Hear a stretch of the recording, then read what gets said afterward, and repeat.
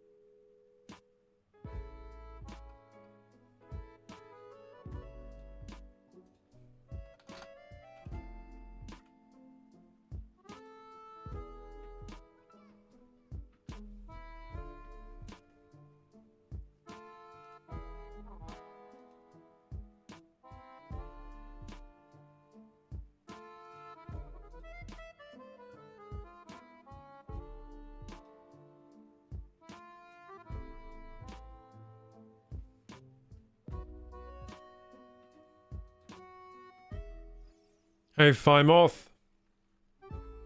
Hey, Captain Rex. Good evening from partially cloudy West Coast, USA. Nice. I'm speaking to you from United Kingdom, Southeast England. And yeah, I haven't had a great day today, actually. I feel kind of down in the dumps. But this stream's about to revive me, as it always does. If you're wondering why I'm down in the dumps, well, I couldn't get the Switch 2 pre-order today, but it's fine. I think I will have more chances. I think they sent out an early wave of pre-orders yesterday, but there should be more waves. I mean, it wouldn't make sense for them not to have more, because, I mean, in the Direct it said pre-orders would be available from the 8th. So they've gone live very early. They went live on the 3rd with loads of pre-orders, and they're all sold out now. Blast. Damn and blast. But yeah, I'll keep checking periodically, see if I can get something.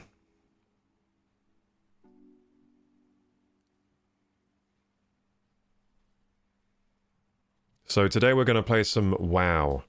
And I am going to bed early today because I was feeling the burnout today. I was feeling the burnout. We're on day 5 of Week of Discipline, and my god, I'm feeling the burnout now.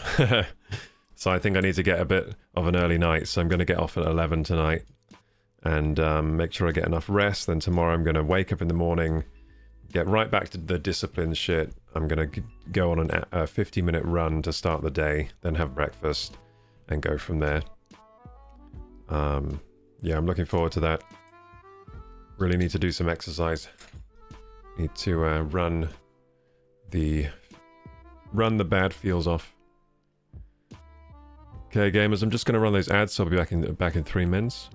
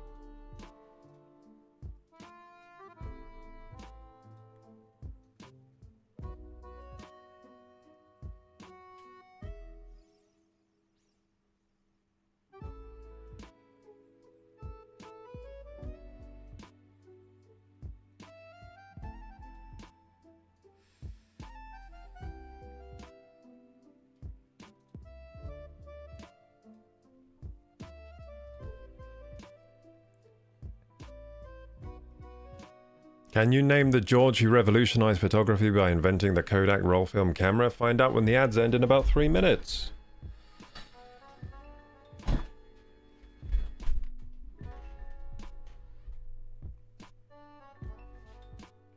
Hey, Rey Mysterio Shorts, how you doing?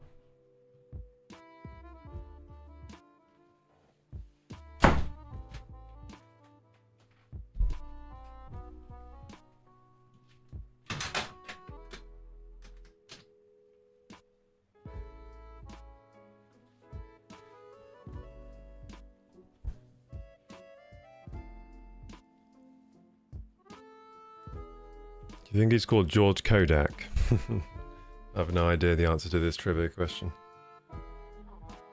I'm not very good at trivia because I guess I haven't lived a what do you call it? A large life. I haven't been around the world. I haven't, you know, I haven't been well educated even.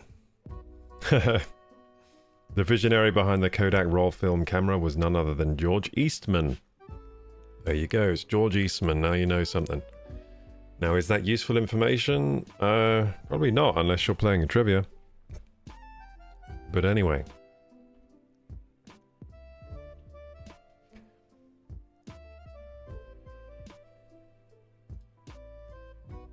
What's up, gamers? Welcome to KorokuGaming, the best channel on YouTube and Twitch. Today we're playing more World of Warcraft. Yay! Hooray! This is day 3 of our week of Warcraft. That's right, I've skipped some days because the Nintendo Direct dropped and I had to do Switch 2 content. It just happened like that. It interrupted. But we're getting back to it. Let's do some leveling tonight. Let's get to 60, yeah. One night to 60, let's go. What's up, Rocky? What's up? Game's just loading now. Let's see if it works today. It always works in the end. That should work. If it doesn't work, then what have I... No, it's working! Whee! Hooray! Okay, let's enter the world of Warcraft. Let's go. Did I open 2 instances of the game? I did. Yeah, did I?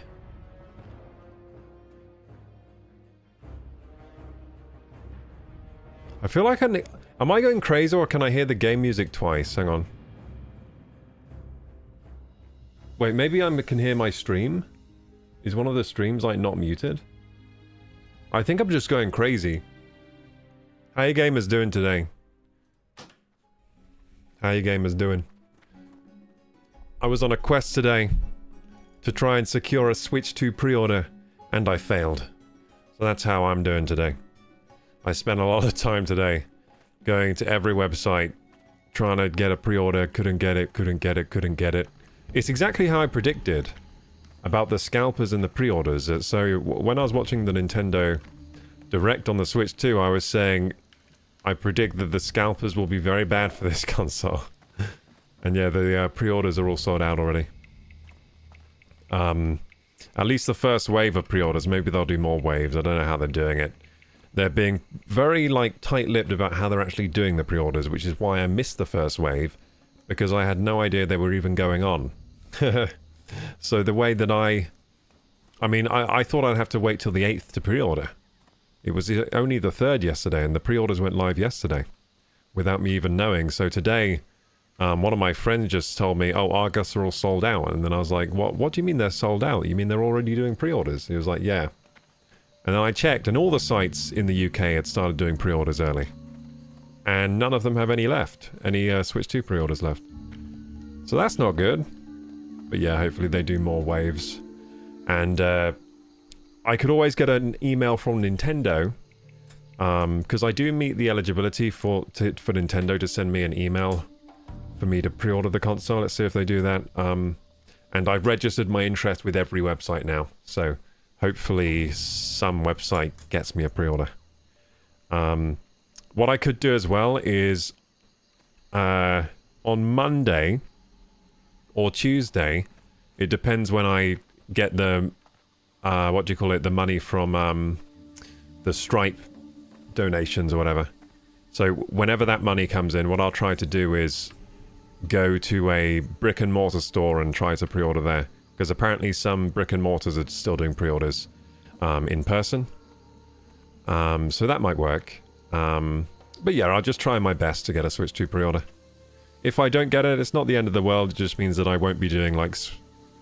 I have to stop... Well, I just won't be doing Switch 2 content. And to be honest, if I can't get a pre-order, I might just not do any Switch 2 content, because I don't want to be, like, doing the content later than all the other content creators. It just doesn't really make sense. I mean, a lot of the content creators, the bigger ones, already have the Switch 2 in their hands, and they're doing, like, previews. Like, Marcus Brownlee was doing that. And they'll probably get the consoles early for review and get the games early. So even if I get the pre-order, I'm still a little bit behind them. But, you know, I'm fine with that. I'm fine with being a little bit behind. What I'm not fine with is being a lot behind. I don't want to start off so far behind, like when I get the Switch 2, like, months late. So I might just not get one if it comes to that. But, yeah, hopefully I can get one.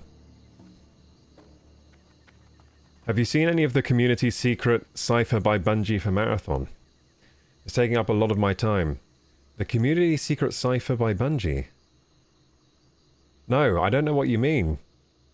Oh, Marathon. Oh, their new game. Their new game. No, I have no idea. So they're doing a community, like, they're doing, like, a community event thing where they're giving you, like, codes and information, like, secretly or something.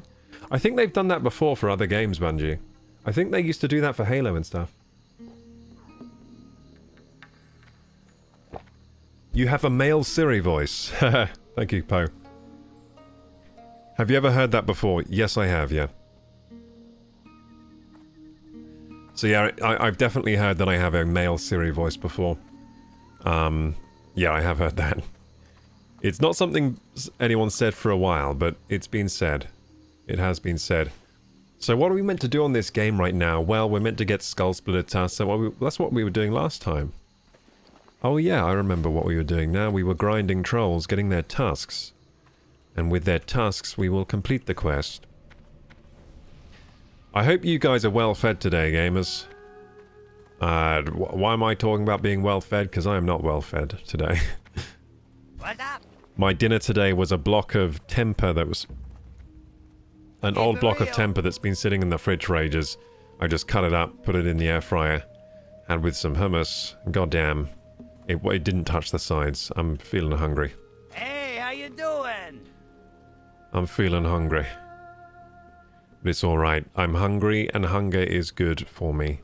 Because I need to lose weight anyway. Okay, so Troll Sweat. I'm selling some stuffs. There we go, sell this plate. Just to make room in my inventory. Troll Sweat, sell the Troll Sweat. Got a thick armor kit here. So yeah, gamers, day 5 is where the discipline week starts to break down. I didn't feel like I was disciplined. Well, I guess I was. I guess I was disciplined. I was doing something I had to do, which is make sure I'm trying to get a Switch 2 pre-order. I kind of have to do that, but I just wasn't successful. That's why I don't feel disciplined. But hopefully a pre-order will come up for me. Hopefully. Be good. Be good. If it doesn't, I might just make Quest 3 content instead. Probably be far less popular. Actually, no. You know what? Quest 3... No one's watching the Quest 3 content anymore. No one's watching VR content right now, so it doesn't make sense to make that. And I got some VR videos on my channel already. If anyone gets interested in VR, I'll know, because those videos will start doing better. Okay, Skullsplitter, let's go.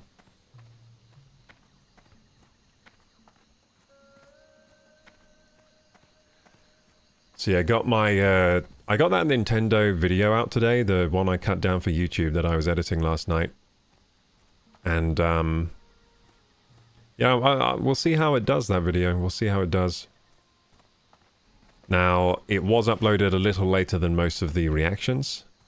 Because firstly, I saw the trailer like 7 hours late.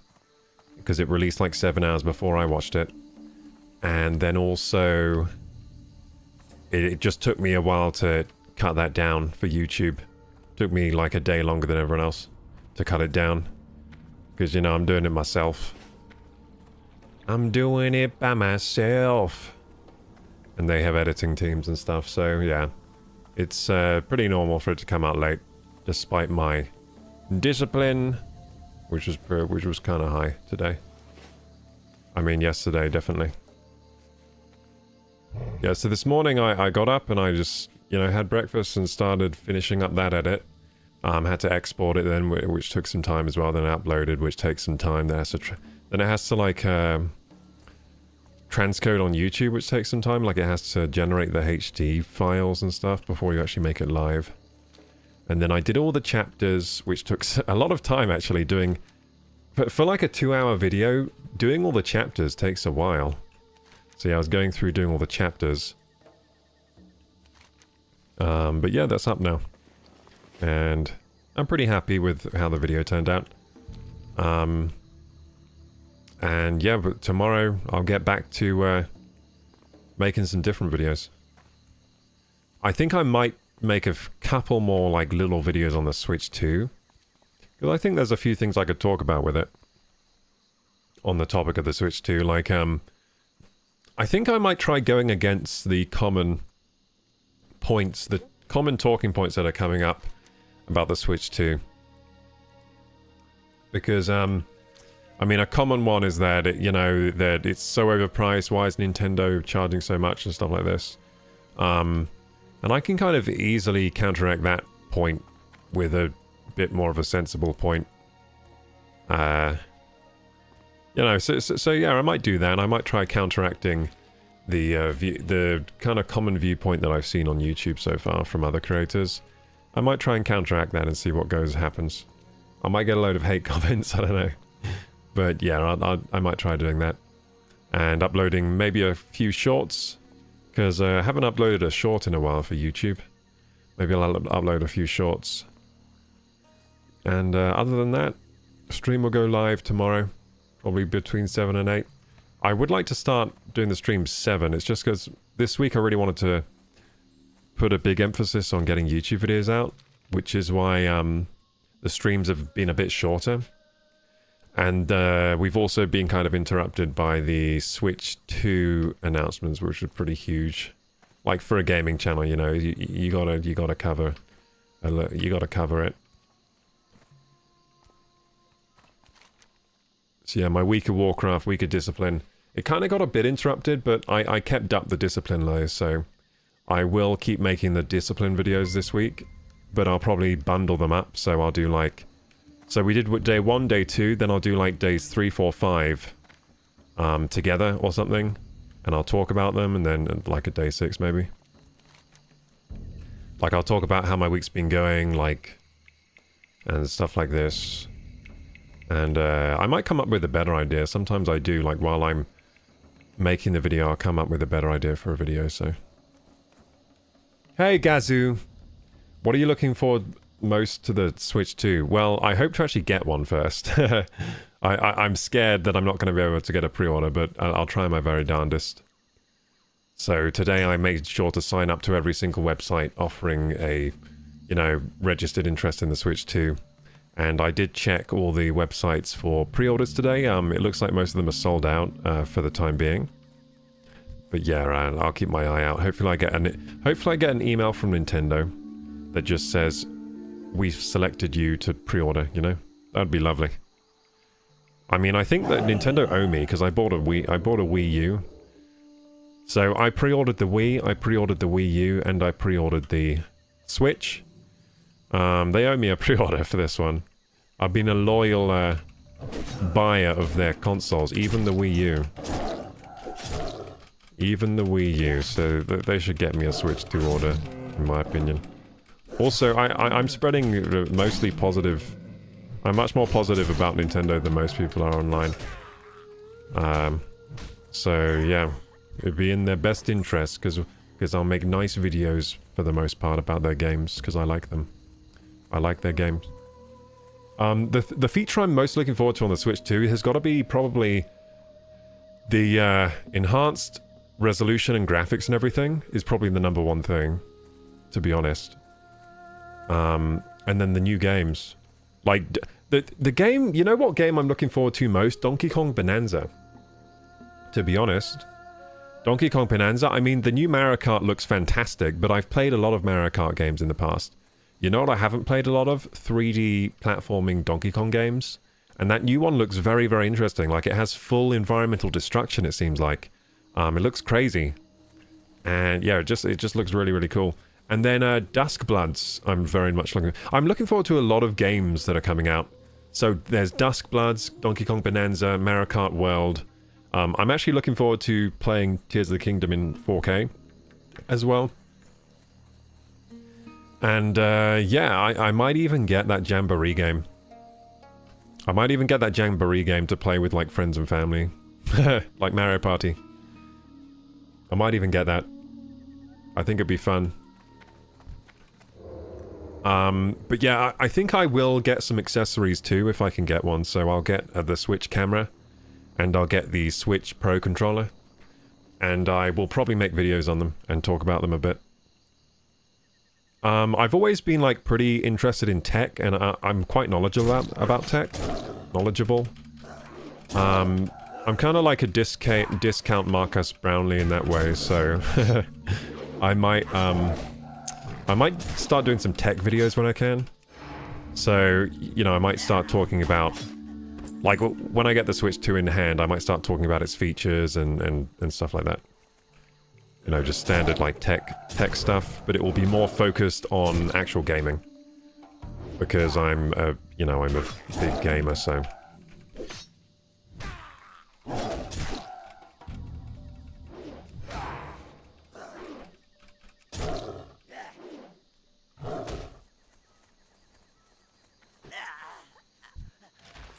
Hey, Petite Lolita. Same here, says Gazzo. Wii U owner here as well. Curious about the free roam in Mario Kart. Yeah, the free roam in Mario Kart, you know what I think it is? I think it's a fantastic feature for children. And that's not saying that it's like a useless feature for anyone else, but I just mean like, you know how children in games, they want to just fuck around? Like, young kids, they're going to love the free roam thing. They're going to love to just take... That's like a childhood dream almost. To take your Mario Kart off the racetrack and go drive around the world. That's kind of like what we kind of wanted to do in those games when we were kids. But, you know, you can't because you just can't, can you? So I think that's a really, really cool feature for kids. To just be able to drive around, and it's online too, so they could drive around with their little friends and take photos around the scenic spaces in Mario Kart, in that open world they have now. For me, like, open world in Mario Kart, it's not like I don't see it being a huge feature for me, but I think it's cool. Like, I'm more interested in the races. But it is cool that apparently you can do a race and then drive to another racetrack and do another race. Like, so you can have chained races where you do one race on a track and then you actually all drive over to another racetrack during the race and then drive around the other racetrack. That sounds like super, super cool. So the open world kind of benefits all of us, even if you don't engage fully in the open world, because you can do that like racetrack to racetrack drive thing, which sounds amazing. Just sounds very, very cool and seamless how you can drive from one racetrack to another. Sad that we're getting GameCube version of Wind Waker. You know what? I don't agree. I've always felt pretty strongly that I prefer the GameCube version to the Wii U version. I think the GameCube version is superior. I don't like the Wii U version. Do you know why I don't like it? Because I'm a big fan of the GameCube version, and they... for one thing, they gave you like this OP sail in the Wii U version that always changes... You get a sail that changes the direction of the wind when you're sailing. Now, people like that's a quality of life feature, but I actually think that detracts from the experience of the game. I think part of the experience of the game is changing the wind before you set sail, and having to change the wind again before you set sail again. Like, to me, that's like part of the game. It's part of the immersion. It's like, I have the Wind Waker. This changes the wind. Like, as soon as you put a sail in the game that changes the wind in any direction the boat faces, I think that kind of takes me out of the game.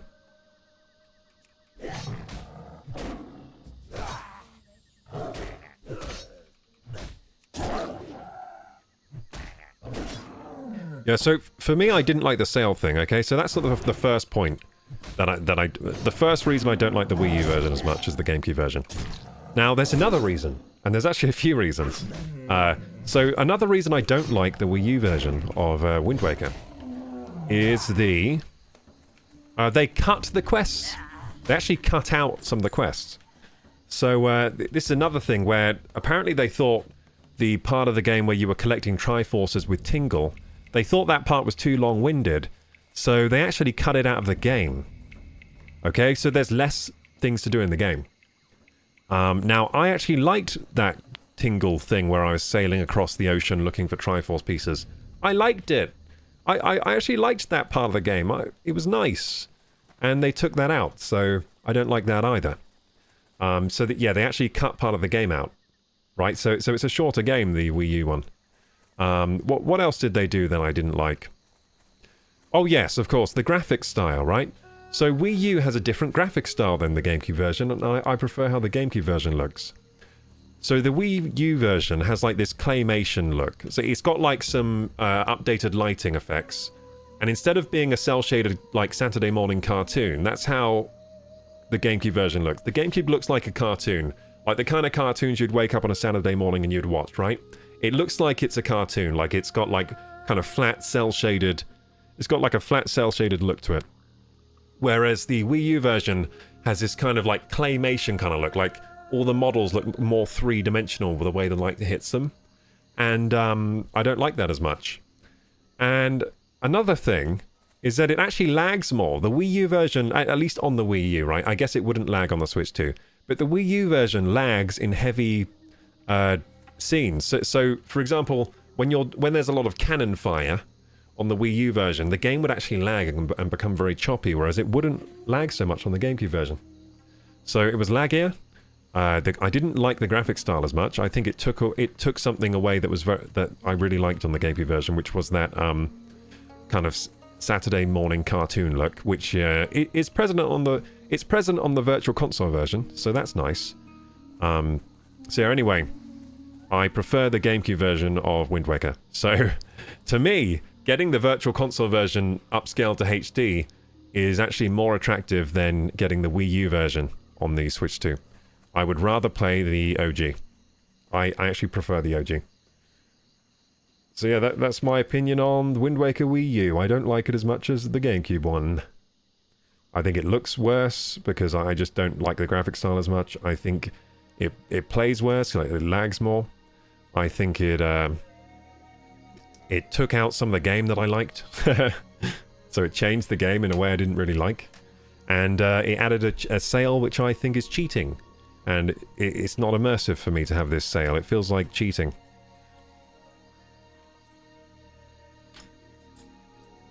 My nap while lurking system's low today. Oh, me too, Petite Leader. Like, I'm crashing out today.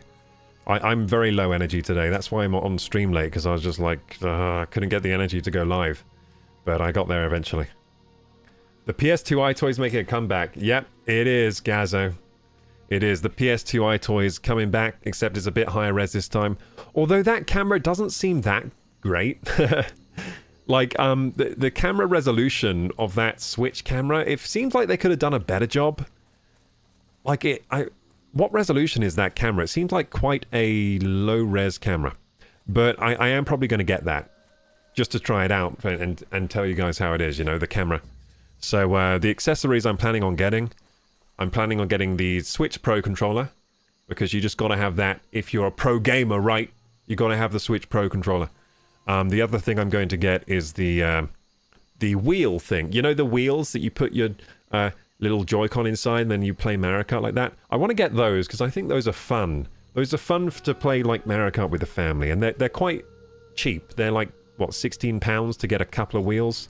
So, you know, you could spend like £32 and have 4 wheels for everyone to play. I guess you'd need more Joy-Cons, but you can probably use this. Do you think you can use Switch Joy-Cons with the Switch 2? They haven't said anything about that yet. Hopefully you can. But yeah, the PS2 iToy, I actually had a PS2 iToy back in the day. It was pretty fun. It was pretty fun, but it was a bit it was very stupid and gimmicky. It looks like this camera has more uses. Hopefully it's well supported, that camera. It's at least good for game chat. The game chat feature looks like it uses the camera well, so... I like the slow-paced mechanics as well. I just want widescreen. Oh, you want widescreen? So, is the Virtual Console version widescreen of Wind Waker? It might be. I reckon it probably is. I reckon it's probably widescreen and it probably upscales all the way to 4K. So, no aliasing on that Wind Waker. So, I think the Wind Waker Virtual Console on Switch 2 could... Like, it has the potential of actually looking absolutely gorgeous, right? Because Wind Waker is not a bad-looking game at all, the GameCube version. If you go on an emulator and you crank up the emulator graphics and get it running at high res on your screen, it looks really, really good. I think it looks better than the Wii U version. I think the best version is still, like, emulated at, like, 4K. The GameCube version emulated at 4K, I think, beats the Wii U version.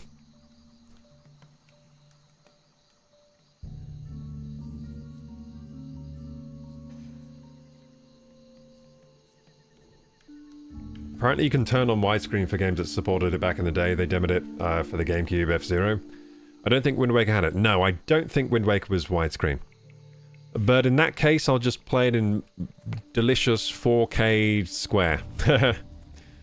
To be honest though, like, they should just enable widescreen support for that. The only reason they wouldn't is maybe they're lazy, or maybe they just want there to be room for them to re-release the Wii U one at some point. They want to re-release Wind Waker HD, maybe. Because on the emulators, I'm pretty sure you can just force it to widescreen and it works okay. So I'd expect them to be able to do that on the Switch 2 if they wanted. So hopefully it's widescreen on there. If it's not, then... Oh well, it's not something I'm too interested in getting anyway, because I've already played Wind Waker a bunch of times and I still have the GameCube disc. And I'm totally fine, like, if I want to play Wind Waker, I'm totally fine playing the GameCube version on the Wii. I still have a Wii, I still have the GameCube disc of Wind Waker. So I'm totally fine with just playing the old version, to be honest. So I'm probably not really a big buyer of, what do you call it, Virtual Console games.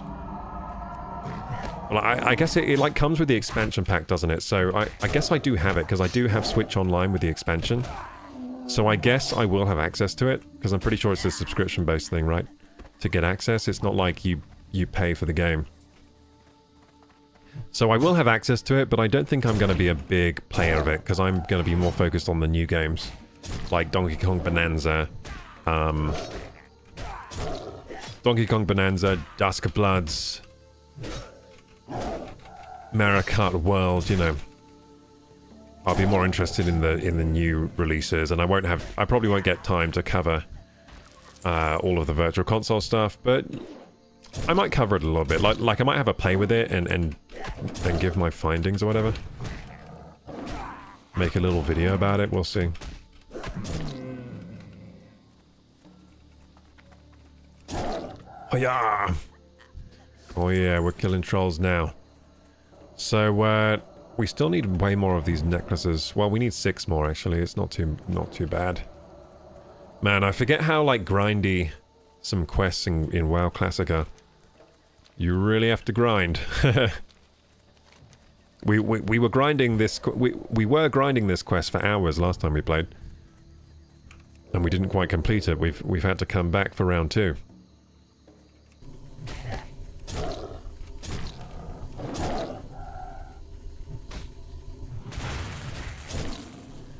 But yeah, the RIP our wallets with the Switch 2. RIP all of our wallets. That thing is pricey.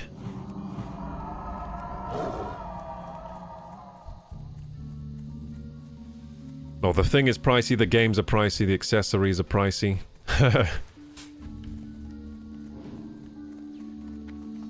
But it's the kind of thing though, like a lot of people are really upset about the game prices, but I don't know about you, but I tend to not actually... I tend to buy one game, then I spend a lot of time with one game these days. I don't know if that's everyone these days, but my gaming habits have changed a lot over the last few years. Like, I used to buy way too many games that I could ever play. It was kind of dumb. I don't know why I used to do that. It's just like, I would like almost impulse buy games. Because, you know, there'd be lots of games I'd be interested in playing with. But then what I wasn't accounting for is how much time I actually had to play them. So I'd buy loads of games, then I'd play like hardly any of them, because at the end of the day I only have so much time. And all of these games are kind of... They're fighting for our time, and we have limited time, you know what I'm saying? So, yeah, I kind of figured that out eventually, and now I'm very choosy about which games I put time into, because I know that my time is limited, and I'd actually like to complete some games. Like, get to the end of them. Rather than keep buying games before finishing the last ones. And even saying that, I still rarely complete games. They're very long. But yeah, I am pretty committed to completing the current playthroughs we're doing. I really do want to complete all of my playthroughs for YouTube and stuff. 4K square is the future. 3x2. Is that the aspect ratio of the GameCube? Was it 3x2? It was 4x3, wasn't it? So what's 3x2 actually? I don't know what 3x2 is. I think the GameCube was 4x3, which was like the square television look. The GameCube Wind Waker came with Ocarina of Time Master Quest. Yeah, it did. I don't have that anymore, though. I don't have the Master Quest disc. My brother sold it to his friend. And then I was like, what have you done? Why have you done this? Yeah, my brother, like, sold... So, it was my brother's GameCube. It wasn't mine. It was my younger brother's. We had a GameCube, but it was his, really. And, eventually, he ended up, like, selling all of his games to his friend. And I was like, no! And one of the games he sold was the Master Quest. Yeah, I really wish I still had all my childhood games, but I lost them. I lost a lot of them. Like, I think that my PS2 got stolen or something, or my parents threw it away. Like, my PS2's gone, my Xbox is gone. Like, those just got... They either got stolen or thrown away, I'm not sure which one. And all the games for them.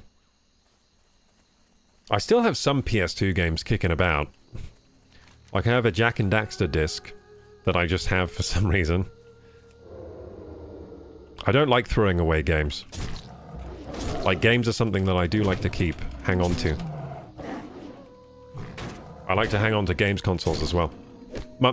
My usual strategy for games consoles is get the day one console. Like, get the pre-order, get the console if I want it. And then just hang on to it. Like, I don't usually get the upgrades. So, say there's probably going to be like a Switch 2 OLED. I'm not interested in that. I mean, the only way I could be interested in it is if you guys wanted me to get one to check it out, I guess. Like, if my channel gets to a point where I can check out the latest tech, then I would get one. But to get one for myself, I'm just not interested. Like, I'm totally fine. I'm usually totally fine with the release console and then just using that until the next one comes out. I don't usually get like the PS Pro or the... Sorry, I didn't get the PS4 Pro. I'm not interested in the PS5 Pro. Not really interested in the Switch OLED. Yeah. So that's my usual strategy with consoles and stuff. I just get the base console. I'm usually very happy with it, and I just keep that. And I don't like to sell them. I just kind of hold on to them. Because I've just noticed the consoles I've gotten rid of, I regretted getting rid of. That's what I've noticed over time, so... I'm a bit like... I guess I hoard consoles now. But it's pretty much the only thing I hoard. I don't really hoard anything else in my life. It's just games and consoles I like to keep. Hey, Therapocalypse. Indeed also sold many games to game stores just to get new games. Still regret selling Double Dash. Oh yeah, I still have Double Dash. But yeah, I did that stuff too. It's just kind of what you do when you have like limited access to money. So, I mean, I was thinking today, should I sell my PS5 to get a Switch too? I might sell my PS5. We do currently have, there's a Switch 2 fund up there. You see that at the top. That's the Switch 2 fund. But I was thinking maybe I should sell the PS5 because I'm not using it much. But then again, there are exclusives coming to PS5, so I probably shouldn't do that. I definitely shouldn't do that. So I nipped that thought in the bud, but I was thinking today about selling the PS5.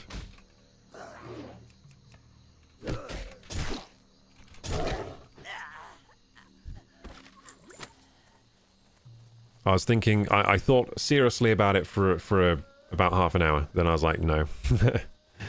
Because there are exclusives coming to the PS5 still, like Marvel, Wolverine.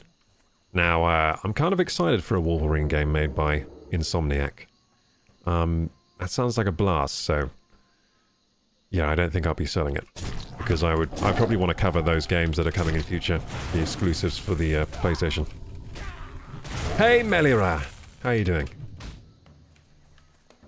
I had the American version of Animal Crossing with the included memory stick, but sold that as well. No! Yeah, oh, yeah, on GameCube, yeah. I never had Animal Crossing on GameCube. The first Animal Crossing I got was the one for DS, and I loved that game. I really did like it. Yeah, I had a... I forget what the one for DS was called, but I had that one. I think I still have it somewhere. That's the only one I ever played, by the way. So the only Animal Crossing I ever played was the DS one. I just felt like after I played that, I had had enough Animal Crossing for my life. I thought, like, that's enough Animal Crossing for my lifetime. That's what I thought after I... like, I played the hell out of the DS one. I played a lot of it. And then after that, I never got a new one. And when I see people play Animal Crossing on the Switch, I'm like, yeah, it's pretty much similar to the DS one, like... You know what I mean? I don't feel the need to play it.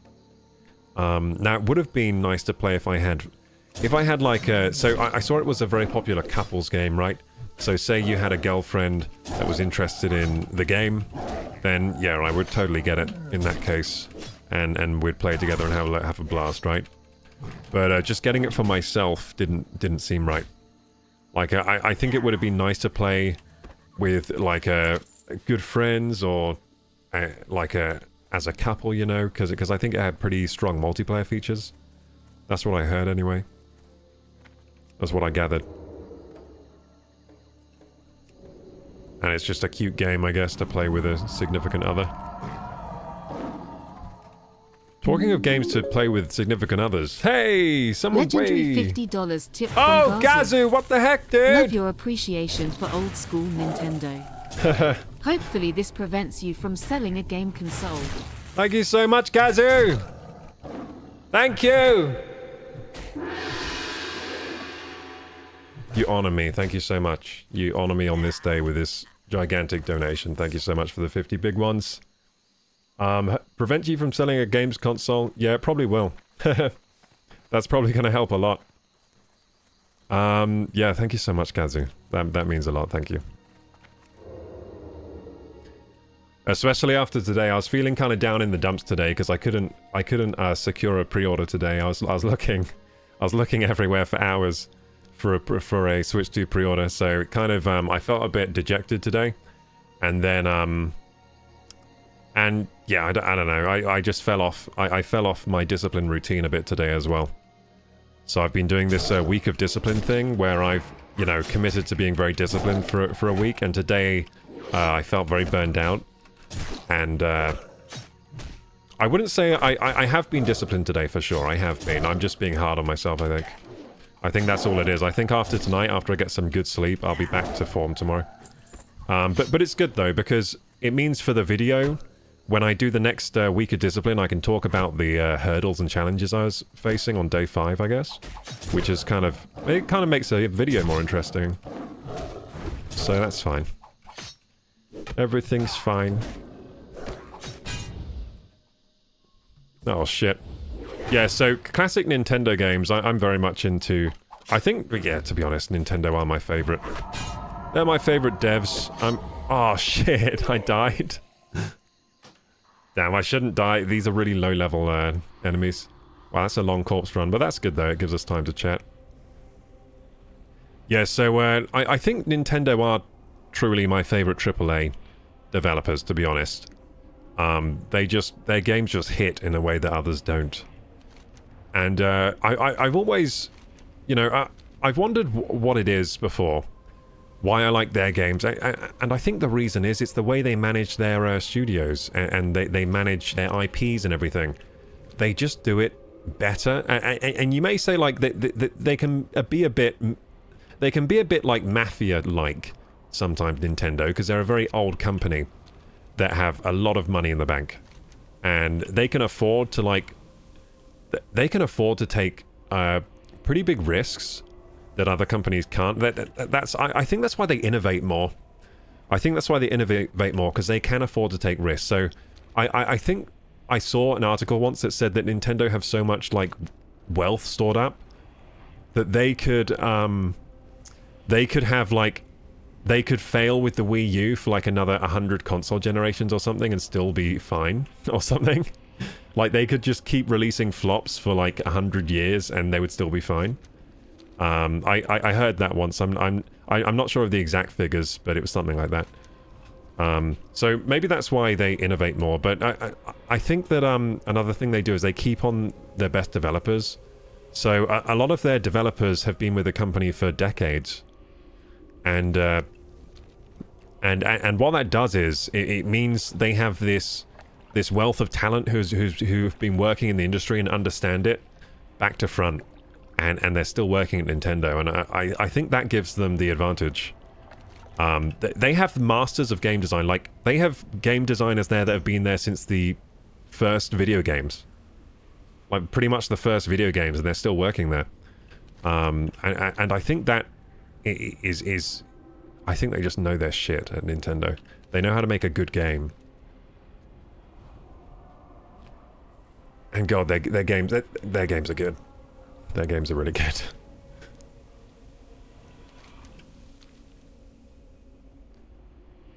But yeah, never really regretted buying a Nintendo console. So, I mean, the worst one I ever bought was the Wii U, and to be honest, it was still well supported by Nintendo, even though it was a flop.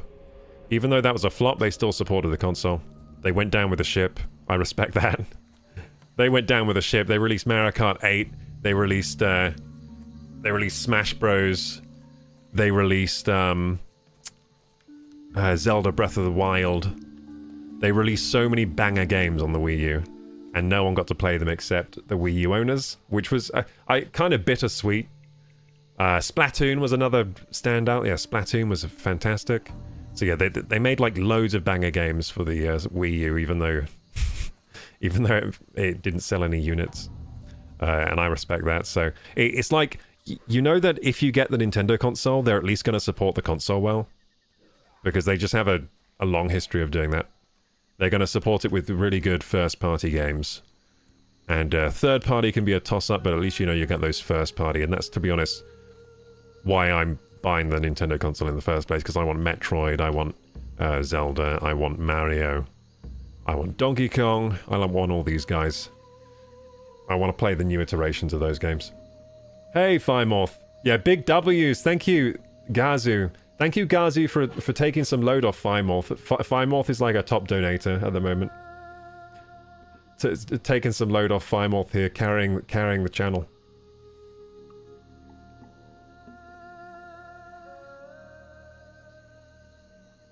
It would make the videos feel more real. Oh, you mean the weaker discipline one?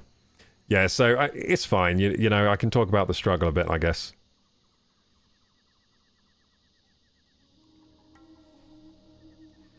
It feels to me they're one of the few companies in gaming to try new things.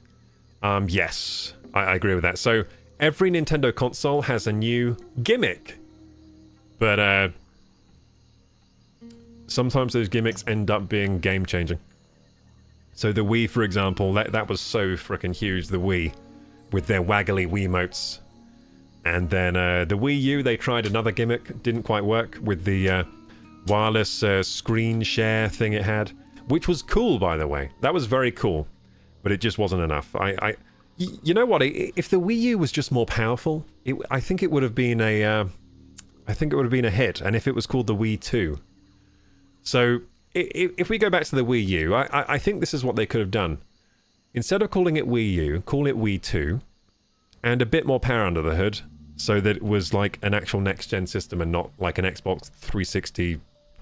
No, it's like an Xbox 540. It was like a bit better than an Xbox, but not quite an Xbox One. You know what I mean?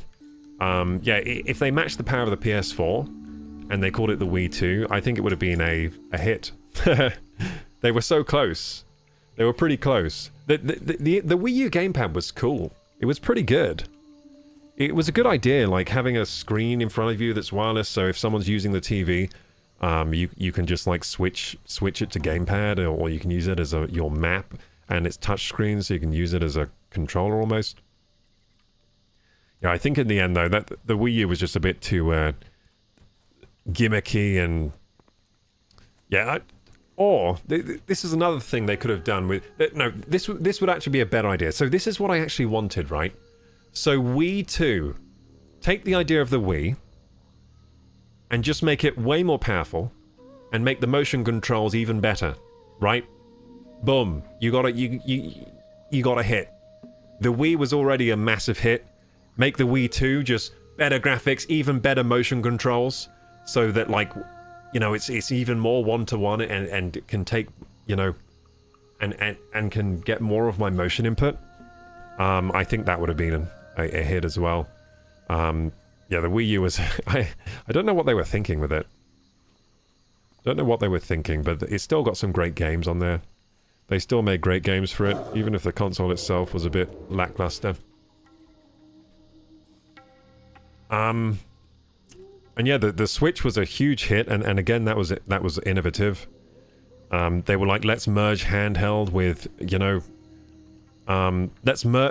their idea was, let's merge our handheld and our home console divisions.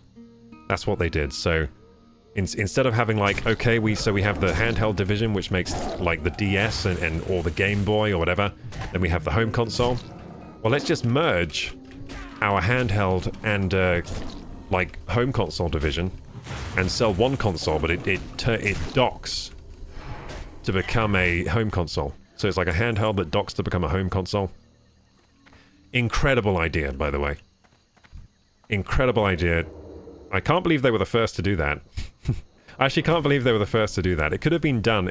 It could have been done for quite a while before the Switch actually came out, you know? We had the technology for quite a while for that to happen. But Nintendo were the first ones to make that jump. Like, to make a handheld that then docks and becomes souped up when it's docked. You know, raises the fan speed, increases the GPU clocks, all that kind of shit. And then, you know, Switch was such a success that all they needed to do for the Switch 2 was keep running with the same idea. Because it's just such a good idea, and it just works in our lives so well. The Switch is like it's a console for life. Because, you know, you can take it anywhere with you. And you can dock it when you get home and still get that home console experience. You know, you can go to a friend's house, you can dock it at their house, or you can play like two-player with them, like they can dock theirs, you can play side by side. And now with this game share thing, it's even better. So with this game share thing on the Switch, where you can share your game, I think that's going to take a load off the new higher prices, by the way, game share. No one's really talking about this, but the games are higher priced this time, well, they're not. If you take inflation into account, they're the same price they were in 2017. But if we forget about that and we think, okay, so they're higher prices than the current games, right? Current games being sold, most of them are $60. Now Switch 2 games are going up to $80. But now you have game share as well. And game share means only one of you needs to buy a copy of the game, and then you can share the game with your friends, and you can play together. So that's going to take a load off the actual experience, the consumer experience of being gouged for money, right? Because it means that, oh, if your friend has the game, you don't have the game, you don't even have to buy the game. So yeah, that's probably going to be quite good. That's again going to make it more of like a console for life, just a useful entertainment machine, you know? An entertainment machine that actually has ease of use built in. Whereas I can't say the same for the PS5. Now, I don't have an Xbox to compare, but I have a PS5. That thing is not like it's not like user-friendly in a way. For example, whenever I want to play a game, I turn on the PS5, and it's like it needs to do a software update, a system update, and it has to download gigabytes and gigabytes of data. Then you realize the game's not installed to the SSD. Then you gotta like delete a game off the SSD to make space. And then you gotta install this game. Then it has to download like tons of patches. And by the time you get to play the game, well, the time's gone. Do you know what I mean? Like, you were like, I'm gonna sit down for a couple of hours and play some PlayStation. And then the couple of hours pass, all you've done is updated your system and installed the game. Not a great experience, in my opinion. Not a great experience. So yeah, you don't get that with the Switch. And I'm hoping we're not going to get that with the Switch 2.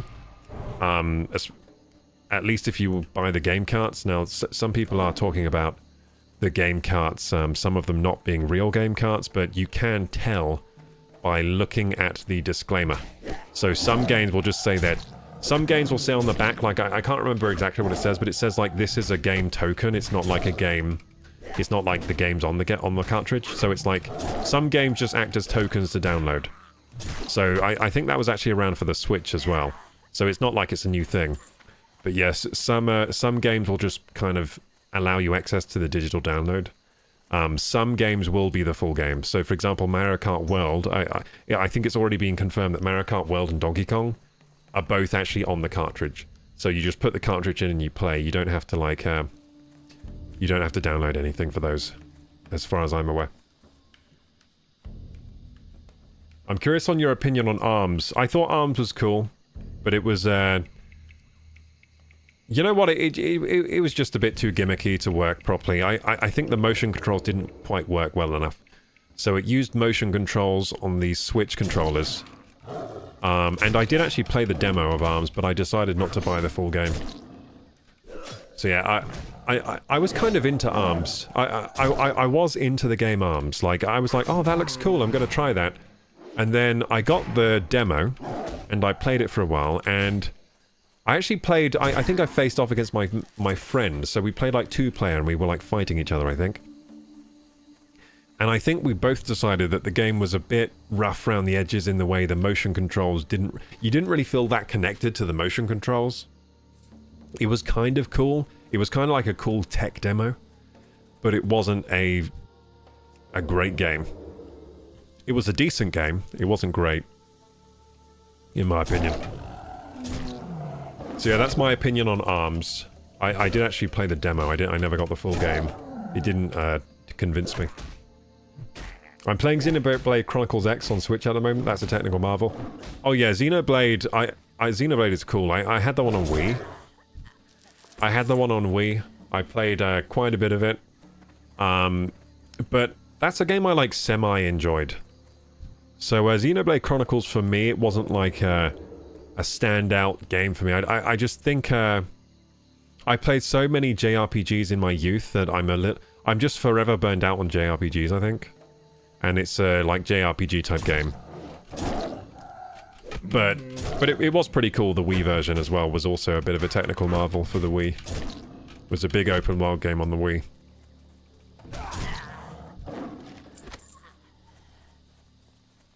But yeah, Xenoblade Chronicles X did look pretty cool, but I never got it.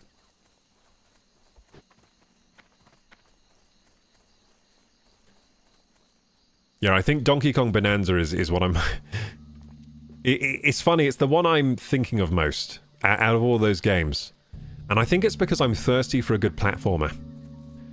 I get thirst for platformers sometimes. I think it's because those are the games, you know... Those are the games that we liked as... My generation played as kids. Those were the best games, actually. The best games when I was a kid, it was the platformers. It was Mario 64. It was DK64. It was Banjo-Kazooie.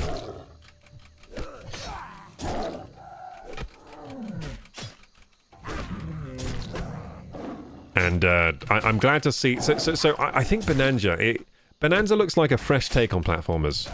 It looks like a really fresh one. I mean, it combines like environmental destruction with 3D platforming. I don't think that's been done before. If it has, then I wasn't there for it. I don't know what... I think it's the first game that does that. And it looks like the first game where you really get to stretch out Donkey Kong's limbs. Like, you really get to muscle up as Donkey Kong in that game, it seems like. You really get to feel as powerful as Donkey Kong is meant to be.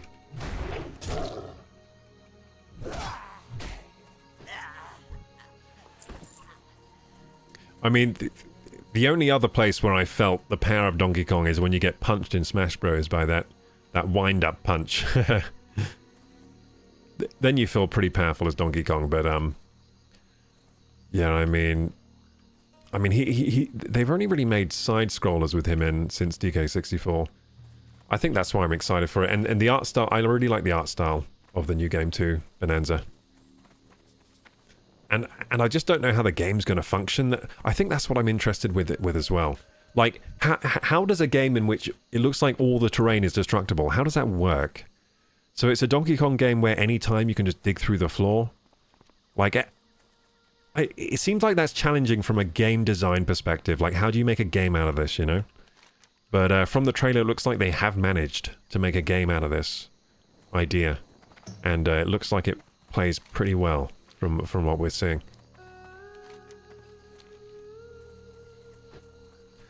So yeah, that's for some reason that's on the top of my list. I don't think it's on the top of most people's lists. I think most people are more excited for Mario Kart World and Duskbloods. Now, I am very excited for those. And, you know, Duskbloods could be the game of the year. I mean, it's a new FromSoft game. Looks like a bit of a... Duskbloods looks like a bit of a... How do you call it? A black sheep, though, of a FromSoft game. It looks like a bit of a unique one from the trailer.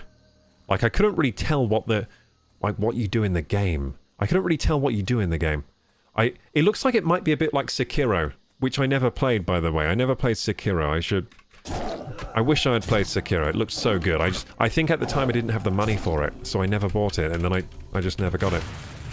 But yeah, it looks like it might be a bit more like Sekiro than the other Souls games. Because there are some scenes of, like, jetpacks and what do you call it? Being on top of high points and stuff. So maybe there's some, like, parkour or something in the game. I think Sekiro had some kind of crazy movement with, Now, Sekiro is a FromSoft game. I'm not getting confused, am I? I think it is. I think it's a FromSoft game, but it's very different from their other games. It's more like action focused rather than like a sort of RPG focused. But yeah, it seems to me like this one might share some DNA with Sekiro. And Bloodborne, with a Bloodborne aesthetic, maybe. I'd like to think we'd never have the Switch without the Wii U, and I also think it was plenty capable, so it's a fond memory for me. Yeah, I agree with you. We probably wouldn't have the Switch without the Wii U. I think the Wii U, the failure of the Wii U is what motivated the Switch to exist. I think after the failure of the Wii U, Nintendo really pulled themselves up by their bootstraps. And they were like, shit, we look like idiots, what can we do? And then, you know, they made some moves, okay? They made some very modern and forward-thinking moves. One of them being partnering with NVIDIA. and using those Tegra chipsets to create a new handheld. Now, that was a very out-of-pocket move for Nintendo. Nintendo don't do that. So, before, right, Nintendo would always just get, like, a custom chipset made by, like, IBM. They would do everything in-house. They would never partner with, like, another, what do you call it, chip maker like that to make their handheld consoles. And they would always use very, like, kind of, like, custom and usually older hardware as well. It was almost like they had a tech division where they would just sellotape things together and be like, okay, this is cool. And then they would, like, you know, design it all in-house and get someone to help them make the parts. But they often didn't use, like, a... So what they did, they actually used, like, an off-the-shelf, pretty much, chipset from NVIDIA, which was the Tegra X1s that they were using for their NVIDIA Shields and some other mobile equipment. And they, you know, just custom modded them to fit their idea for the Switch. And, yeah, it had way better hardware than anything they had made before. Like, the Switch was like a sleek device. All the devices Nintendo made before were kind of like chunky. You know what I mean? They were like clunky and chunky. Like the DS. The first DS, like a big grey brick. The Game Boy Advance. Then, you know, the DSi, they tried to get a bit sleeker. Like they got a bit sleeker with the 3DS, DSi. But then the Switch was really when it felt like a... You know, that felt like a device. Like a high-powered device. That's the first time, so... It was a bit of an unexpected move from Nintendo, to be honest. It was really unexpected. That, the announcement where they announced the first Switch was crazy. I was so hyped for that. And yeah, the Switch has been great, so I was right to be hyped. Definitely don't regret owning a Switch. I mean, the last few years for the Switch have been a bit lackluster, I would say, because it really is very underpowered now compared to all the other consoles on the market. So, and that includes handhelds, because there have been a lot of other handhelds released, such as the Steam Deck and all these other mobile PC stations. What do you call it? PC gamepads? I'm not even sure what you call those things. What do you call them? Anyway, you know what I mean. Like, Steam Deck-like devices that have come out and kind of superseded the Switch in every way.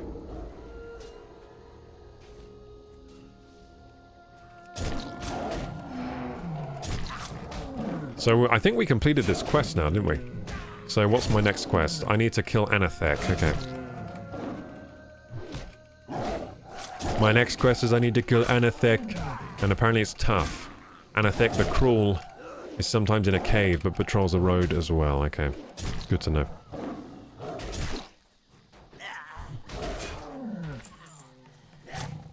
Can I run away right now? I think I can. Ah, I see. Sometimes in a cave, but patrols a road too. Okay.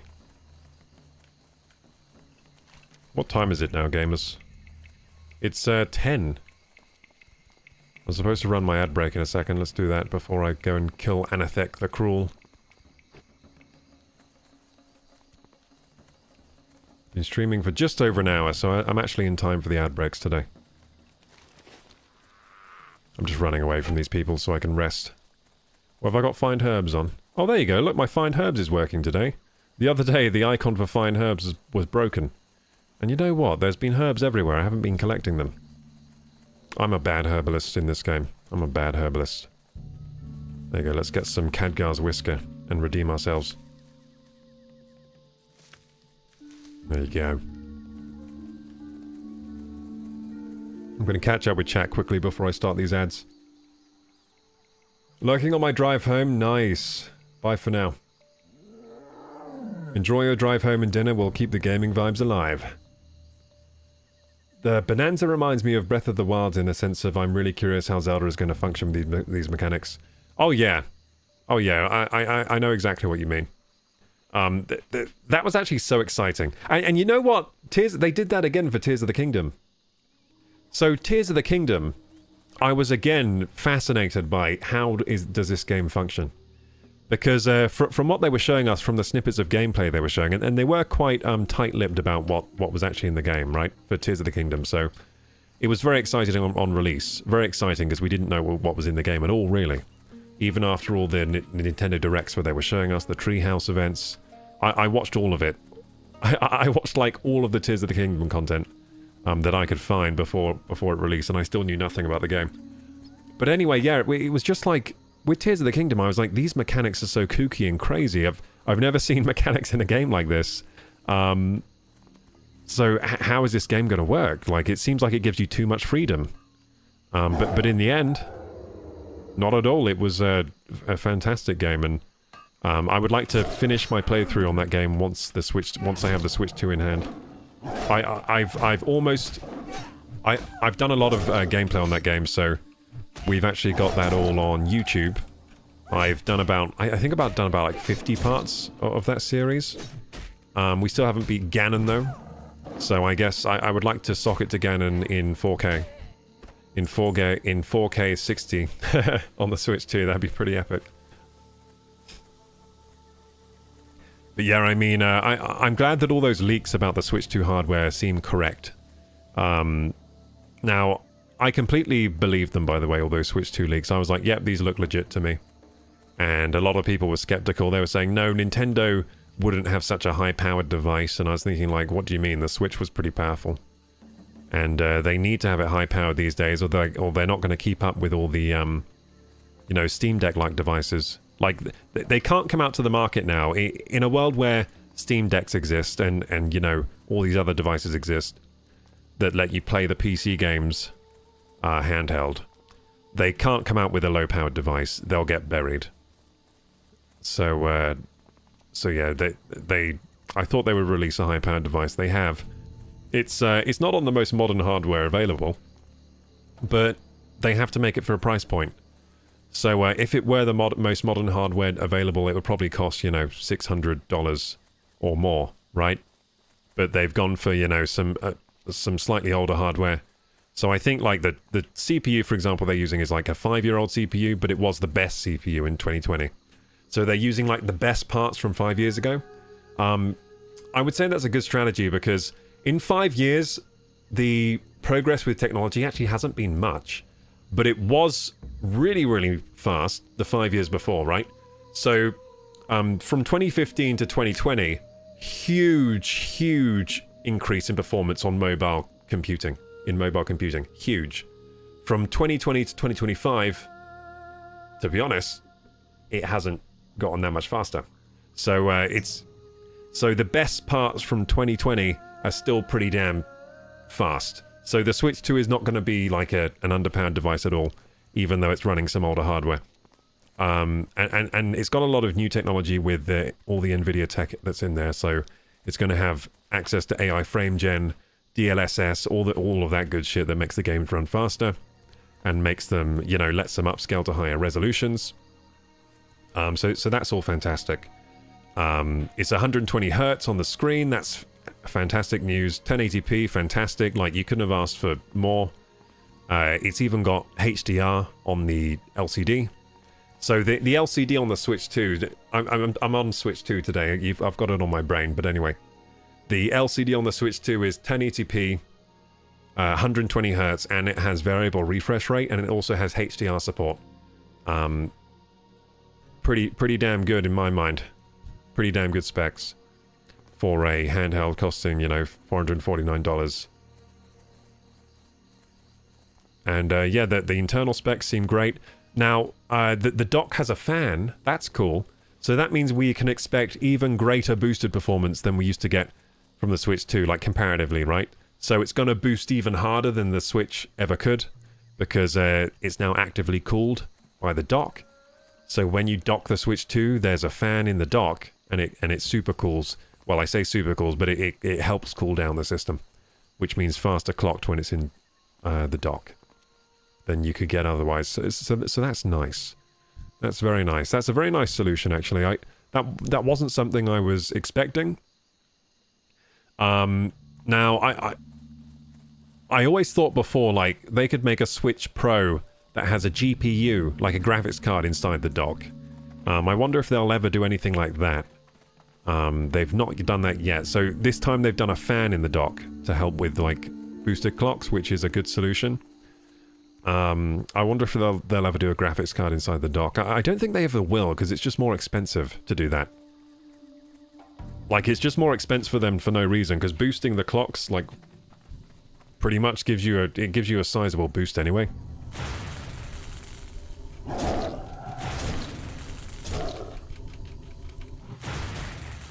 It was a FromSoft game, but the pace was very different. It was faster. Yeah.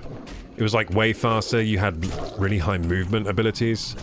Like you had the zip. Didn't you have like a grapple hook or something? And it had and it had like a very like it had very slick combat. Like the combat was very cinematic, is what I'm trying to say. So it was very different from a standard Souls release, but it did have the Souls difficulty. I've heard it was actually very hard, some of the bosses. The bosses were very hard in that game, I've heard.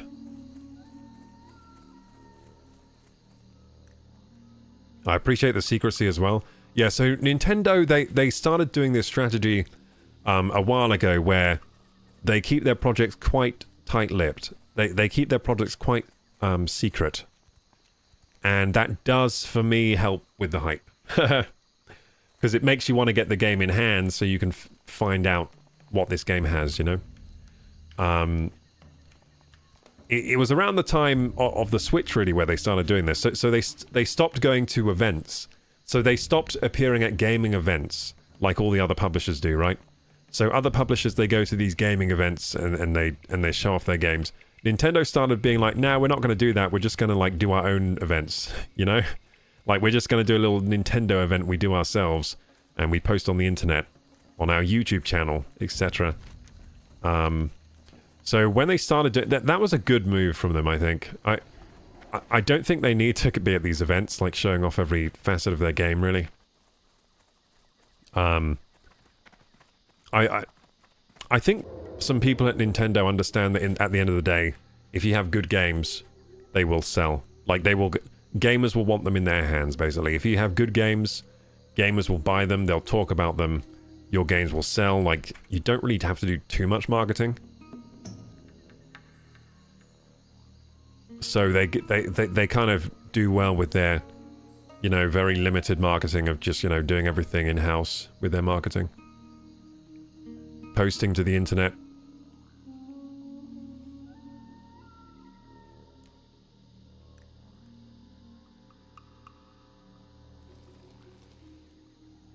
But yeah, they're probably the best developers for not revealing too much about their games. Just Nintendo as a company. I mean, the amount they managed to keep under wraps for Tears of the Kingdom was impressive. It was actually impressive. Like, they kept the whole underground zone secret. So that game has, basically, it has a sky, it has the Sky Islands, it has the land, but it also, and that's what they showed in all the trailers, right? And all the gameplay, they were showing us, you know, bits of Sky Islands and bits of the land type gameplay. Mostly they were focusing on Sky Island stuff. Then when the game came out, we discovered that there was another zone underneath the land that was as big as Hyrule. So Hyrule was essentially doubled over the last game. Because you've got, like, the whole land of Hyrule, which was about the same size in landmass. Then you had the Sky Islands, which was, that was some new land there was some new places up there in the sky to play around in, which was awesome. And then they also had this vast underground zone as well. So, it was pretty much like double the size. Like, if you think about how much map there is in that game, I think it's actually double the size of Breath of the Wild, like traversable map. Because you have the land, which is the same size. Then you have the Sky Islands, which adds some size on, right? Some zones to explore. And dungeons. And then you have the shrines as well. I didn't even think of the shrines. And then you have the underground zone, which is pretty massive down there. And then you have the wells. Wait, I didn't even think of wells. So yeah, there's wells as well. And caves. Shit, that game, yeah, they added a lot. And I got annoyed when people were talking about how, oh, it's just the same map as Breath of the Wild. No, it's not. Did Breath of the Wild have all these caves, wells to explore?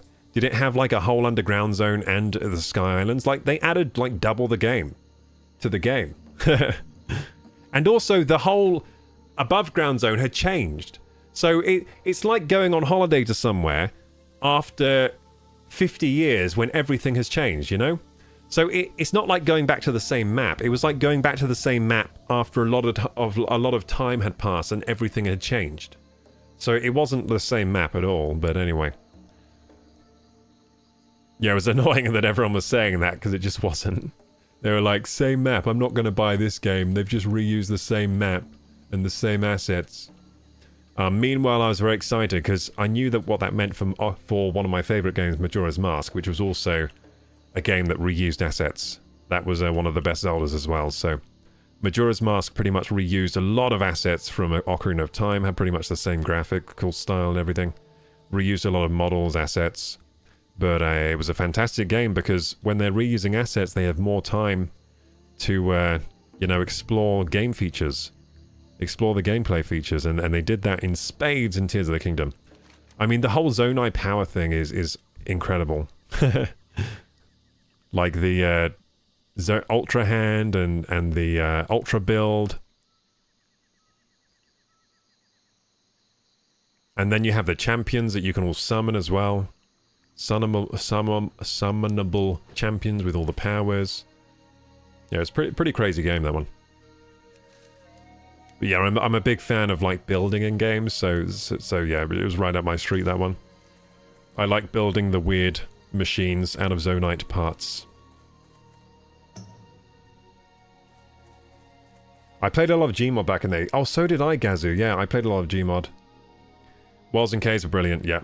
Yeah, I played a lot of Gmods, so the auto-build thing and the building with the Ultra Hand was extremely exciting to me. And, God, it's amazing how well it works. Hey, thank you for the hydrate. Yeah, I am thirsty. How do you know? I also forgot to run ads. I'll run the ads now.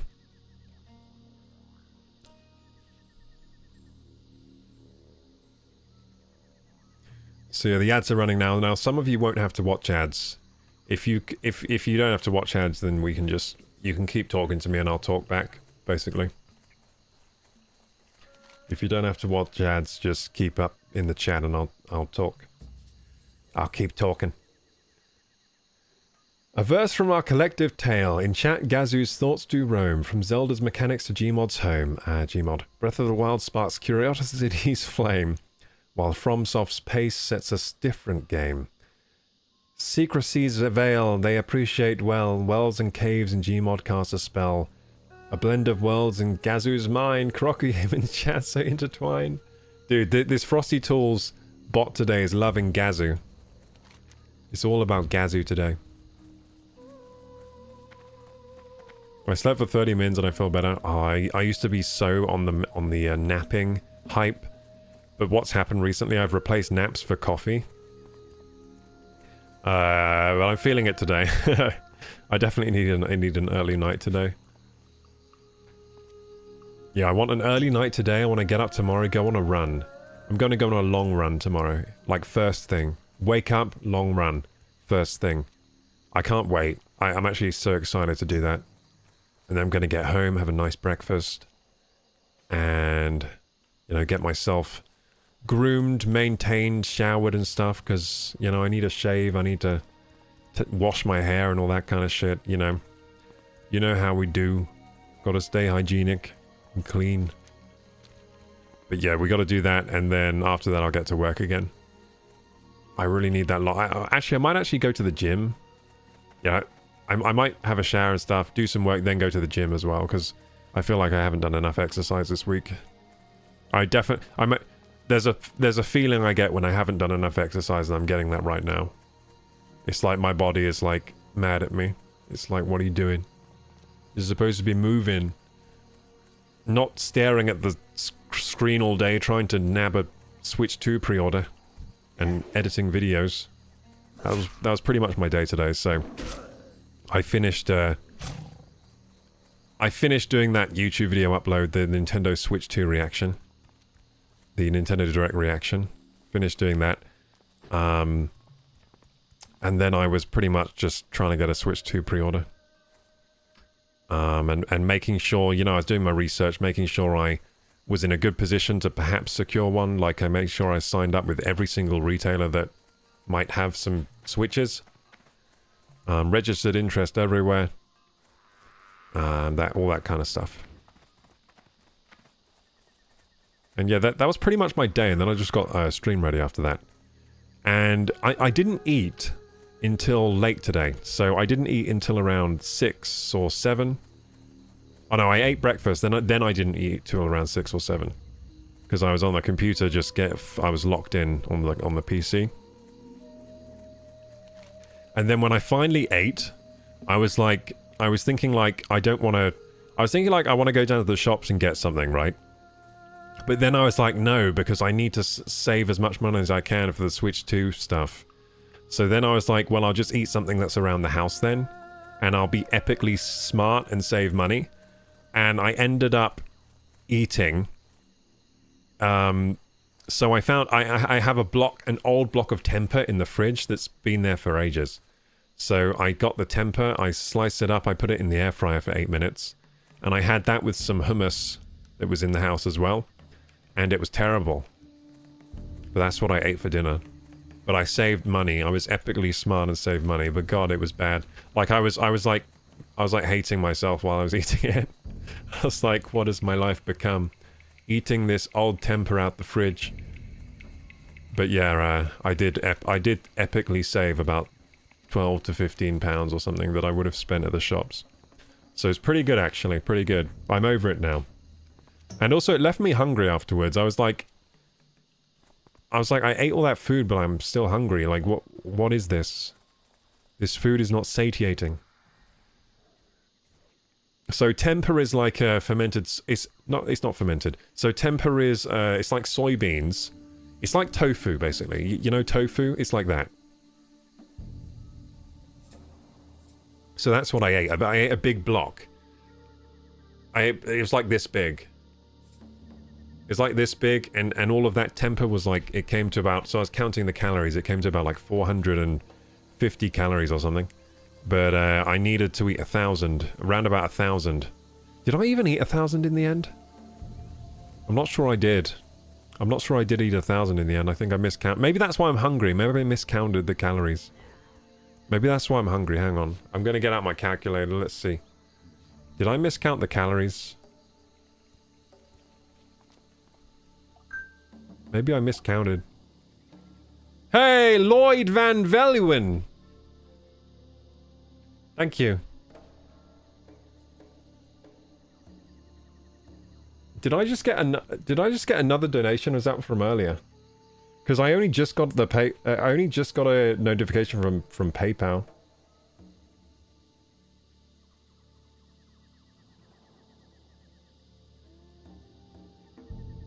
You're wowing harder than Owen Wilson. Wow. Hey, Smoke and Jam. Go pull Anathec. Yeah, I need to do that now, yeah. I try not to nap, says Petite Lolita, but I think my blood sugar spiked, had 2 brownies and a coffee. I think my blood sugar right now is really low. I think it's super low.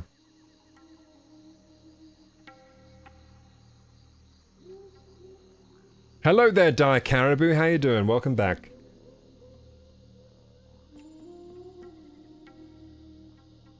Hey, Therapocalypse. Hey, everyone. Everyone's turned up after the ad break. Hello. And Captain Rex as well. Holy shit. Everyone's turned up.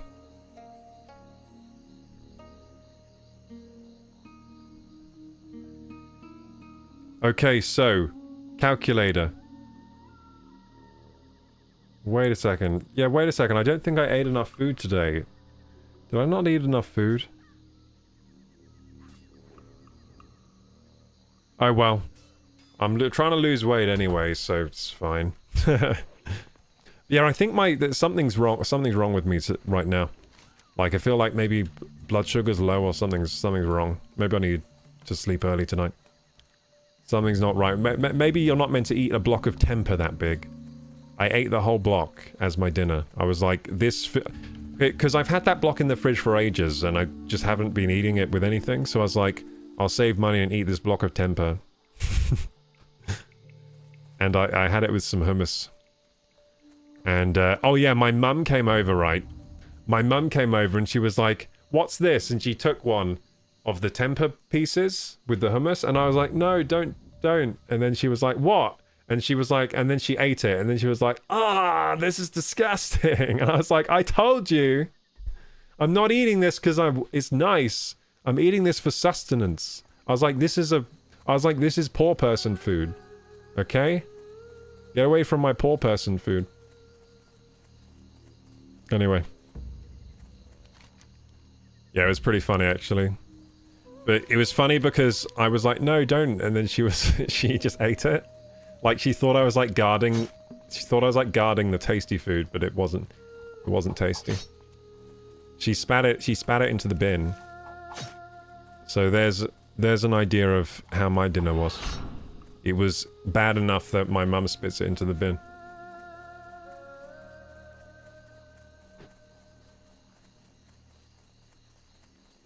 How's everyone's day been? My day's been not great. I mean, you know, I as long as I get to stream, I feel good. So, you know, I knew the stream would revive my spirits, and it has been reviving my spirits, so that's good. But I think yeah, it was just kind of a lame day for me. That's all, just lame. Just lame. You know when you're trying to get something done and it doesn't get done because it can't get done. So I was trying to get the pre-order settled for the Switch 2, like just nab a pre-order somewhere, and they were all like sold out. And that wasn't on the plan, right? My plan was just to keep working on videos and, you know, go live at a good time, like 7, and, you know, get a workout done and, you know, that kind of stuff. I've been, you know, stick to my goals and stuff. But what happened was I got news from a friend that he was telling me like the Argos pre-orders had sold out for the Switch 2. Because he's in the market as well for a Switch 2, right? And then I was just like, wait, what do you mean they're sold out? I didn't even know they were live, the pre-orders. And then I looked online, and apparently the pre-orders in the UK went live early for some reason, it was like a silent pre-order launch, which is really annoying because if they were a little louder, I would have known, and I would have like put my, you know, I would have like put my foot in the door and got a pre-order yesterday. But yeah, so that was annoying. So there was a silent pre-order launch in the UK at all our retailers, and I didn't know. So today I was going to all the retailer pages trying to get a pre-order, and they were all sold out. But it's not like hope is over. Hope is not over because, god damn, but what am I even doing in this game? See, there's something wrong with me today. I don't even know what I'm doing in the game. Yeah, there's something wrong with my brain. I think I'm experiencing burnout. That's what it is. I'm burnout today. I'm a burnout. I'm a burnout. I'm sure after some sleep, I need like a good 9 hours of sleep tonight. Then I'll be fresh tomorrow. I need 9 hours of sleep. I need a long run. That's what I need.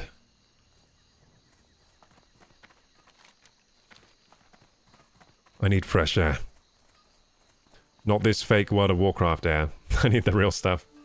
Okay, I can't climb up this hill. I'm trying to climb up this hill. It's not really working for me. Also, there's something trying to cast fireballs at me. Is it you? Get away from me.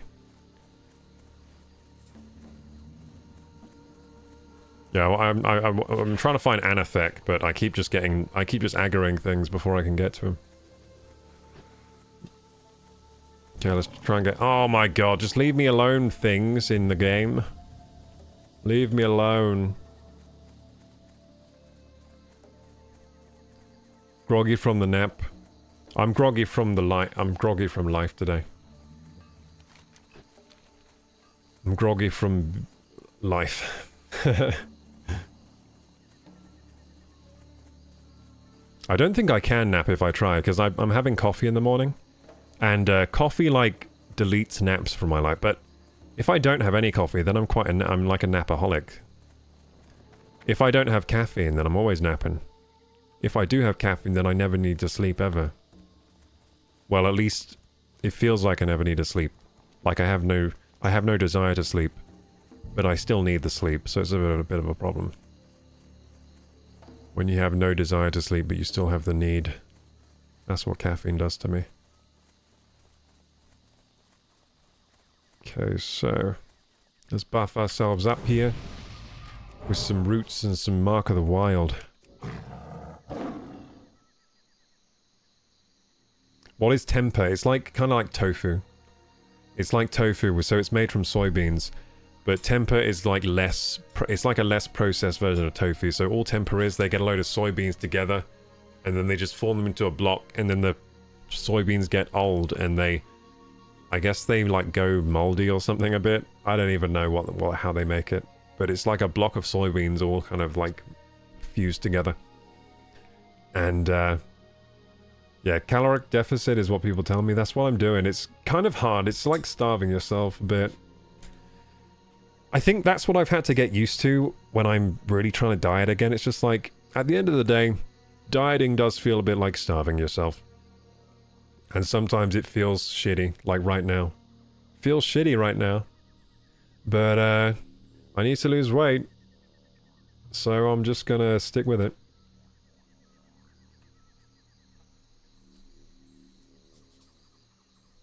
It's okay now I'm here. Hello, Captain Rex. I'm wonderful. How are you? Oh, I was just telling everyone today that I've had a shitty day and I feel a bit shitty. But I'm happy to be streaming. I'm happy to be streaming. Yeah, I just feel a bit burned out today, but apart from that, I'm good. Burnout hitting me. I've pushed myself pretty hard over the last 5 days, so I'm pretty happy with myself, to be honest. I think that's just the result of pushing yourself a little bit too hard. So I'll just make sure I get an early night tonight, then I should be back to form. Normally I'm not allowed near superglue since last time I used it to fix the handle on a shavings fork at the yard. I superglued myself to the shavings fork. What's a shavings fork? Shavings fork.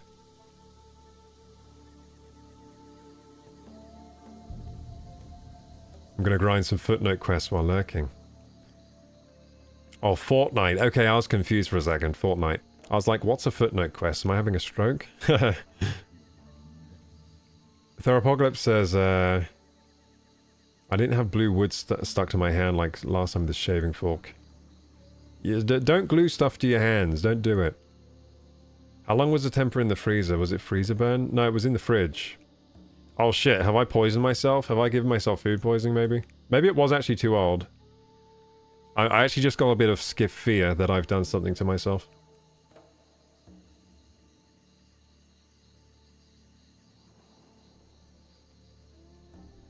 I just got some scare. I just got like real fear that I might have food poisoned myself with that old food. It looks normal. It tasted pretty normal. I also cooked it in the air fryer for 8 minutes. I think it's fine. I think it's fine. I think the reason I'm feeling bad right now is because I need exercise and fresh air and I'm burned out, that's all. But I did just get a tiny bit of fear like, oh shit, am I poisoned right now? I got a little bit of fear just now. I was like, oh no. Have I poisoned myself? I feel poisoned. I don't feel mentally agile today. Yeah, I don't have the mental acuity that I normally have, I feel. It's what you use to... Okay, so a shavings fork is what you use to scoop horse poop in a bed with shavings and not straw. Scoop horse poop in a bed. Oh, with shaving... Oh, so instead of... If it has shavings and not straw. Okay, so your horse... You have a horse? So your horse poops in shavings, like wood shavings? Is that what you're saying?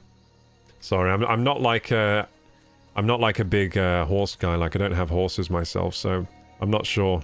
I didn't know they use shavings. Did they use shavings to clean up the horse's like waste?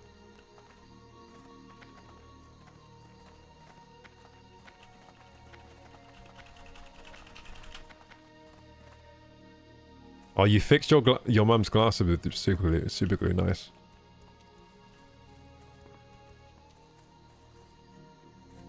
If you get food poisoning, it will just come out the other end. Unless it's the really bad kind where you die. Yeah, there are that kinds. There are those kinds, sorry. Like botulism kind type. Oh shit, dude. Oh shit. This guy's gonna kill me. Hang on, let's see if I can find him. Okay, we've pulled him. We've pulled the bogey. We pulled the big bogey. I'm just gonna oh shit, he's gonna kill me. He's killed me. I'm dead. Yeah, I'm dead. Okay, he's pretty strong. He's pretty strong. What do I do? Do you think I can even take this thing? This is an annoying corpse run. How many times have I done the corpse run today? Let's get the death counter up. There you go. Let's be a real streamer. Where is it? There it is. I think I've died twice. 2 deaths. Dude, I'm not doing well in this game today, am I? I feel like I can't, like, focus on the game.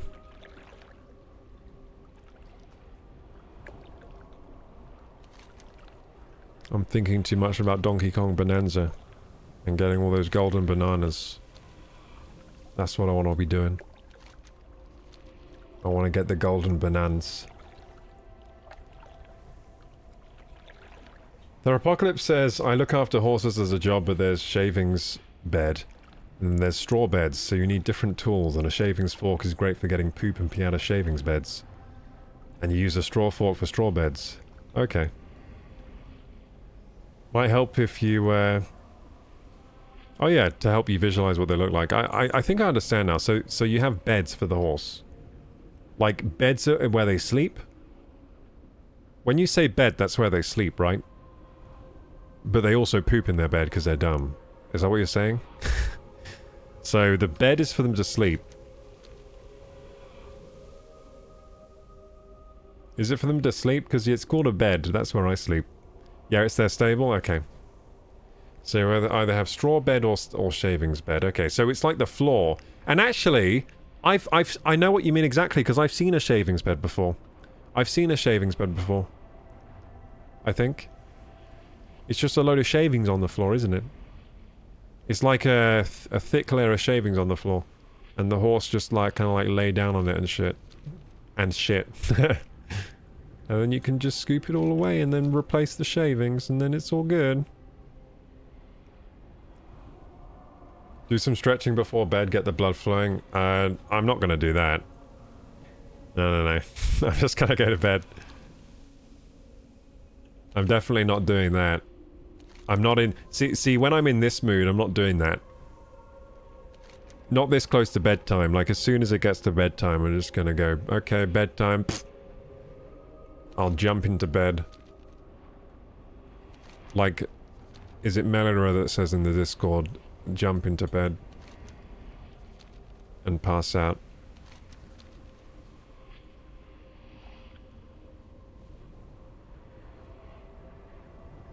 I might even take a melatonin pill so I'm like super out of it. Let's do that. What time is it? 10. Yeah, I'm gonna take a melatonin right now. Yeah, this will be a short and sweet stream today, gamers, but we will have a longer stream tomorrow where I will be on form for sure. Because I'm about to take a melatonin, which is like a sleep aid device. Device. There you go. There it is. Let's drop it like it's hot.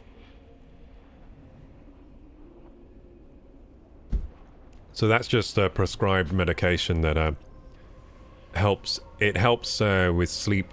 So if you're someone who falls out of their sleep pattern a lot like me, then it's useful sometimes just to restore your sleep pattern back to normal. So for example, if you've been going to bed later and later each night and then it's getting to the point where you're going to bed at 3 AM, then what you do is at your normal bedtime that you want to sleep at, you kind of take one of those melatonin pills and then you go to bed. And then it kind of like, it's like the hormone that makes you sleep, basically. So then you'll restore your sleeping pattern back to healthy order. That's all that is. So I just took one, so I'm going to sleep like so good tonight. The only thing is, with melatonin, you do wake up the next day feeling more groggy than usual, so you got to remember that. And the only way to defeat the grogginess of the melatonin is to actually get out of bed immediately, and then it goes away. But if you stay in bed, then you just stay groggy. It's like, it's weird. Like, if you forget you took the melatonin, it can be bad, because then you can stay in bed way too long the next day. But as long as I remind myself in the morning, like, you're groggy because you took a melatonin, then I'll be like, but because sometimes there's still some hormone remaining when you wake up. So sometimes, like, it doesn't fully clear your system. So you need to get up, you know, do your morning routine, and then it will clear from your system pretty quickly. You're like a grumpy sim that refuses to do a task. Exactly, yeah, exactly. That's all we are. We're just sims. We're just high-quality sims. We're just like sims, but we upped the render resolution using DLSS and FrameGen all the way to, like, real-life levels. That's what we did. We just cranked up the graphics settings and the simulation settings.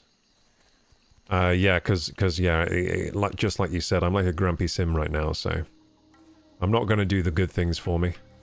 Well, I am, but I'm not going to go that far. So I'm going to do the good things for me, so I'm going to go to sleep on time. That's enough. That's good enough. I'm not going to do some, like, yoga before bed. Like, that would be like, that would probably be incredible, and it would help me sleep. But I'm no way. I don't have the bandwidth for that. There's no way that's happening. But you're right, that would be good to do. It definitely would be good to do. But now I'm going to have stale blood flow tonight.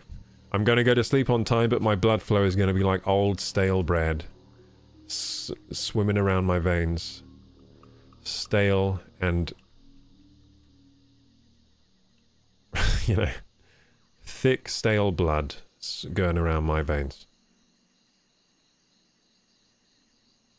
Congealed.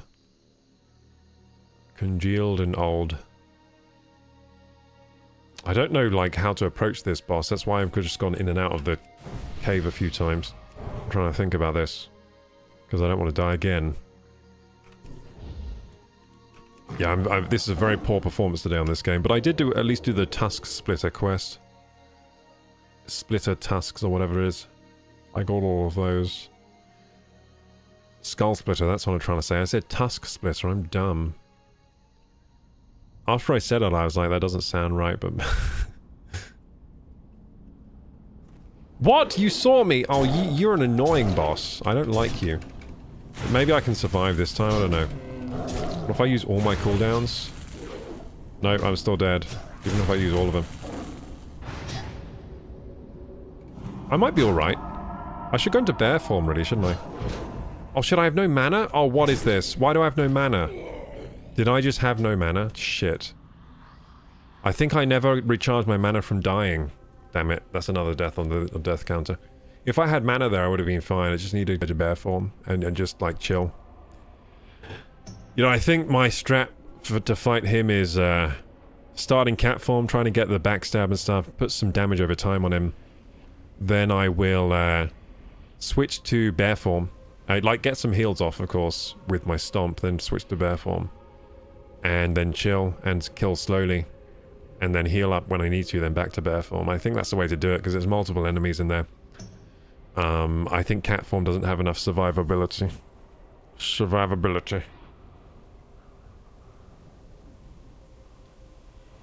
Yeah, I'm like, grumpy sim today. I need a bucket of those pills. They're really useful, so if you live in the US, they're really easy to get. They're really hard to get in the UK. Unfortunately, they're very hard to get here. But in the US, they're plentiful. I think you can get them over the counter in the US.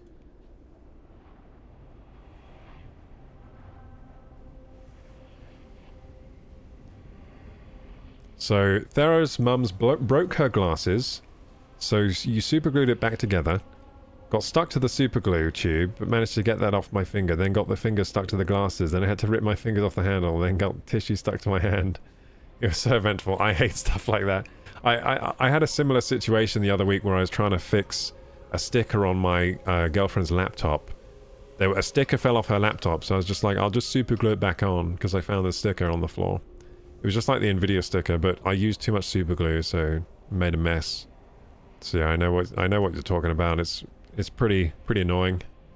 Can I go in this cave to get to where I need to go? No, I can't. I'm in the spirit den. Yeah, okay. I'm way far away from where I need to be. Whoops, went to the spirit den by accident. I thought that was my cave that I died in for a second. That's how out of it I am. Okay, let's go to this path then. Why is my map so big? Go smaller map, thank you. I don't need you being that big.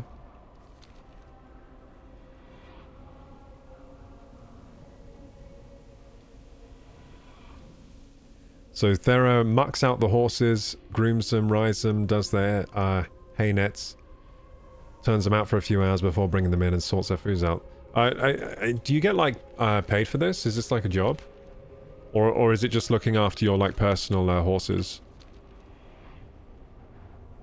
We're Inzoys now. Oh yeah, Inzoys. So is that game out now? Is Inzoi out, or was it only in demo, like early access? Petite Lolita says, I've only seen a horse up close a couple of times in my life. Oh yeah, a lot of people have never really seen horses, so I'm the same as you, Petite Lolita. I've seen horses I would say a few times. I've pet a horse a few times, so my auntie has horses, but I don't really see them I don't see that side of the family very much, so when I was a kid I saw horses sometimes because my auntie would show us the horses. She has horses.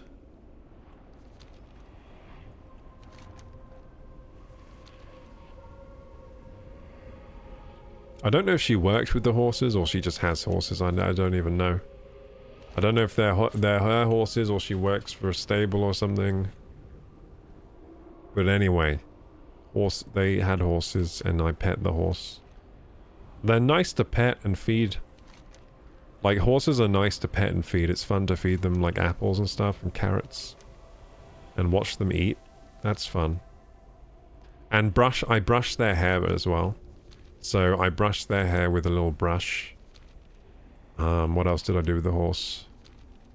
I think that's about it. Oh, I rode a horse once, actually. Actually, I think I rode a horse a few times. Yeah, but when I was young, though. When I was like a kid. I've never ridden a horse as an adult. That would be so cool. Like Red Dead Redemption. It'd be like Red Dead Redemption. Totally. Yeah, if I were to ride a horse as an adult, it would be like Red Dead Redemption. It would be so cool. But yeah, I only rode one as a kid, so it was more like baby's first pony ride kind of vibes, you know? It wasn't like Red Dead like, it would be like totally Red Dead vibes if I rode a horse now as an adult. In my fully grown man body. It'd be so cool. I'll bring my rope with me and I'll do the thing with the rope. Hey, get me up here.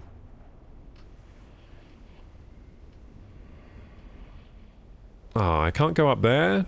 That's annoying. So, can I get there through this cave? Probably not. This cave probably doesn't lead there, does it? Is this the spirit cave again?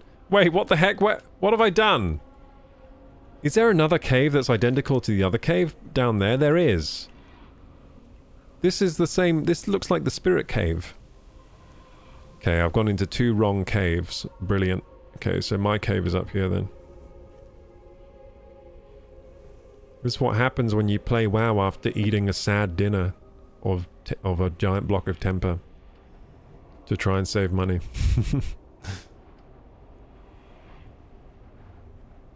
But the good thing is tomorrow I'll forget about the bad dinner and I'll just look at my bank account and see that less money left my bank account than you know, so it's all good. Like tomorrow it'll be all worth it. I'll be like, hey, my bank account didn't lose as much money yesterday as normal. Cool, and I don't remember the bad dinner. Or maybe I will remember. Maybe that dinner's scarred me for the rest of my life. It probably has now, because my mum... Remember I said my mum tried the food and then she spat it out? Yeah, that's probably scarred me now. I had to eat food so bad my mum can't even eat it. Okay, here we go.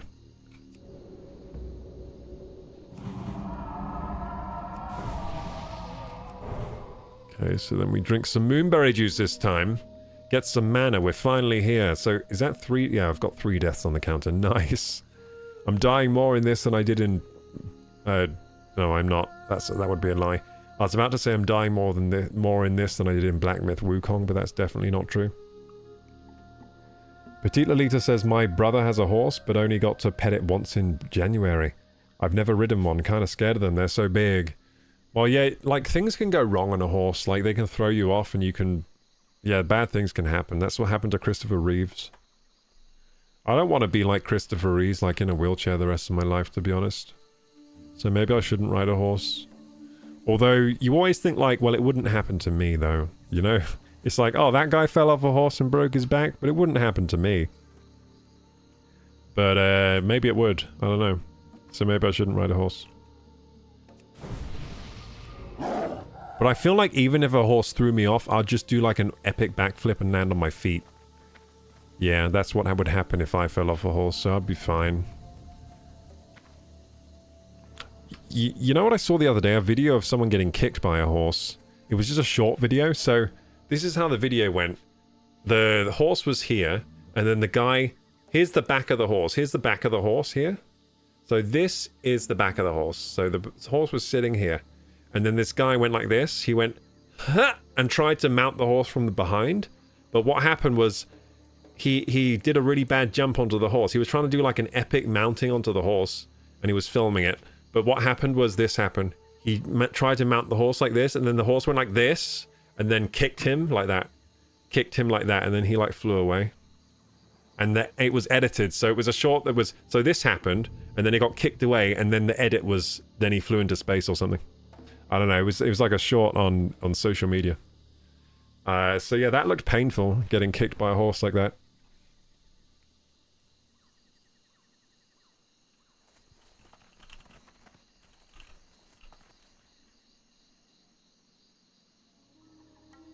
Horses are too large and unpredictable and spooked. So you're saying you like the horses because you never know if you're gonna like get seriously injured or not? It's like a rush? I guess so. I guess it's an extreme sport. Nothing makes you more alive than near-death experiences. That's true. I've had quite a few because I ride motorcycles, so I've come off the motorcycle a few times, and every time you come off a motorcycle, it's a near-death experience. You're like, ah, I'm dying, and then you're like, whoa, I survived? Whoa, that was crazy.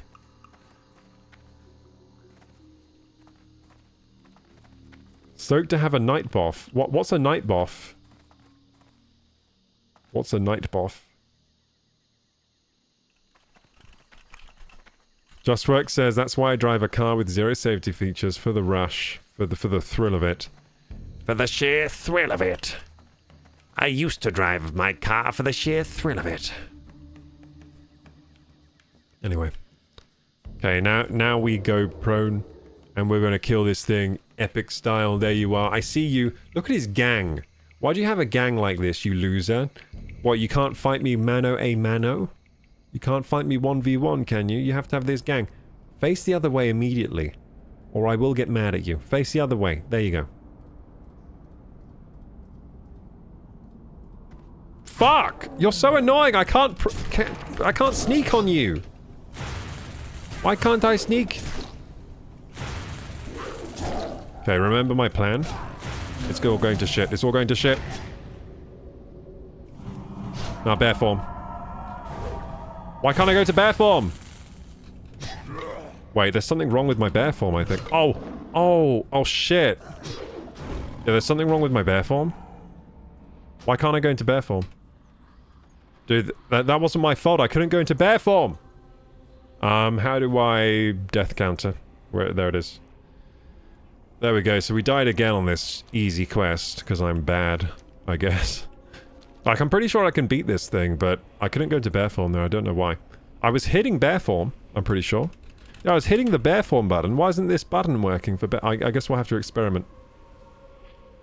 So why wouldn't I be able to turn to bear form? Why? That makes no sense. Also, I hate this map. A night off. Oh, I type like a crazy person. I see, I see. Yeah, I'm excited for you to have a night off as well. So, yeah, night offs are good. I'm going to have a day off on Sunday. It's going to be epic. So my, I was looking at roller skates today. That was something I did as well today. I forgot about that. So, my girlfriend wants us to go roller skating. So she was like, can you look at roller skates and the gear we need today to go roller skating? And I was like, okay, I'll look. So I looked today. I was doing some research on roller skates and gear and stuff. So I was looking at helmets and pads and roller skates. Yeah, they're pretty expensive. So then I was like... So we found out how much it costs. It costs like £130 to roller skate, pretty much. Like to get pads, helmet, and some cheap roller skates, like the cheapest we could find, is like... So obviously I don't cheap out on the pads and the helmet, because like that's what keeps you alive. So I didn't cheap out on those. So that's like... It's like £40. It's like £40 for the helmet, £40 for the pads, like a full set with like wrist guards, knee guards, elbow guards. Basically just skate gear for like roller skating or skateboard or whatever. And then the cheapest skates are somewhere around £50, like the cheapest inline skates. So it comes to about 130, something like that. Do those add up to 130? I don't even know, but it was something. It was something like that. So yeah, now we know. Now we know how much it costs. It's like 130 each. But yeah, we can't do that this weekend. She thought we could do it this weekend, but I think it costs a bit more than she thought. But yeah, I was like, we'll do it in the future. I think I will. Like, that sounds fun. I want to go roller skating. I mean, it's cheaper than most other... Like, it's way cheaper than getting a bike. I guess you can get a really crappy bike for 130, can't you? Like, can you? No, you can't. Or maybe you can. You can get a used bike, probably. So yeah, maybe we could actually get bikes, thinking about it. I'm just thinking about that on the fly now. Yeah, maybe we could get... Oh no, but then you need a helmet for the bike as well. How much are bicycle helmets? Probably not that much. And then, wait a second. How come we don't use pads on bikes? Isn't that weird? Because bikes go really fast and you can fall off a bike. So how come you wear pads on, like, roller skates, but you don't wear pads on bikes? No, sorry. Yeah, no. What I said. How come you wear pads on roller skates, but you don't wear pads on bikes? And do we have any roller skaters in the chat? Any rollerbladers, roller skaters? Maybe you can give me some advice. Should I cheap out on skates, or should I not? Because our plan was to cheap out on skates, buy some really shitty skates. Shitty skates. Oi, chat. Hey, Paling, how you doing? Would you go to a rink? Oh no, outdoor. So yeah, outdoor skating.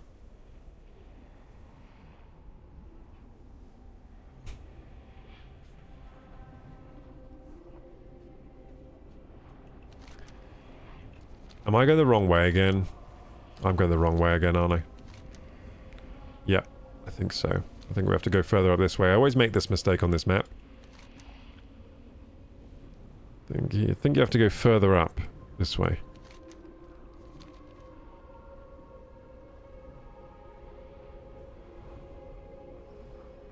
You used to go to like a skating rink that have all the gear there. Yeah, I'm kind of like, where I live isn't really close to anything like that.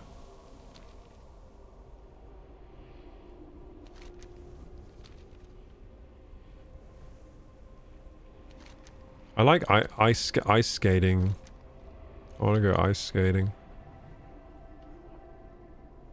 But anyway, yeah, rollerblading. So the idea was she wanted to do rollerblading because then we can just go outside and do rollerblading like close to home. We don't have to like, you know, go too far from home or anything like that. I can't like find the place. So why is this place so hard to find? Why is this place so hard to find, eh? Why am I traversing the mountains right now? I'm definitely going the wrong way, aren't I? Well, wait a second. No, I remember this place. I think I can get there from here. Yeah, I can.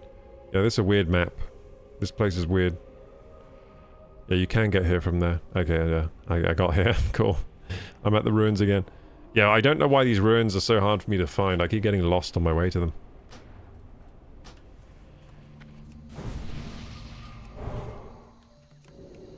Regrowth! Not enough mana. That's annoying. Drink some moonberry juice then, you dirty cow. That's right, I'm insulting you because I've had a bad day. I'm taking it all out on you, Mr. Cow. You look, your horns look dull in this moonlight. You should get them shined or something. And your staff is tacky. I think your staff is tacky. And your hair has too much hair gel. Look at his hair. It's way too much hair gel. It's stiff. You should put some, what do you call it? Mousse in your hair. That's what they do in Monster Hunter Wilds. Have you seen all their hair in Monster Hunter Wilds? They look way nicer than you. They look way less stiff in their hair follicles. Okay, here we go. What about a renting rollerblades? Are we talking about like getting, I was talking about buying skate gear. Like roller skating gear. I was saying I was going to get pads and skates at some point. It's something my girlfriend wants to do. Go roller skating. And we just skate around the local area. Is the idea. I think it'd be pretty fun. Wait. Is this my dead body? That I'm looking at? Oh look, someone killed him. Someone killed him, he's not here anymore. Apparently he patrols the cave. I'm going to look in his chest then. I'm going to steal from his chest. I'm going to steal from your chest. There we go.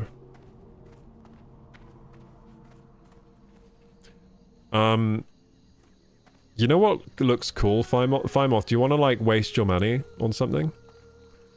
I'm gonna tell you a good product to waste your money on. Okay, so there's this thing, and it's like a treadmill for your desk.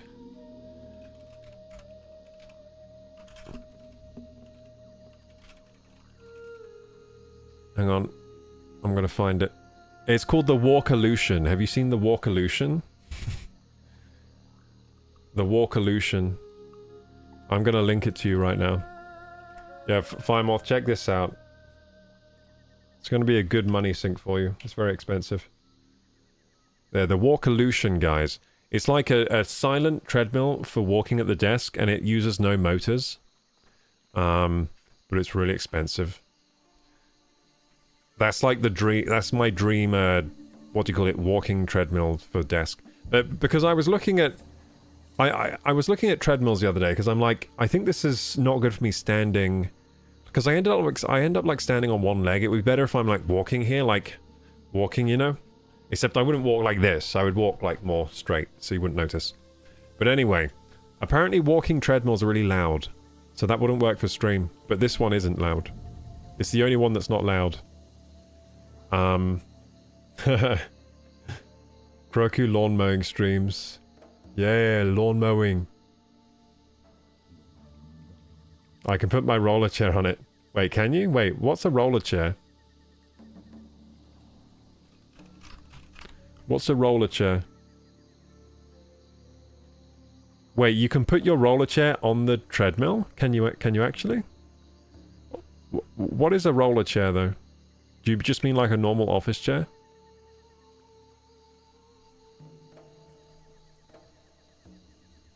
An office chair. Wait, can you put the office chair on top of the Walkolution? Can you do that? I don't think you can do that, can you? But you can put a big exercise ball on top of it. That's one of the things they sell. They put like an exercise ball on top of it to sit on it. Buys treadmill, uses skateboard. Oh yeah, I imagine a skate mill. Instead of a treadmill, a skate mill where you roller skate on the treadmill. Those would have to go fast. Well, I ain't standing on it. It's for walking. This Walkolution is made for walking. And that's just what you do. And one of these days, this Walkolution's gonna walk all over you. Yeah, but it's the new revolution in walking. It's where you can walk at your desk and it doesn't use any electricity, which is good because electricity over here in the United of Kingdoms is really expensive. It's like so expensive over here. What the heck is... Why is our electricity so expensive? I don't know, but in the US it ain't. In the US you're like, oh, electricity basically free, it costs nothing. May as well leave the lights on. Over here it's like, wait, don't leave that light on. It will cost £50 a day. That's pretty much how it feels over here. So we can't have... It's like a walking treadmill, you'd use too much electricity, so... It probably actually... You probably do save money if you live in the UK by going with the Walkolution, if you're actually going to use it. Thinking about it, because it is expensive, but then it doesn't use any electricity, so I guess it actually... It probably pay for itself pretty quickly. Versus a plugged-in one, versus a motorized one, is what I'm trying to say. But yeah, the motorized ones are too loud. They're like 70 decibels. I can't have 70 decibels and do the stream, because you would all just hear me go thunk, thunk, thunk, thunk on the treadmill. So yeah, that's the only one that would work for stream, I guess. So one day I'll get one, I think. I don't know. Yeah, I probably will one day, yeah. Unless my content... My content might develop down a different path. Maybe I'm not going to always be a gaming streamer. I don't know. I don't know what will happen. I'll just have to keep following the thread, following the content dream, and then we'll see what happens. If I end up being like a desk streamer, like a desktop streamer, like Asmongold, for example, or like XQC, if I'm mainly at the computer like this, then I'll probably end up getting a Walkolution. Because it's going to really make things easier for me being able to walk at my desk instead of stand or sit on a crappy stool. Which are my options at the moment.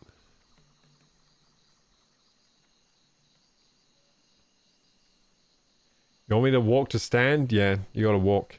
It's for walking at the desk, so like right now, I'm shifting weight from one leg to the other and it's not...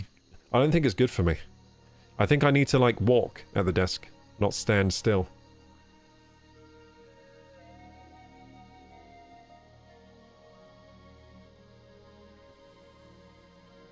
Alright, yeah, the lawn mowing. Oh yeah, I mean, Therapocalypse scammed Firemorph the other day.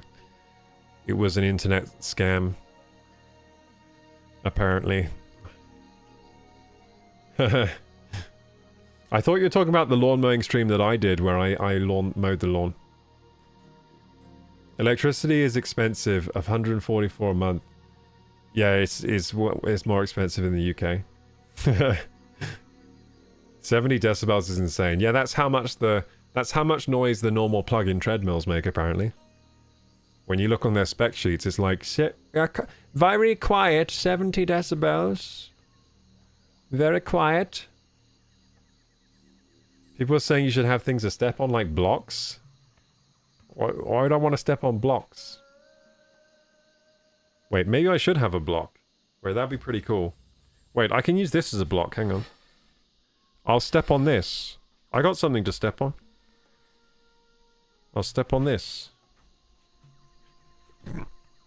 Yeah, that feels pretty good. Yeah, that feels pretty good, I guess. Does it, though? Or am I gaslighting myself? Does it feel good to step on this? That's kind of good. Yeah, I don't know. I can't tell if it's good or not. Anyway, I'm stepping on something right now. I'm stepping on something. It gives my legs something to do, I guess. Yeah, it does give my legs something to do. That's quite nice, giving my legs something to do. Because I think my legs want something to do. They're bored. My legs were bored. That's the problem. Standing still, they get very bored. Boom! That's right! We come in with a big... Shit, do I have no mana again? What have I done? Like, what's going on with my... I got Rake Off, good. Claw. Okay, panic. Okay, now we need to go to Bear. Now, last time it wasn't working going to Bear. Wasn't it working? It's happened again! Okay, I'm running away. I can't. This sucks. I hate this game. Like, why can't I turn to Bear form? What's wrong with my game? Okay, I'm gonna have to, like, check what's wrong with my game. I can't go to Bear form anymore. It's just not working. Like, I'm pressing the Bear form, and he's not doing it. I'm pressing it, he's not doing it. What's the big idea? Yeah, so the reason I keep dying to this boss is that I can't go to bear form, and every time I get there I forget that I can't go to bear form for some reason. Okay, so bear form. Why can't you do it? Like, I'm pressing it right now. You see that flashing thing? That's my bear form. Bear form! See, so now you know I'm not lying. I'm mashing the bear form. It's flashing down here. The C1. You see the C1 right there? That's my bear form ability. Okay, so something's wrong. So let's open up our macros. So, Koroku specific macros. So, where's my bear form here? Oh god, just leave me alone. I'm trying to play the game over here, you ugly trolls. Look at these ugly trolls. They're annoying me while I'm trying to just fix my game.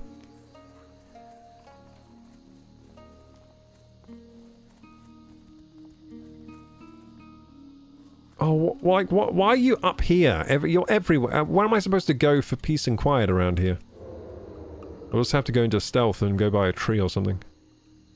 Maybe here's okay for now. I'll just stand here. Okay, so let's fix this.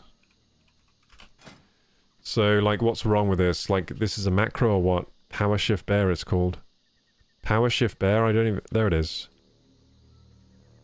Power Shift Bear. So, show tooltip, cancel form, cast bear form. Like, what's wrong with this? Or do I, like, not have bear form anymore? Like, what's wrong with this? I don't get what's wrong with this macro. Oh, have I misspelled bear form? No, this should work. It's probably something to do with the cancel form thing as I've got here. Maybe I've done something wrong. Show tooltip, cancel form, no form. Maybe it's this no form 3 thing.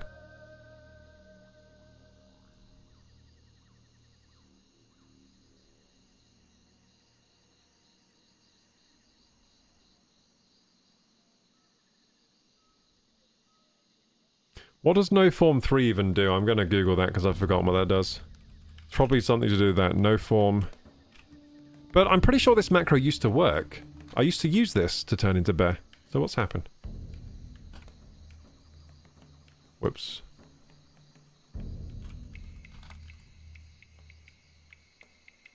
That treadmill's cool though, in my opinion. I don't believe in talking at a desk. In walking, sorry.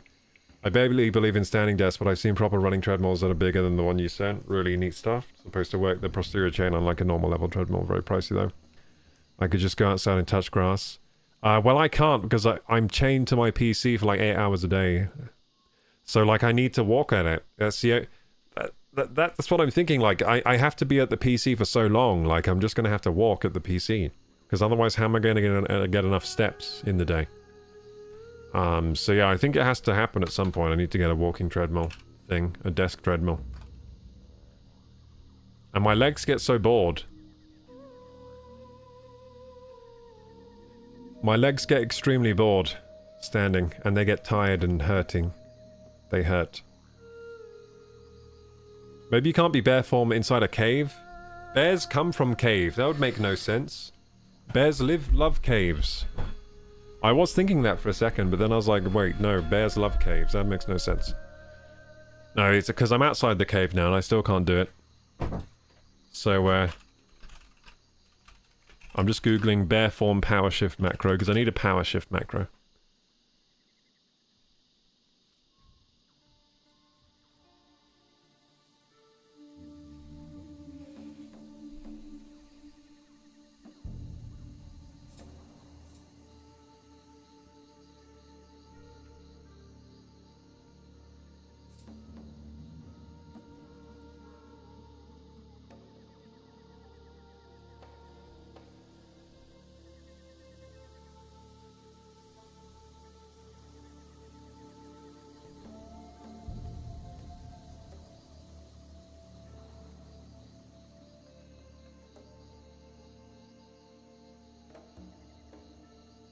I don't know what that no form 3 means. I don't know what I've done then in this macro. That's the confusing part. I just got to figure out what that means. Slash cancel form. No form 3. What does that mean?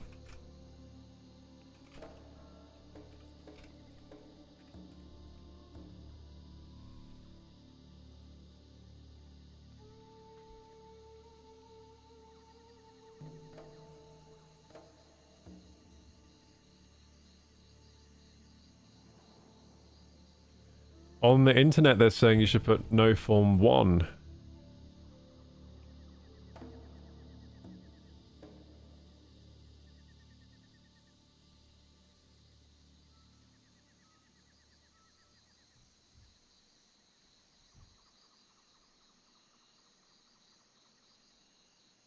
Okay, I think I'm supposed to put no form 1. I think that's the problem.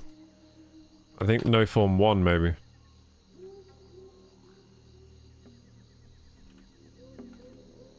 Okay, yeah, because I think maybe yeah, maybe that's why. Okay, let's try now. No, it still doesn't work. So, what does my cat form macro look like? Because that works. My travel form one works as well.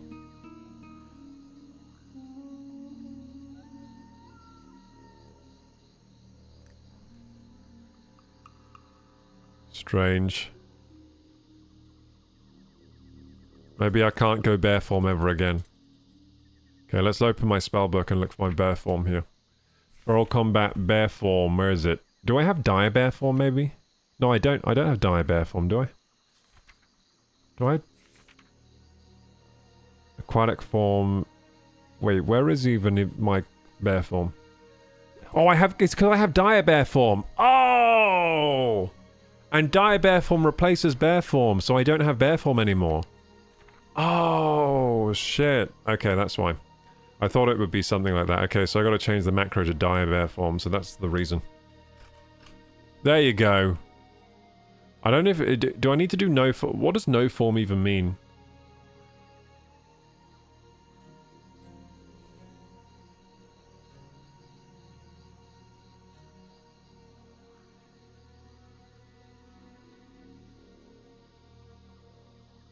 Yeah, I think it is supposed to be no form 1 for bear form.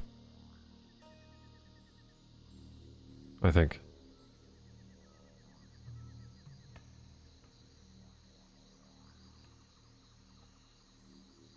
Yeah, I think it's supposed to be... yeah. Okay, yeah, okay, it's supposed to be no form 1. So I did have the macro wrong anyway, so it's good I changed it. So basically the 1, just so you know guys, so you know as well, the no form 1 refers to bear form. So form 1 is bear form. Form 0 is humanoid. Form 2 is aquatic. Form 3 is cat form.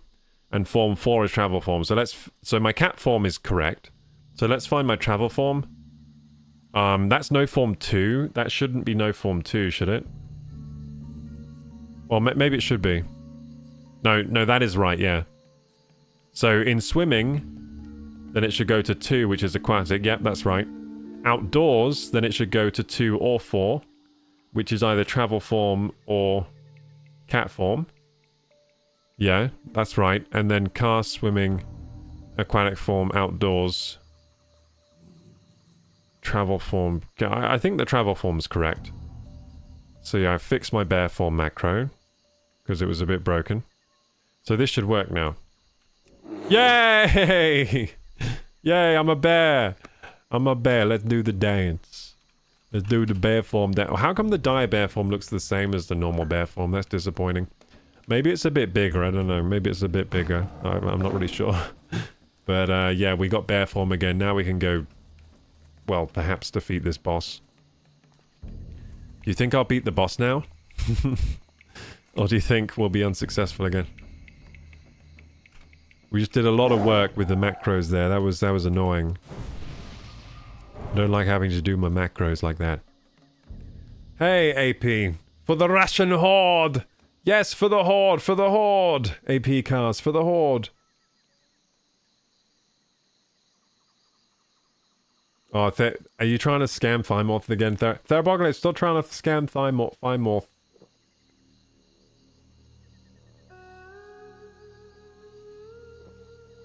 Thera's gonna offer typing services. Yes, yes. You got grass. You got no grass where you are, Petite Lolita, to touch. That must be...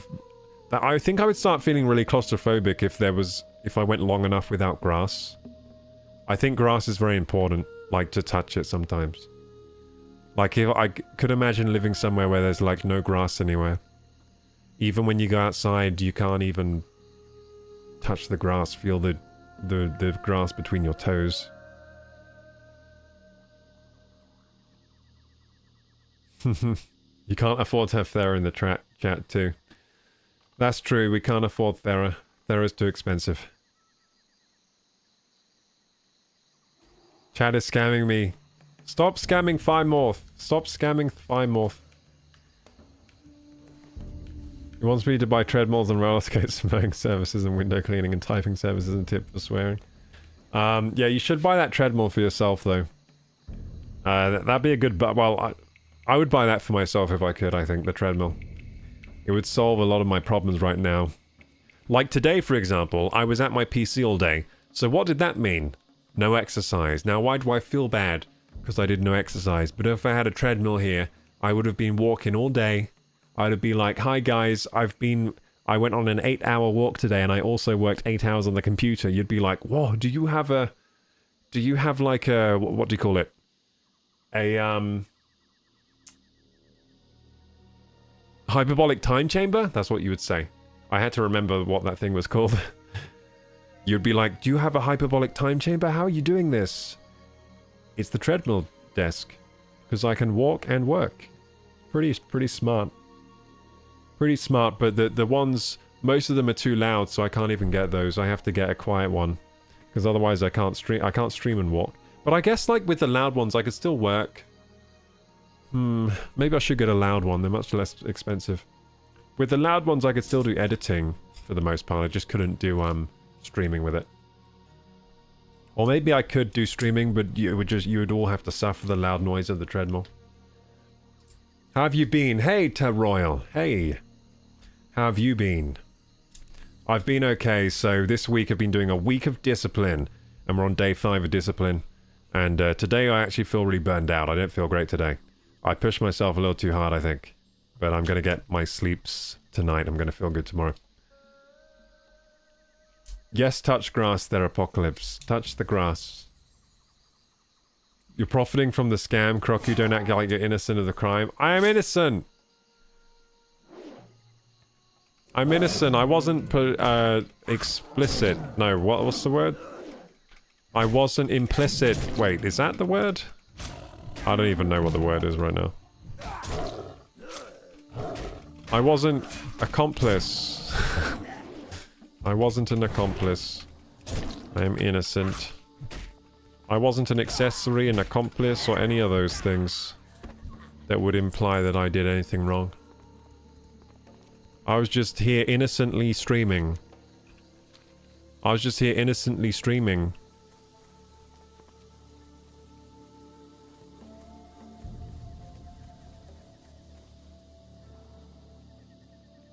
If you close mic'd and turned the input right down, you'd be alright. Yeah, but it would be loud for me as well. Do I like loud things? Not really. It'd be loud for me, it'd be loud for you, it'd be loud for everyone. Well, maybe it wouldn't be loud for you if I did the mic thing you were talking about, but still. And how would you hear me whispering? Because I wouldn't be able to whisper anymore into the mic. I wouldn't be able to whisper sweet nothings into the mic. Oh, you guys are annoying. Just leave me. I hate how these NPCs keep attacking me. They don't know their place. You don't know your place. You're not even real. I'm the only real one here. Get out of here. You're all NPCs. Worthless NPCs. I am the main character here. Respect my authority. Respect my authority. Stop with the lightning bolts, please. I'm just trying to kill Anathek. It's so annoying. This quest is killing me. Oh my god, you have an earth grab totem right here? Oh, you bastard. You actual bastard. I'm gonna kill this. Die, earth grab totem, die. It's fine, no one was here. Okay, I'm gonna use stealth. That'll get me around this problem. I'm just gonna stealth around. I'll walk slowly to my objective. It's only 100 meters. I'm gonna do the 100-meter dash in stealth. To be honest, look how fast I'm moving my little paws. This is pretty fast. Look how fast I'm moving my little paws there. I'm making moves here. I'm going fast, if you think about it. Okay, so my health is kind of like bad. Oh, my jaw. Oh, I just broke my jaw. Cool. I hate it when that happens. We're good. It's not totally broken. It's only half broken. So Royal says, I've been getting better. Thank God I'm on the mend. More appointments due, but getting better. I'm glad you're getting better, Tom Royal. I'm glad. What kind of appointments you still got to do? Get some noise-cancelling headphones. Ah, no. I don't want to have to eat the spider because I ate the fly, then eat the lizard because I ate the spider, then eat the dog because I ate the lizard, then eat the bull because I ate the dog, and then eat the whatever comes next, the whale because I ate the horse. I don't want to have to do that. I just want to get the good treadmill straight away that's quiet. And it just costs a lot of money, so I guess I'll save up. That's a wish list item for when I'm successful. For when I'm successful, I will get that treadmill. But for now, I will suffer. As those before me have also suffered on their road to greatness. I will have sore legs until I make it. But yeah, if I become like, if I get successful like XQC and Asmongold, then I'm getting myself a treadmill. I'm getting myself that good one, so I can walk and work at the PC all day without any bad effects from no exercise like I'm getting right now.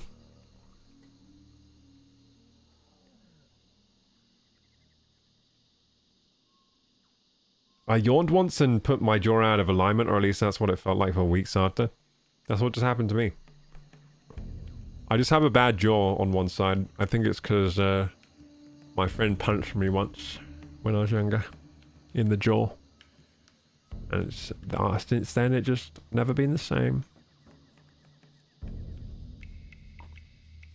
I have an annoying jaw.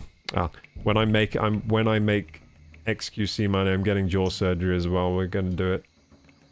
Then I'll have epic. I'll get like a robot jaw hinge or something. I don't know. Whatever they do for jaws these days. And then I have the perfect life. Perfect jaw. Perfect treadmill. Perfect life.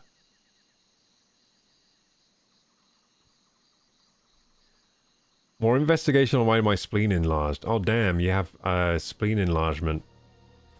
Well, what are spleens used for? Maybe we can... I'm going to be doctor here. I'm going to figure out your problem. Spleen?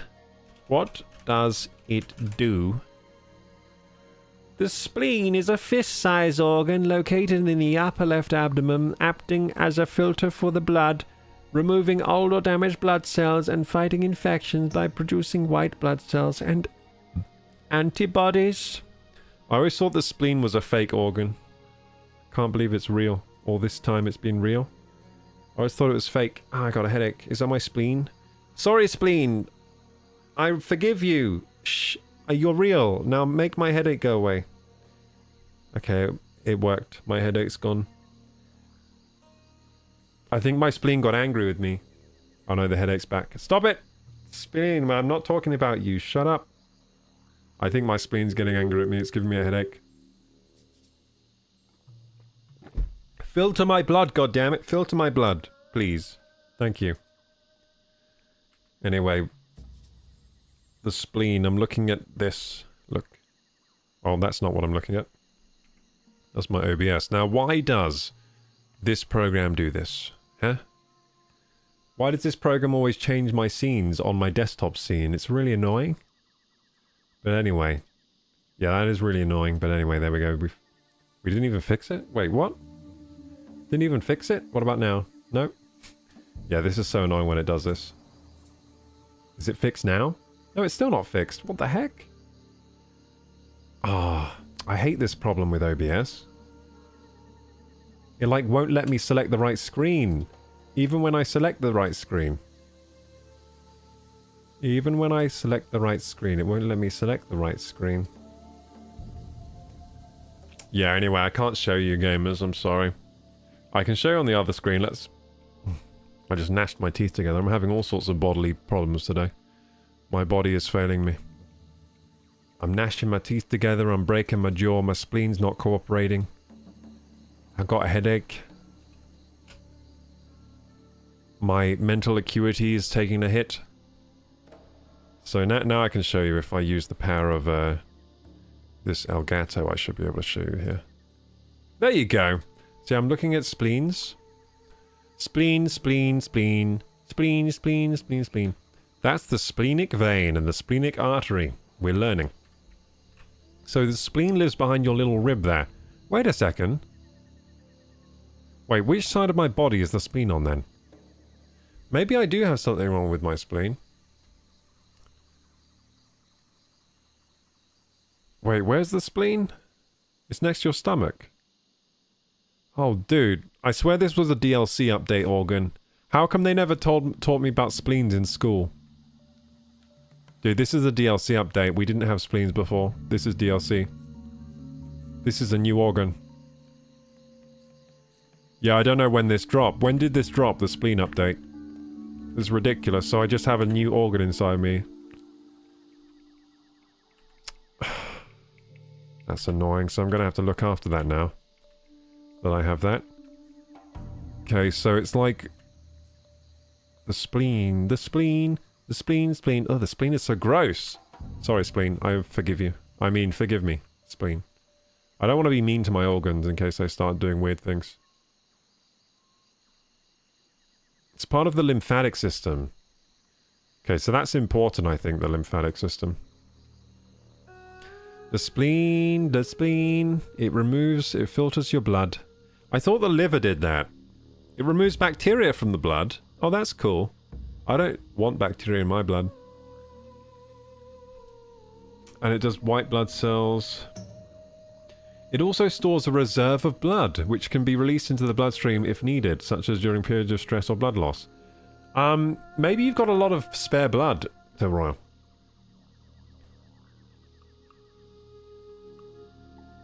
So Royal, maybe you've got a lot of spare blood, and you're just storing it for later.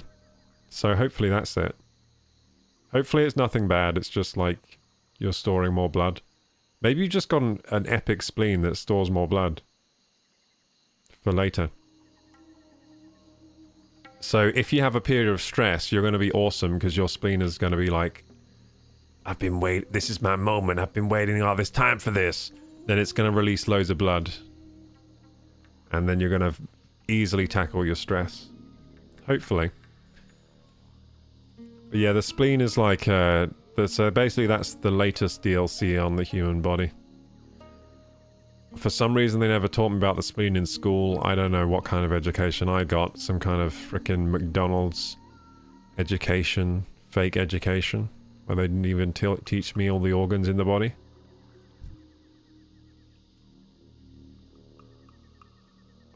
Can't believe they didn't teach me all the organs in the body. I wonder what else they missed out on then. They missed out on spleen. What else did they not teach me? Next I'm gonna find out we have something else. Like a philanthropy doodle or something. Some kind of other organ. I got ya! I got ya! Oh, you need your buddies, don't you, to beat me? You need your buddies, yeah. I know how it is. You need all these buddies because you ain't strong enough. You ain't strong enough. You ain't strong enough to fight me. Oh shit, I'm dead. Am I? I'm actually alive somehow. Now die a bear, die a bear. Haha! I'm dead. What the fuck? Okay, yeah, they're too strong. They're too strong. Okay, so what does this say? This is tough, so be careful. Anethek the Cruel is sometimes in a cave but patrols the road too. Hit him in the cave to avoid more ants. You may have to clear around the cave, then kill any spirit chasers with him. Run, return and kill and loot Anethek, then run again. Yeah, this is impossible, right? I'll have to do this next time. I think I've got to go to bed now. Okay, I guess, should we just log out dead? Yeah, let's log out dead. I'll do this corpse run next time. Yeah, impossible quest. I guess I'll do the guide next time, so... I'll kill the spirit chasers with him first. And then I'll kill him. See, I thought the best route would be to just kill him as fast as possible, then run away.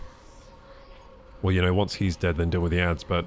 Okay, so next time I'll kill the ads first. Now, they say a mark of insanity is trying the same thing over and over again to no avail.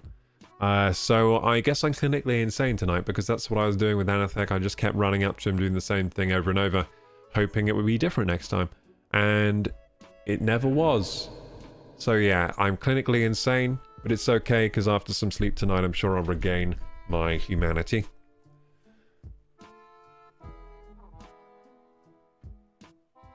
Bro, they do teach you about the spleen in science. They don't in my science class. They didn't teach about the spleen.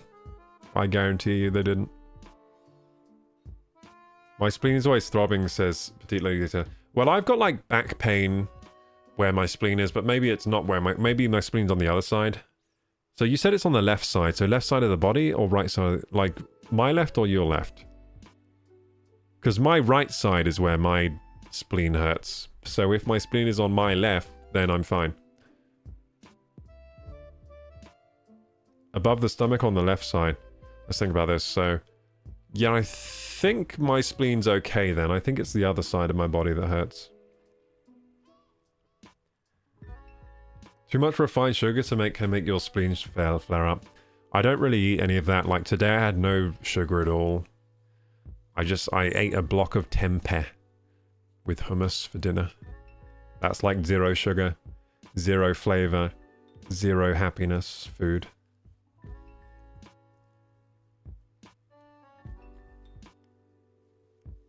Have you tried putting your spleen in rice? Oh yeah, like an iPhone that gets wet. That might help. Good advice. Good advice. I love your analysis on it, making me feel a lot better about it. Yeah, yeah, it's probably just you have more blood stored in there for some reason.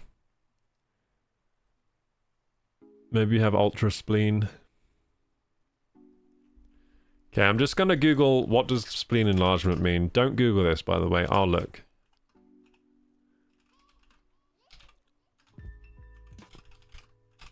What does it mean?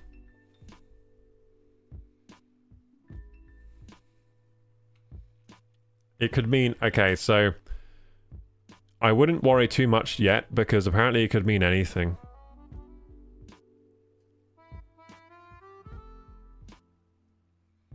And it's called a splenomegaly.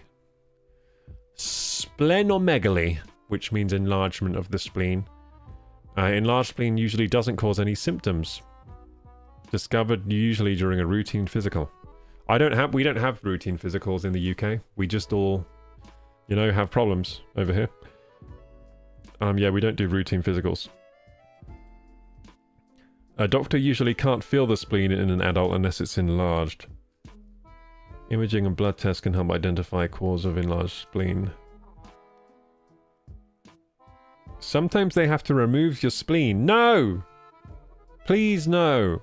Don't remove it. It needs... I don't know. I don't want mine removed. How's my blood gonna filter then?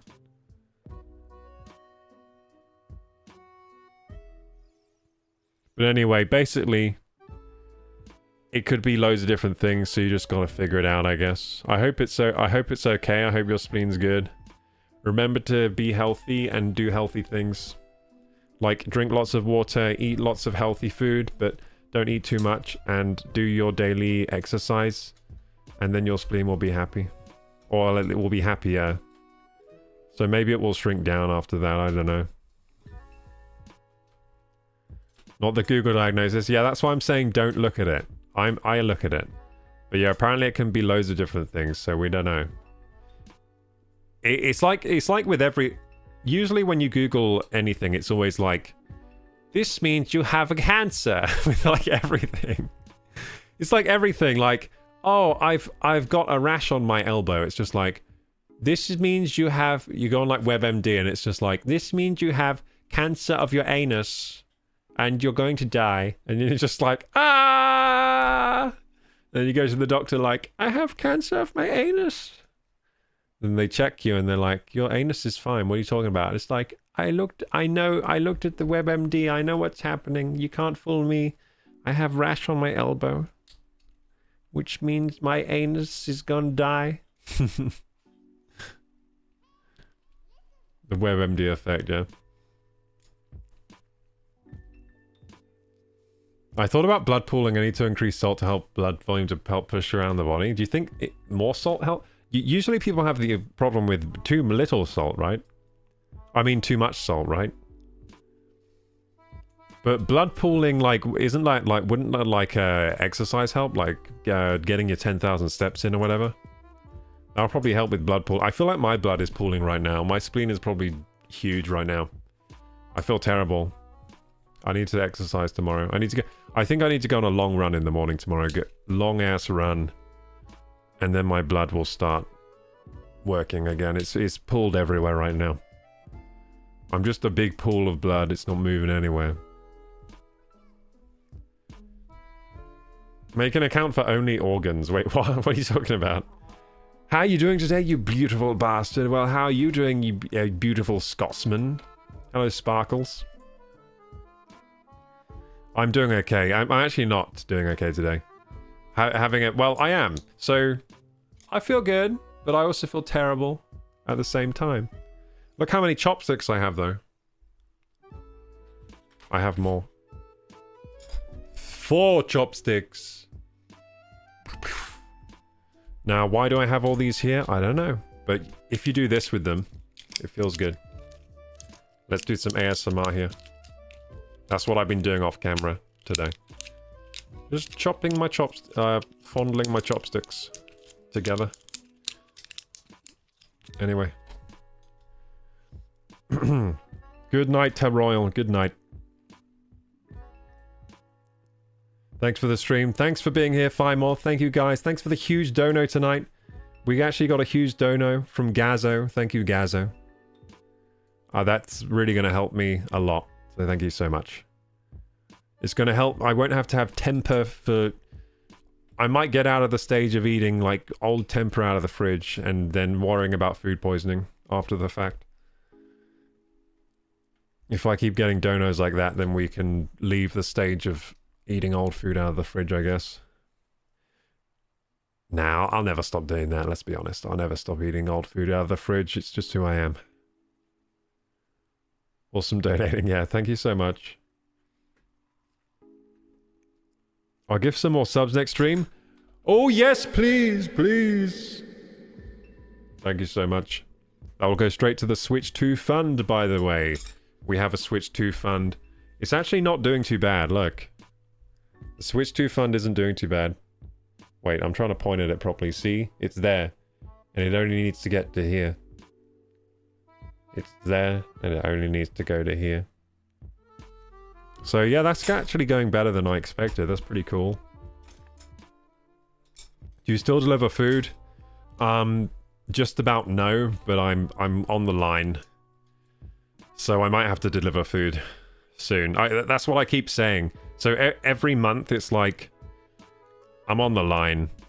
Like I might have to start delivering food again, but I'm just going to keep working hard and hopefully I can outwork my... Hopefully I can outwork the... what do I even want to say? Like the Grim Reaper of delivery driving? I don't know. Like the spirit... The ghoul of delivery driving that's stalking me. I'm trying to outwork and outrun him. It's like in that the movie. It's like in the movie why can't I remember his name? Oh yeah, Puss in Boots movie, the newest one where he's trying to outrun death. I'm like trying to outrun the delivery driving job. Outwork it. So yeah, I'm gonna keep doing that and see what happens. Hopefully I can outrun it and then leave it forever. Leave it for good. That'd be nice. But yeah, I might have to go back soon. Might have to go back to the delivery driving grind. I wonder how much a spleen would go for on the black market. Probably a lot, their Apocalypse. And you should get that thought out of your head before you do anything bad. Before you have any bad thoughts about how you're going to get that spleen. Yeah, you should stop thinking about... Stop going down this train of thought, their Apocalypse. But yeah, probably a lot of money. I think organs in general are very valuable. Yeah, very valuable things, organs. More subs will help. Yeah, I mean, subs are amazing. Thank you. Living paycheck to paycheck? I'm living... Yeah, pretty much. yeah, so every month I work hard as I can and then I go back to zero again. It's like Groundhog Day when it comes to my bills. It's like every month I'm like, I work so hard, and then I get the money and I'm like, yay, I got money. And then the next day it's like gone on all the bills and stuff and repayments, and I'm like, back to zero again.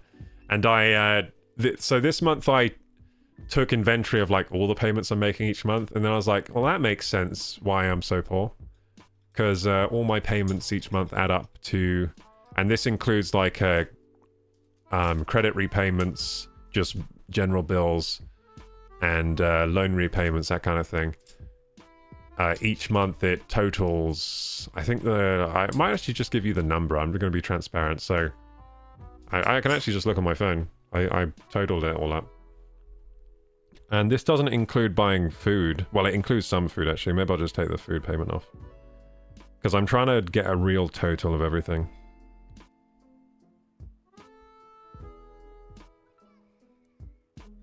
So I got a number here, £928 monthly payments. And then when I saw that, when I figured out that number, I was like, oh, that makes a lot of sense. Why I'm going back to zero every month at the moment. So yeah, monthly expenses, £928, and that doesn't include everything. Because this only includes well, I'm just going to take the food payment off, so 928. What does this include? Loan payments, credit payments, buy now, pay it laters that I need to pay back. Yeah, so all of that. Then I've got my vitamins and fish oil, gym membership, internet, the payment on the SSD that I bought that I'm doing every month for a few months, motorcycle insurance, court payments for a speeding ticket I had, which I'm still paying, Adobe software, coffee. So I got my coffee per month, that's £15. I spend £15 on coffee a month. Is that a lot? £15 on coffee? I don't know. I don't think that's a lot, to be honest. Then salt for the softener. We have like a water softener in the house that I pay for the salt for. Discord boost for the Discord server. Microsoft 365. Crunchyroll. I have a Crunchyroll subscription for $5.99 a month. That's the only subscription I pay for. It has anime. I don't pay for like Netflix or anything like that. My phone bill. Nintendo Online for the Switch. Spotify as well. So that's everything I got listed there. And it comes to £928.53 a month. And yeah, I actually have to pay more than that, so that's not everything listed. So it makes sense why I'm going back to zero. It does.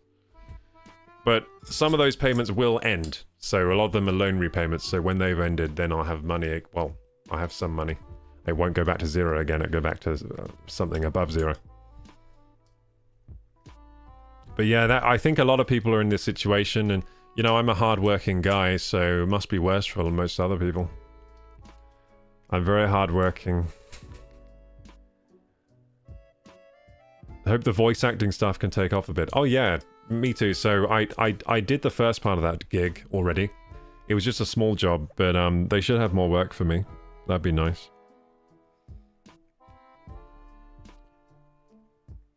You would save so much if you stopped using Adobe. Yeah, I'd save £16. I'm only paying £16 for Adobe per month, so it's actually not much in the grand scheme of things, and I'm using the software a lot, so it's not so much. But yeah, Fimorth, you can keep trashing Adobe. I actually don't like Adobe, so hey! Legendary $25. Thank you for the 25, Petite Lolita. I don't know what to put here, lol. Just wanted to support you. Thank you so much, Petite Lolita. Damn, I feel so, what do you call it, lucky and grateful tonight. Thank you so much, guys. Petite Lolita, thank you for the dono, and thank you, Gazzo. That's crazy. That's crazy. One day I'll get out of this hole of being poor. Yeah, the annoying thing about the economy is that, so I think my generation are feeling it a lot because we worked. So we've been working really, really hard the last 10 years, but inflation has outpaced our ability to increase our wages. So we've gotten poorer over time, even though we're working harder than ever. That's like a lot of the people in my generation. So I'm feeling that. A lot of other people are feeling that. Yeah, so I'm actually more poor now than I'm making more money than I have ever made now, pretty much. Pretty much. Like in value, like pound value. But now the money's worth less than it's ever been worth. So since 2017, there's been a 30% inflation rate. So things are 30%, our currency's 30% less valuable than 2017. So all this time we've been working to increase our wages. We might have got a 30, if you're lucky, you might have even got a 30% pay rise since 2017. Oh, it's actually, you didn't gain any wage. Even if you gained a 30% pay rise since 2017, you haven't, you're just making the same amount of money. So you had to outpace a 30% pay rise, which is difficult. Hey, thank you for the subs, Tab Royal. Thank you so much. Damn, I'm just going to stay up here complaining about the economy all night. God damn it, the economy's so bad, guys. I'm going back to zero every day. Every day, go back to zero. Every day, get money, go back to zero. Get money, go back to zero. Imagine you don't have higher housing costs. Exactly. So I'm actually fortunate because I don't have well, the thing is though, so my mum has high housing costs. So it affects me in that way because it's my mum. Like eventually, what do you think is going to happen with my mum? Do you think, like, eventually I'm going to have to carry the burden of what's ever going on with that? But yeah, anyway. Yeah, right now I live in my mum's house. So my housing costs are low, but I do pay her rent every month, which I haven't included in that number. So, yeah, the numbers that doesn't include the rent. It doesn't include food. Well, that included some food. So if I minus the food off, that's what I was just about to do, wasn't it? So 928.53. So yeah, that has some food here that I included, but I haven't included all the food, so I'm just going to take off. So yeah, the number's £836.32. That's without food included. And it includes all the things I just told you. But yeah, a lot of these will end. So for example, a lot of these I just have to pay forever. For example, like motorcycle insurance. Well, I need I do need some vehicle, at least when I'm living here. And it's cheaper living here because I'm living with my mum, for me, than living anywhere else in the world, pretty much. Like, this is the cheapest place I could possibly live. So the motorcycle insurance, that's £21 a month, pretty much, and it's okay. Yeah, most of these things I keep having to pay, like internet, I gotta pay that for the rest of my life. Gym membership, gotta pay that for the rest of my life. Ugh. Like my tiny bicep. Then a lot of these things will end. A lot of these things will end. I just you know, they'll end one day. So like I said, a lot of them it's repayments. A lot of them. Repayments for when I was living rough and didn't have any money. So then I kept having to like dip into credit. But I'm not there anymore, thankfully. I'm not having to dip into credit anymore, thankfully. So that's fantastic. So I'm actually very positive. I'm very positive about things. What I'm not positive about is that I know that I'm quite a capable person, and there are other people who are definitely struggling more than I am. And so what is life for them like? If life for me is hard, then life for other people is going to be even more hard, I think.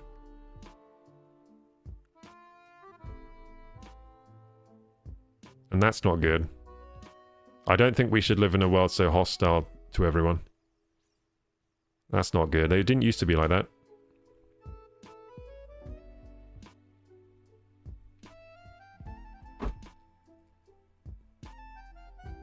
But yeah, the economy is pretty effed up. Yeah, my generation is just being screwed. I swear like it's the Is it? Am I just whinging? Am I just whinging, or have millennials have had a really bad hand in for the most part, and Gen Z? Gen Z and millennials have had a bad hand. It's just like everything was awesome before your generation, and then it just got shit,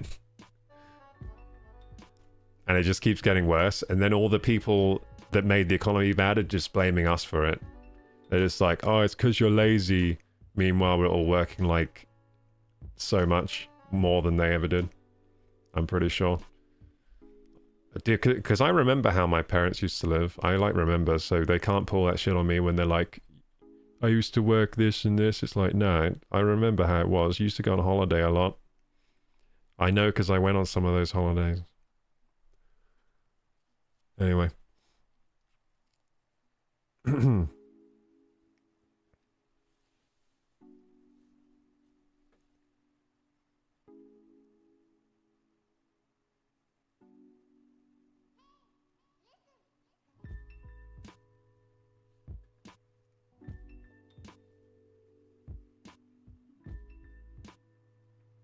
Thank you, a guy on the internet, for the 25. Did I read out the tip wrong?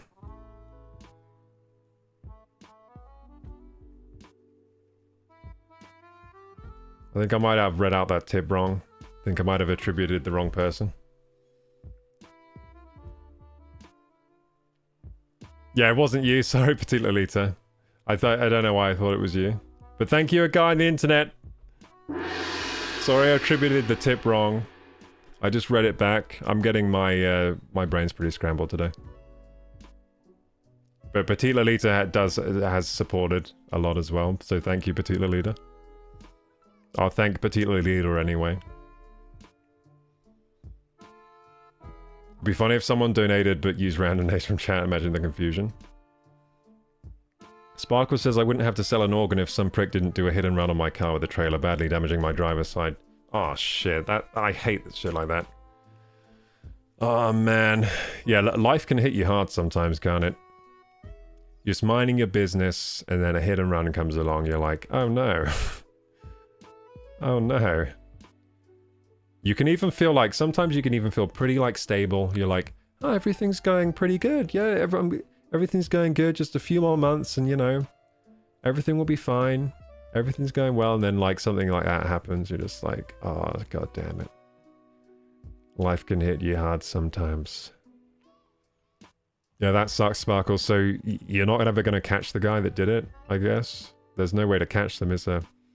So you're going to have to pay. You're going to have to pay the Piper of Misfortune. The Pied Piper of Misfortune. I hate monthly costs unless it's essential things. Yeah, right. I'm really I cut down on... So pretty much everything I get every month is essential. I guess the gym... Would you say gym is essential?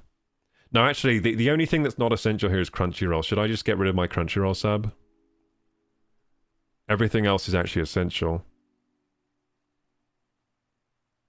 I could get rid of my Crunchyroll sub, but... No, I don't want to, because my brother uses it. I don't want to... And also, anime is important to me. Don't take away my Crunchyroll, please! Please! Please, let me have Crunchyroll. Please, just let me have. Yeah, everything else is kind of essential. You could say Nintendo Online you don't need, but I kind of do, because I make gaming content around Nintendo games. And if you don't have Nintendo Online, you don't get cloud saves. Did you know that? I don't have PlayStation Online anymore because that shit got ridiculously expensive. I was just like, that's it, I'm not paying for this anymore. So I used to pay for PlayStation Online because they also have the same thing with the game save thing. But yeah, Nintendo Online is much cheaper, so I kept that one up. Just looking through my payments now. Anything not essential here? No, pretty much all essential stuff.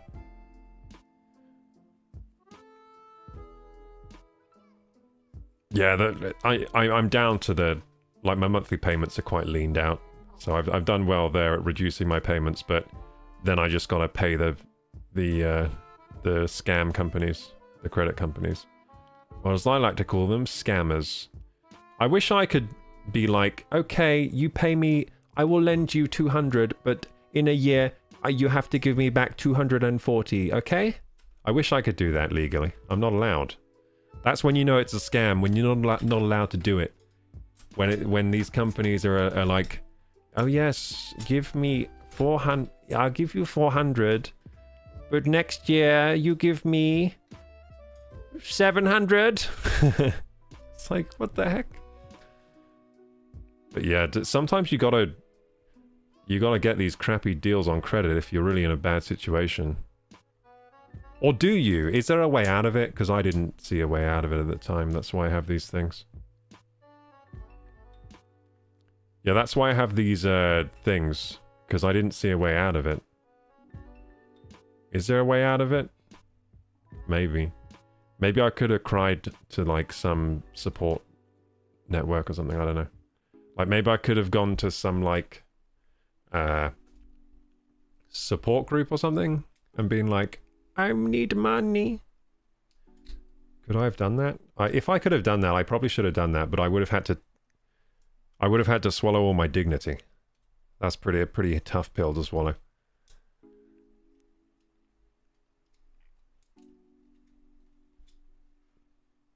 I don't know. I don't know what kind of things you can do in the UK.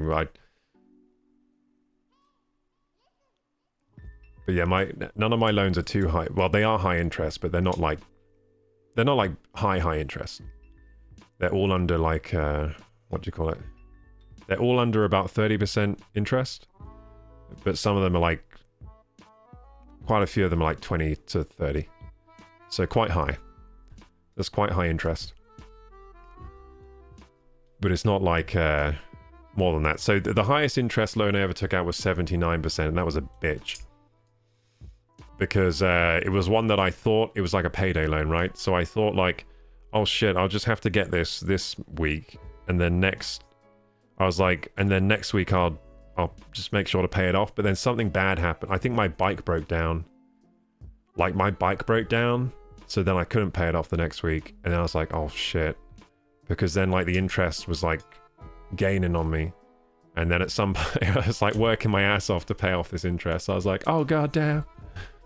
Yeah, like something bad happened. I think like my bike. So that would always happen with the delivery job, by the way. It's such an annoying job because you it's such an annoying job because just when things are going well, something terrible happens. Like your bike just explodes and you're just like, oh shit, I need a new bike now. Like, yeah, it's just a crappy job. It's like every time your things are starting to go well financially, then your bike explodes or like your tire pops or you crash your bike and you injure yourself or you do something like that. It's a hard life, that. Hard life being a delivery driver on the motorcycles.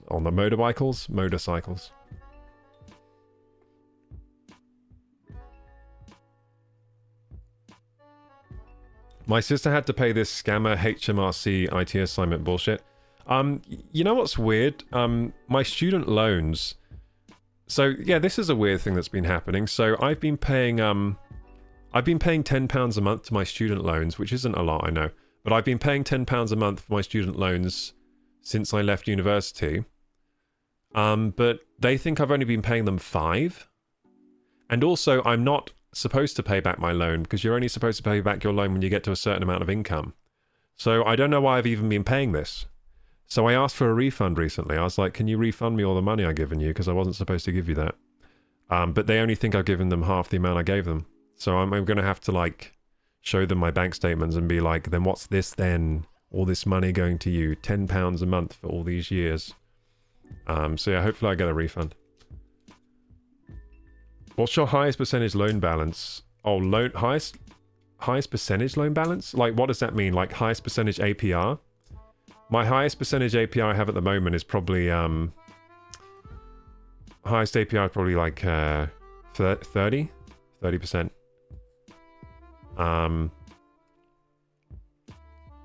Yeah, because it's just like in like standard. The rest of it is like standard credit card APR, which is quite high. So it's like 23%. So I think my loans range that I'm paying off range from 23 to 30%.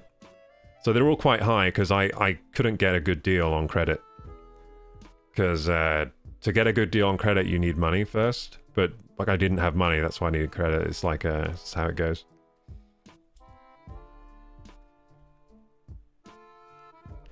But yeah, to be honest though, I took saying that I took the right kind of risks. Do you know what I mean? Like I haven't gone so hard that I wouldn't be able to pay them off or anything, so I feel pretty good about that, to be honest. It could have been a much worse situation. And once I'm out of this credit hole, I'm never going in debt again in my life, because I really hate it.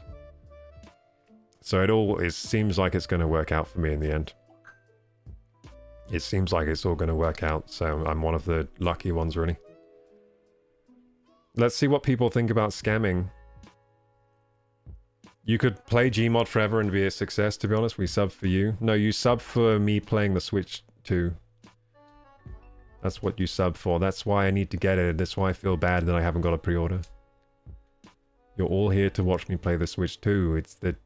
what do you call it? The prophecy.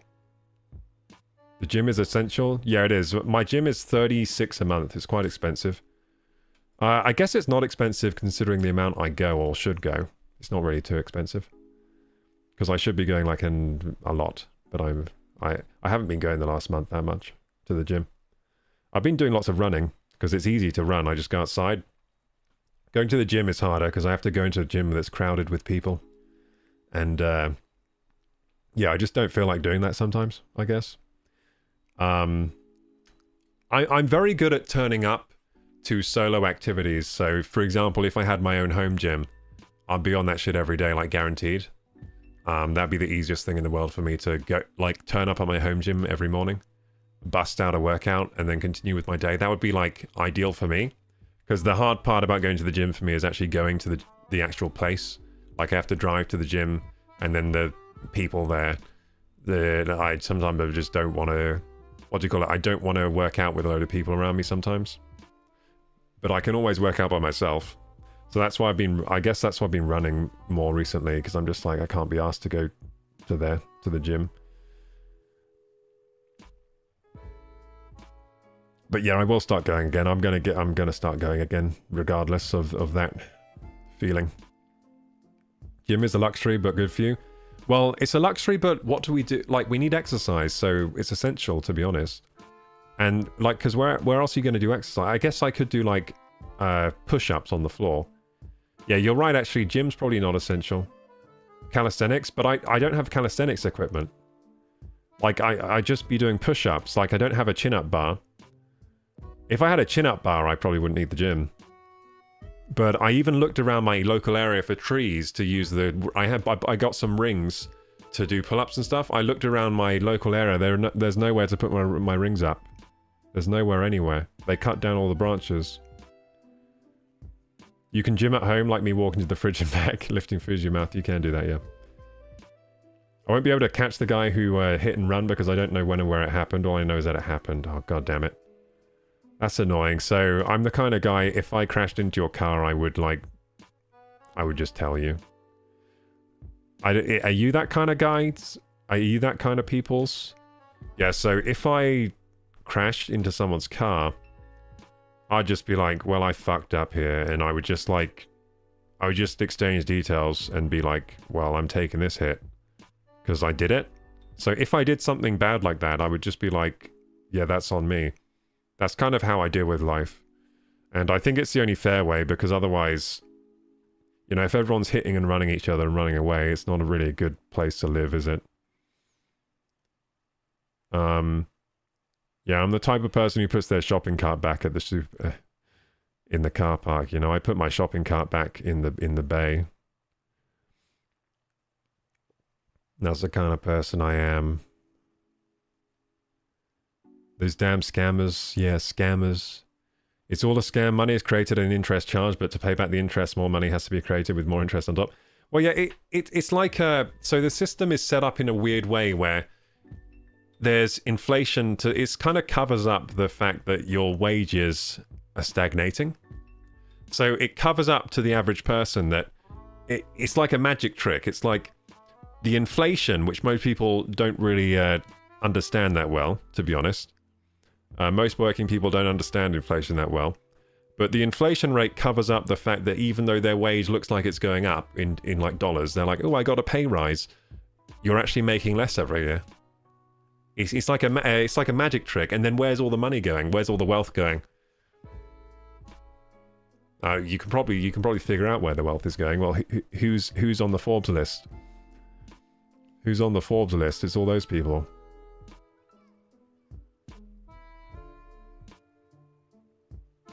Anyway.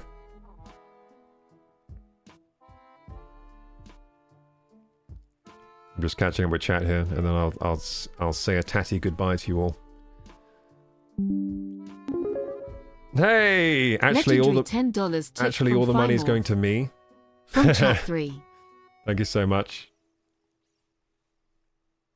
I'll make sure I get the right donation this time.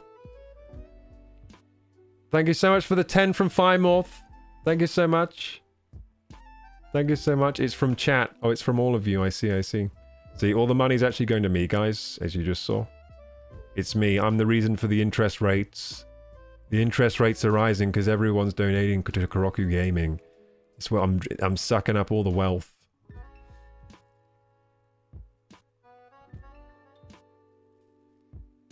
OnlyFans? I couldn't do OnlyFans. What do you call it? I wouldn't make much money there. It would be embarrassing. So yeah, OnlyFans for me would be a bad move. Because I don't need to do it because I'm so good at what I do. Wink. I'm so good at talking about games and doing this that OnlyFans would be a step backwards for me. OnlyFans would be a step backwards. And yeah, it would be bad. Because it would be embarrassing because I would make like nothing. And then I would give up everything for nothing. And then also, once you've done that, you can't go back. It's like those people say, like you can be a bricklayer all your life, and you know, you suck one dick, and then you're not a bricklayer, you're a dick sucker. Same with OnlyFans. I could be doing like all this good content creation my entire life. I could be the gaming content creator guy. And then as soon as I do one OnlyFans post, I'm the OnlyFans guy.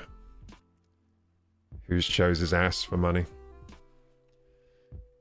You can never go back.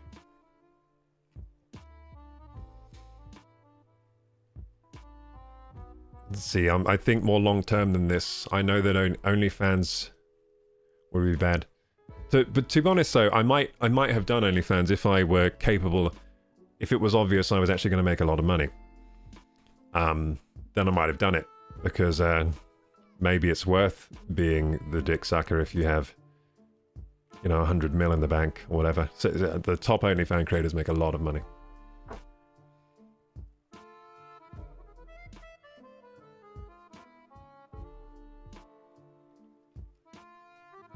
So I actually got nothing against anyone who makes money that way, to be honest. I have nothing against them. I think life is hard, so just do your thing. And if that's your thing, then do the thing. For some people that's their thing. But it ain't my thing.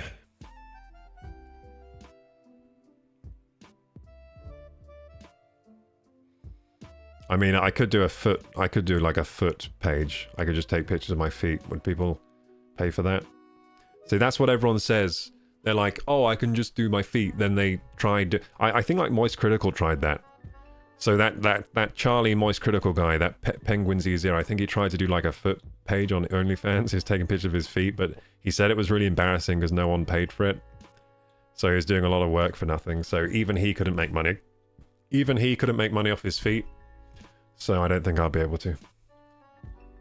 Unless, maybe I have nice feet, I don't know, maybe I do. Or maybe I have terrible ones.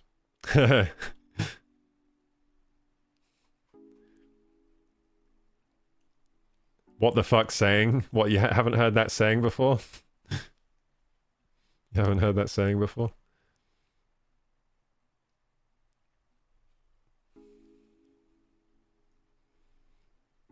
Well, I was just using that saying to apply to this.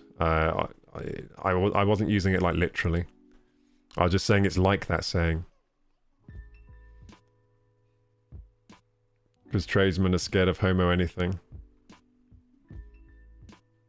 OnlyFans for your Crocs. Oh yeah, well, I can show you that. Wait, can I? I can't show my foot, can I? I'm not that flexible. Yes, I am. Hey!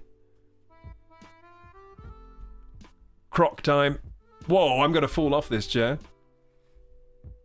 If I fall off backwards, it's over. There's no more KorokuGaming because I'm on a stool. I'm elevated. I'll be dead. There's my Croc.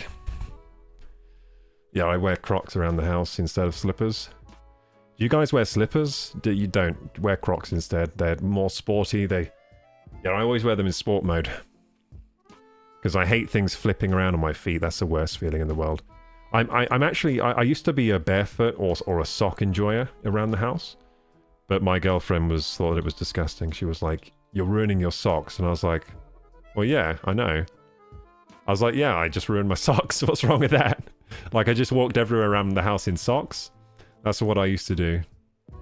Don't know about you guys, but I like the feeling of my foot on the ground. I don't like the feeling of something being between my... I don't really like the feeling of shoes. But anyway, I compromise now. I wear Crocs. We did try slippers on me. I hated it. Firstly, slippers make my feet way too hot. I don't like having hot feet. Secondly, they flip around, they flop around, they fall off your feet. God, they're annoying. At least Crocs stay on. And they're not too hot. They've got air vents in them, so they don't make your feet hot. But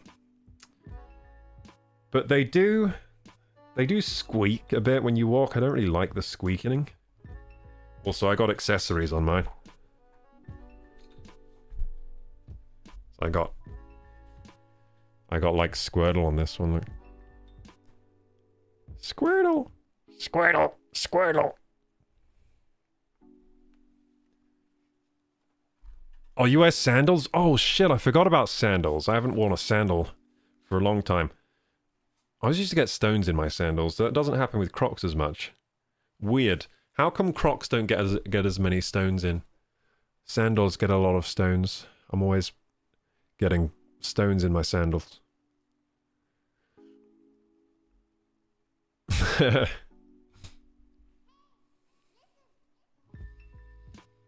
only car that wasn't involved in a hit and run was my 2003 Vauxhall Corsa, but it was unfortunately condemned with rust. Oh, I had a Vauxhall Corsa from I think 2000, or maybe 2002. I can't remember exactly.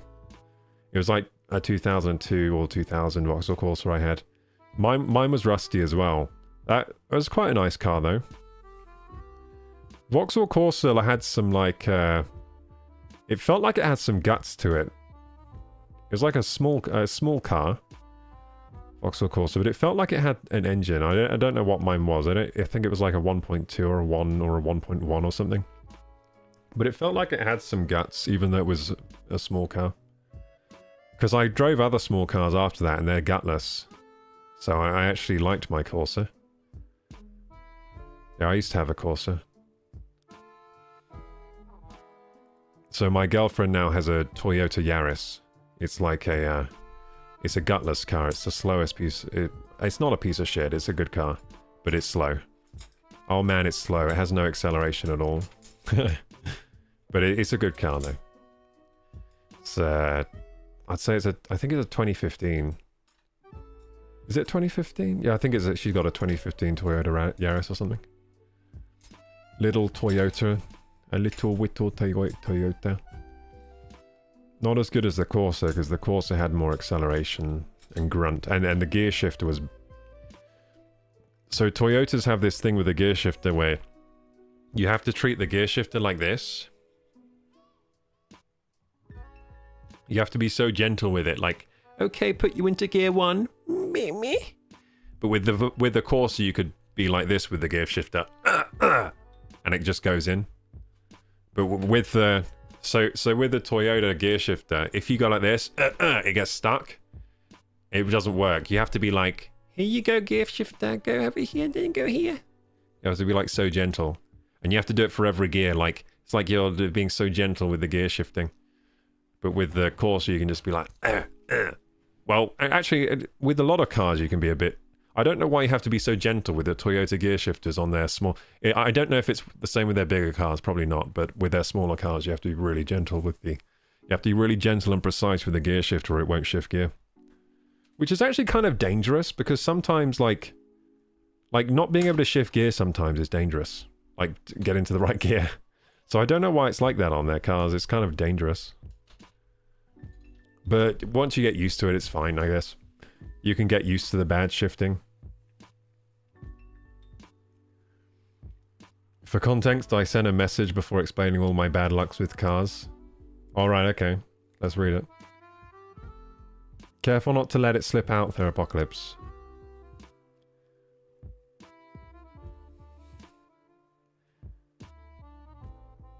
Bro, he flashed his croc on stream. Streamer mode has Kroku. Yeah, it's streamer mode, not sports mode. But yeah, I do keep my Crocs. I don't like the other way of wearing Crocs. Why would you want them to fall off your feet? That's what I don't get. Sport mode, even in sport mode, they could fall off your feet. It's not like they're solidly on. I'm looking for... Did someone say they did a comment? By Scotsman did. Hang on. I'm looking for By Scotsman's comment.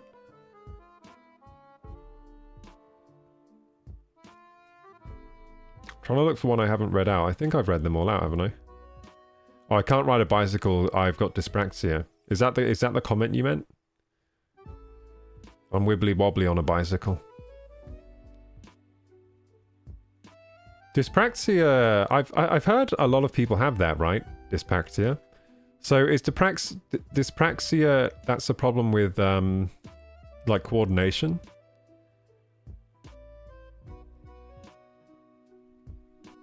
So it's like dyslexia, but instead of numbers, it's like movement of your like limbs, like coordination, I think. I'm not too familiar with it. I don't think I have it. Maybe I have it, I don't know. I can ride a bike pretty good.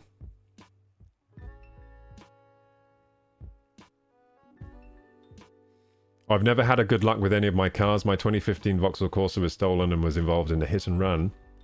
My 2018 Vauxhall Astra kept breaking down and was also involved in a hit and run, and now my current car and 2022 Skoda Octavia is involved.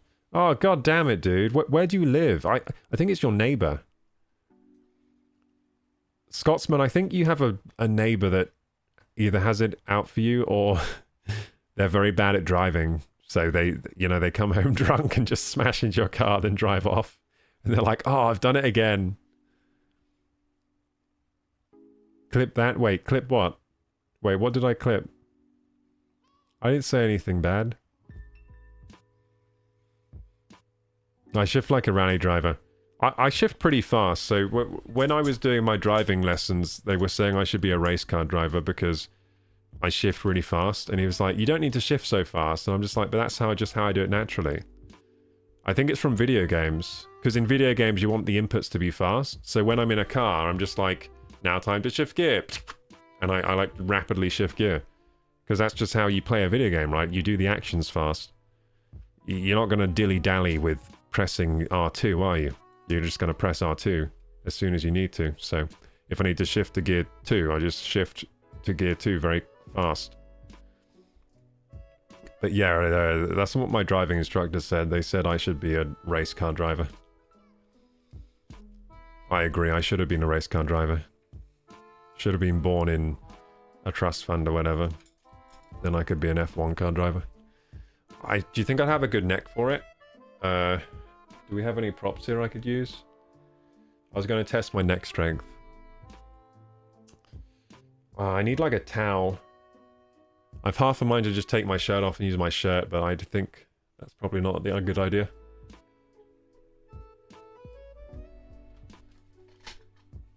I'll use this. No, not long enough. I have to tie these together then.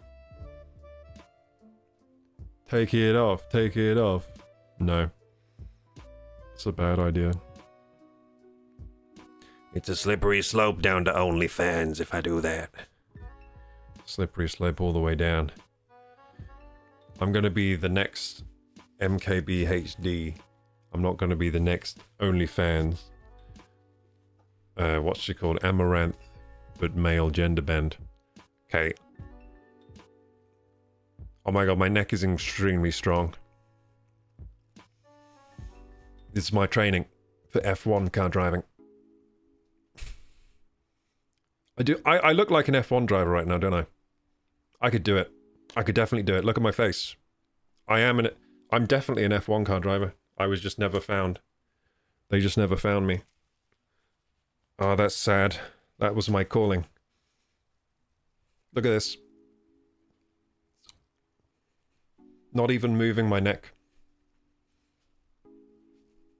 See? Amazing. Yeah, they should have had me in an F1 car. I'd easily beat the Schumachers and whatever the other people. Who's the other person that's good? Best F1 card. Oh wait, I'm probably too heavy to be an F1 card, right? Well, I could go on a... I'm on a diet. I'll just get skinnier. Lewis Hamilton. Yeah, I'd easily beat him. Does weight matter for an F1 car driver? Probably not, right? It probably matters a bit.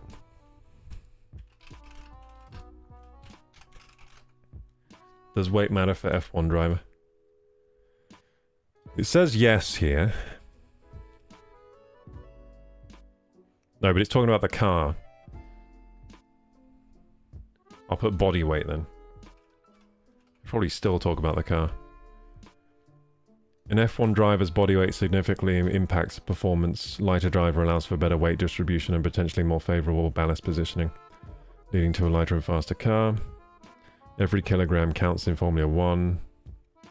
Yeah, but I would drive so fast so I'd make up the difference of my weight, I think.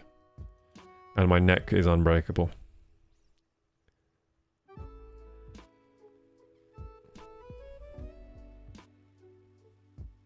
It says here, height and weight can matter in Formula 1, although they may not be as crucial as in other sports, so it's not crucial. I want to see like a fat-ass F1 driver. I'm going to type that in, fat-ass F1 driver. See if there are any fat drivers. This man is too fat for F1. Is there a fat F1 driver? Well, there isn't a... Oh no, wait, hang on. Who is the fattest driver to ever compete? That's a good question.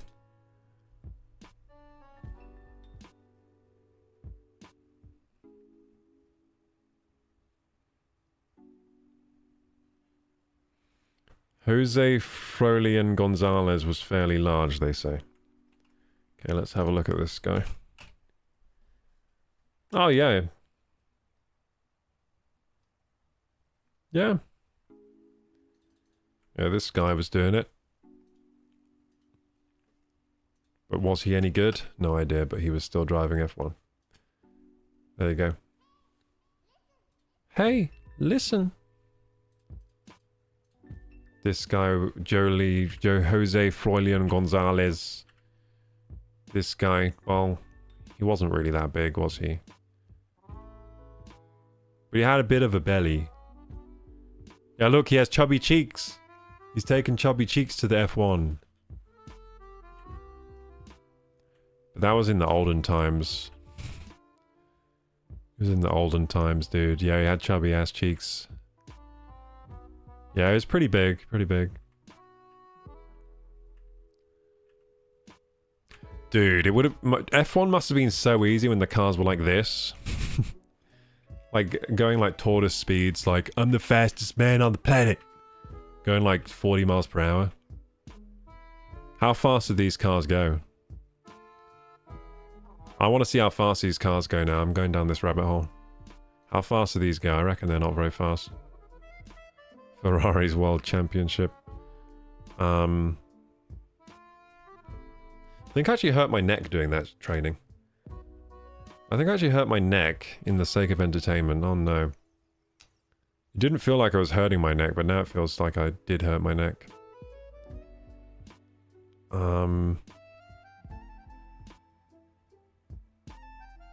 1939. Supercharged Ferrari. Well, can you tell me what car it was? Ferrari 375. Okay. Ferrari 375. Top speed, please. What do you think the top speed is of this? What do you think the top speed is? Put your bets in now. I think it's going to be 150 miles per hour. That's actually pretty fast. Or do you think it'll be less? It might be less. Wait, how many liters? 4 liters. 4.5 liters. Oh, hang on. Well, that could be quite fast. I mean, it looks like a piece of shit, but maybe the engine, maybe it had good, maybe the wheels span fast. Okay, so I think it's gonna be, and when I say it looks like a piece of shit, it looks beautiful, but I just mean it looks like it's not aerodynamic and it's slow. That's what I mean. It's quite a beautiful car, to be honest. It looks like a rocket. That's what it looks like. Anyway, I think it's gonna be, yeah, you know what? 160 miles per hour is my guess. Let's see. Oh, I was pretty close. So I guessed 160. The top speed... Oh, wait, that's this 375 plus is 174. So what about the 375 standard? That's the 375 plus.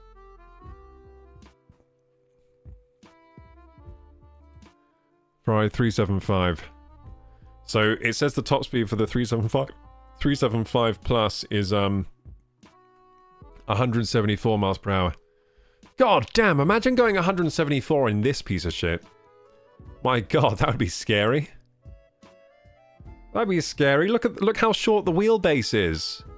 You got no stability. You're gonna fall over going that fast. It may as well be a motorcycle. Like because the wheels are so close to each other, it may as well be a motorcycle at those speeds. Jesus. Indian superbikes were fast as frick. Some of the old cars did 200. How much fuel did they use for that? I reckon this used like a litre of fuel a second. I sell tyre air for F1 tyres. Oh really, Therapocalypse? Interesting. Is that true? If you're going to be the next MKBHD, just don't drive 90 miles. Oh, I would never do that. I think that's disgusting. Sorry, MKBHD. I think you're awesome, but you did a bad thing. I'm actually a big fan of his channel and everything. But I think he did a bad thing there. That's hopefully not something I would do. Drive 90 in a 30 zone. Yeah, that's really bad. That's really bad. That's like ego tripping in your fast car. That's what that is. Like, I don't need to follow the rules. I'm MKBHD. Woo! That's what he did. He for sure even said that. He was like, I don't need to follow the rules. I'm MKBHD. Wee! 90 miles. And he filmed it and put it on YouTube. And then everyone was like, wait, what the fuck? You're going 90 here? You're in a school zone, mate. It's a 30 zone. And it's like, whoopsie, I forgot I filmed that. And put it in the video.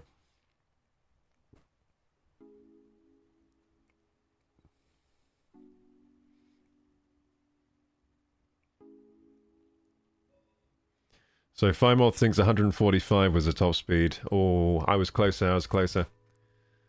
I was closer. Oh, Just Work guessed 170? Did you? Where did you guess that? 170 plus. Oh shit, you win then. You said 170 plus and it was 174. Damn, you actually win. I thought I'd win with my 160 guess. I thought that was pretty good. I bet it actually does 160 because their quoted spec is 174. I bet it didn't do that. I bet it didn't do 174. I bet that was in ideal test conditions at the factory and they cheated on the conditions a bit, didn't they? They cheated. They had someone blowing on the wheel to get some extra mile per hour at the factory so they could boast. I drove 169 miles per hour in a 20 zone in my Skoda Octavia. Wait, what? Wait, is it you doing the hit and runs all this time? You're acting like it's someone else, but it's you.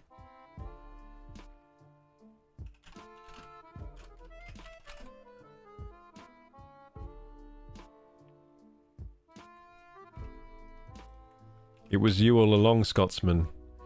Maybe you have like a Jekyll and Hyde situation where you're going out and crashing your car while you're sleeping, then you're waking up in the morning like, damn it, someone crashed my car. Maybe that's what's happening. You're in the nighttime, you wake up, sleepwalk, get into your car, just start like wrecking your car. And then you wake up in the morning and think someone's hit and run you. I think that's what's happening. I think we just solved the case. I'm joking, I didn't actually do that. Okay. Okay, I'll believe you. But otherwise we have just cracked the case.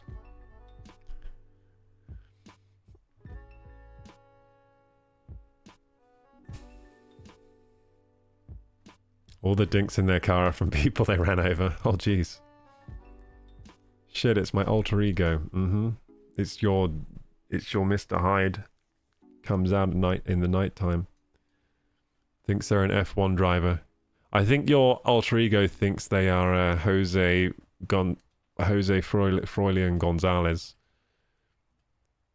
You think you're this guy in the nighttime, and then you go out and try to drive 174 in your Ferrari 375. Maybe he reincarnated into your subconscious.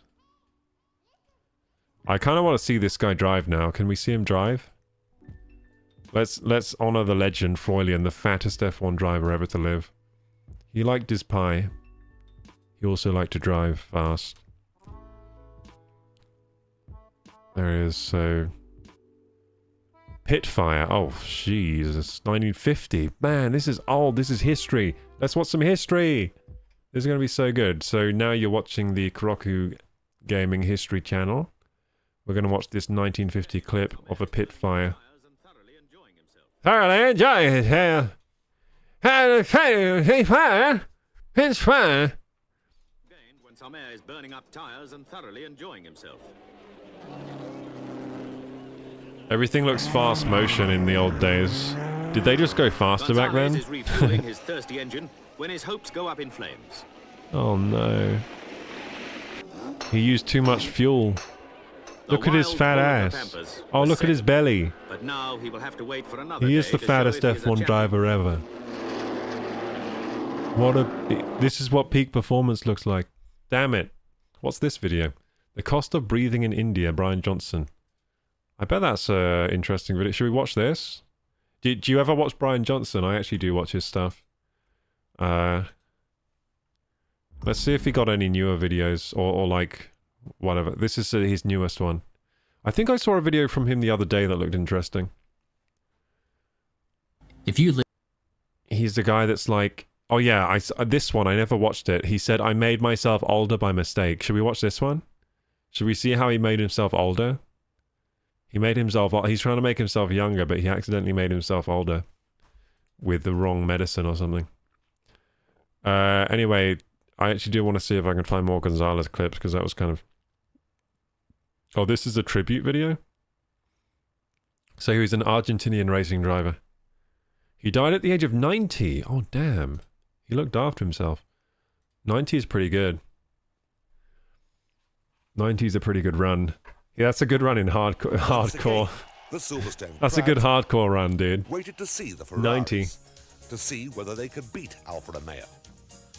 BRM chose this race to make one of their rare appearances. I would have think he would have clocked out earlier because of his weight. However, by the efforts of Gonzalez. His insanely high weight for an F1 driver. Look at him go! In the Daily Express when he set the first 100 miles per hour lap. Whoa, the first 100 miles per hour lap. He actually did some shit. Saturday, he did the first 100 mile an hour lap. Gonzalez That's awesome. swept into the lead, charging round the circuit in an immense power slide, and soon pulled out a 5-second advantage over Fangio. Holy shit, he's just a rocket. And driving with tremendous purpose, pulled out that little extra. Dude, racing back then looks so fun. This looks better than current F1. Current F1, you're in like a spaceship kind of. And I don't know, it's just this feels more like gritty, and like you're just in like some kind of, you're in an engine that's just barreling forwards on on just bare metal spokes. This looks insane. Look at this. Fangio was roused and driving with tremendous purpose. Pulled out I think this was actually this was probably more dangerous than current F1. Do you think? Do you think this is more dangerous than current F1? Because current F1 cars they're so much faster, but also safety has come a long way. I don't know. I don't know what's more dangerous, these or the new ones, because these go way slower. Gonzalez to lead by a length. But look at them. The BRMs, driven by Holy shit, that looks so funny. Fast and reliably. But the drivers were being fried. Their feet were being badly burned. Their feet were burning.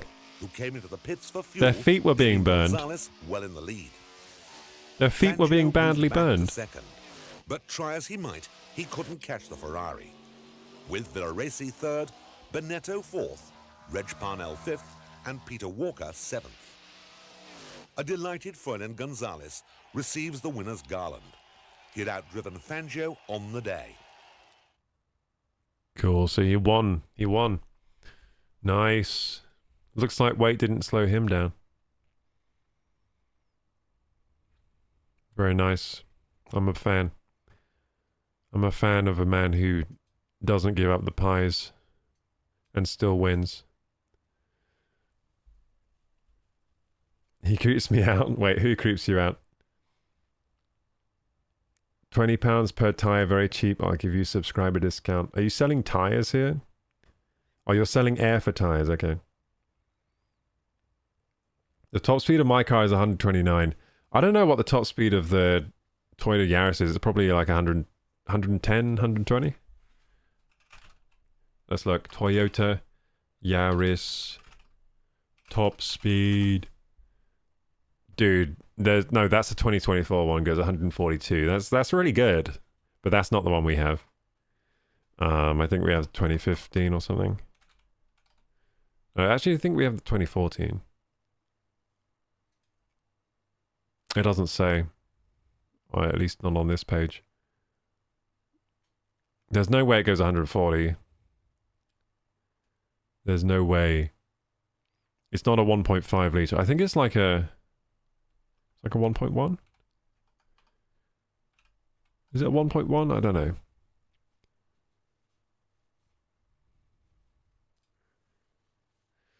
It doesn't say the top speed. That's because they don't want to tell you. They don't want to advertise it. That's the problem. Because it's really bad. I'm pretty sure it's slow. Like the top speed is not good. But anyway, it's reliable. Well, pretty reliable. Yeah, you just get it serviced every year and it keeps going. Keeps going. Never breaks. You know, I heard apparently it's never economical to replace your car. You know when people say this car's killing me, the repair costs are so annoying. I was watching this money show and the money guy was saying, you know what, it's actually never more economical to replace your car or something. He was saying it's always more economical to just keep repairing the thing you have. So yeah, apparently that's true. I didn't test that out. I didn't do the math, but the money guy was saying it on this money show about money, saving money. He was like, you know, it's never economical to buy a new car, so don't convince yourself of that if you're trying to keep your bills down. You just gotta keep repairing your piece of shit and keep doing it. So yeah. Might be the truth. But I don't know how far that goes, because surely eventually your car just becomes... Eventually every car gets written off, doesn't it? Because it just becomes like... There's only so far you can repair something over and over until it's unrepairable. Unless it's like a computer... Like with a PC, you just keep replacing every part until it becomes a new PC. You can't really do that with a car, because you can't really replace the frame. Like once the frame of the car is beyond a certain point, you just got to get rid of the car, surely. I mean, you could replace the whole car's frame, but that just seems annoying. Just throw it away at that point. Just throw it in the pit. The car pit.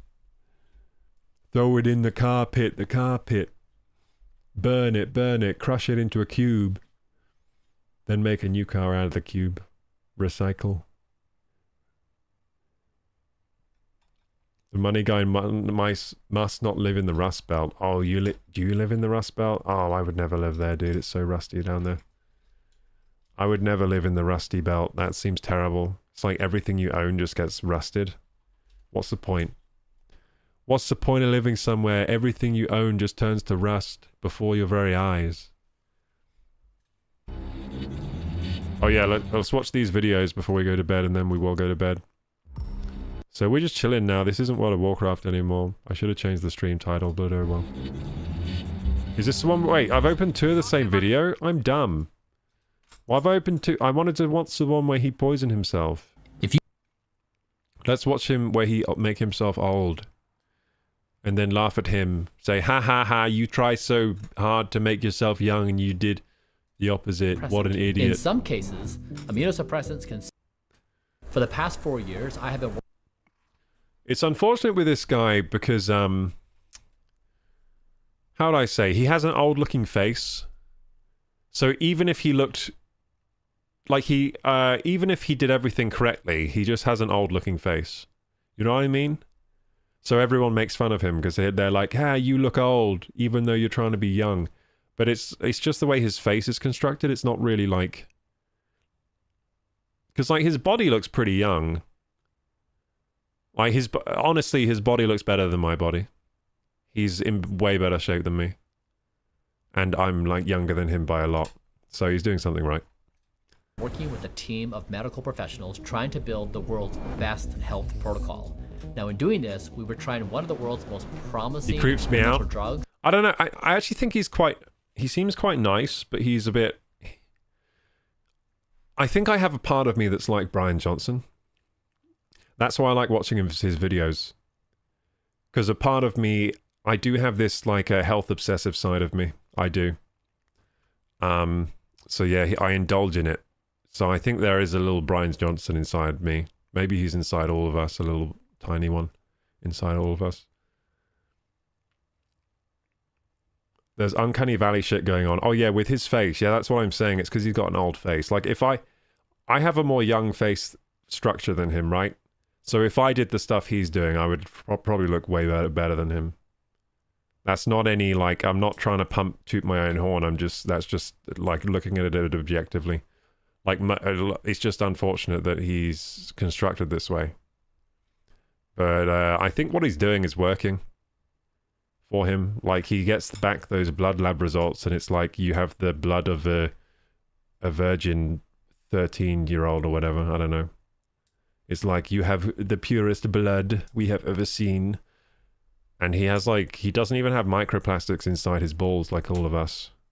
They tested his balls and he didn't even have very many microplastics because they're all getting flushed out by his medications or something. He's basically donated himself to science. Yeah, kind of. Yeah, but it's like his own science team. But yeah, he's kind of done that. And what he's doing, I would enjoy doing, I've got to say. Like the thing he says, like he's doing all the experiments and that I would enjoy doing the type of science he's doing. I don't know about you guys, but I would actually really enjoy what he's doing. So when people say like, oh, his life must be so boring, like I don't think it's boring because they're doing that quite exciting scientific research. He's also making a lot of money now doing his YouTube videos and also selling his products. Like he sells like special olive oil, which I might buy one day. I might buy his olive oil. It sounds like good olive oil. I don't know. Do you think it's fake? Do you think it's just the same as all the other olive oils, but he's just saying his one is special? Maybe. But he's pretty convincing. He's convinced me that his olive oil is good. So maybe one day I'll try his olive oil. I like olive oil. I've always been a consumer of olive oil. What about you guys? I'm a big olive oil guy. Is sun exposure that's aged his face a lot? Gotta moisturize. I think what aged his face was he lived the first like 50 years of his life pretty recklessly health-wise. Like he was just always not sleeping, eating junk food, and not exercising and all that kind of stuff. Like he didn't live the first 50 years of his life in a healthy way. And then he had loads of money because he basically sold his body for money kind of thing. It's like what most of us do. But then he was like, hey, now I'm a billionaire, now I'm gonna fix myself. And then he was like, oh shit. Yeah, oh no, I don't know. I don't know where I'm going with this. But yeah, he regretted how he treat his body, then he treat his body nice. Take off shirt and we'll decide. What if I'm in a better shape? I might do it anyway in like a few months if I'm in really good shape. If my diet works and I get to really low body fat, I might just do like a body reveal. Then I'll be a workout YouTuber. And yeah, because actually I'm pretty good at I'm actually pretty good at being in shape and exercising and eating good. I just took a break from it, so now my body's crap now. So most of my life I was in really good shape. Then over the pandemic I got in bad shape. Then I'm still recovering. But once that's over, I'll probably be in good shape again, because that's what I used to be like. Unless I've done too much damage to reverse, I don't know. I just decided to get fat. The pre-pandemic photo, living rent-free. Yeah, I wonder what my life would be like if the pandemic never happened, because I would have probably just stayed in shape. It was only the pandemic that made me fat. Because I just decided, I was just like, I'm just going to get fat. I was like, now's the time. I was just like, now's the time. If I'm ever going to be fat, this is the perfect time. I'm just going to eat whatever I want. And apparently, eating whatever I want, it actually just means I eat everything. So I just ate everything that was available for that time.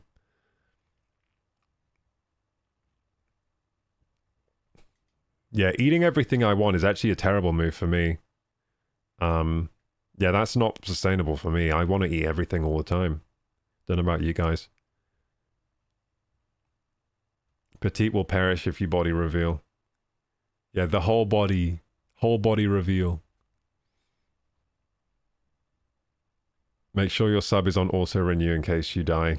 Looking at the photo.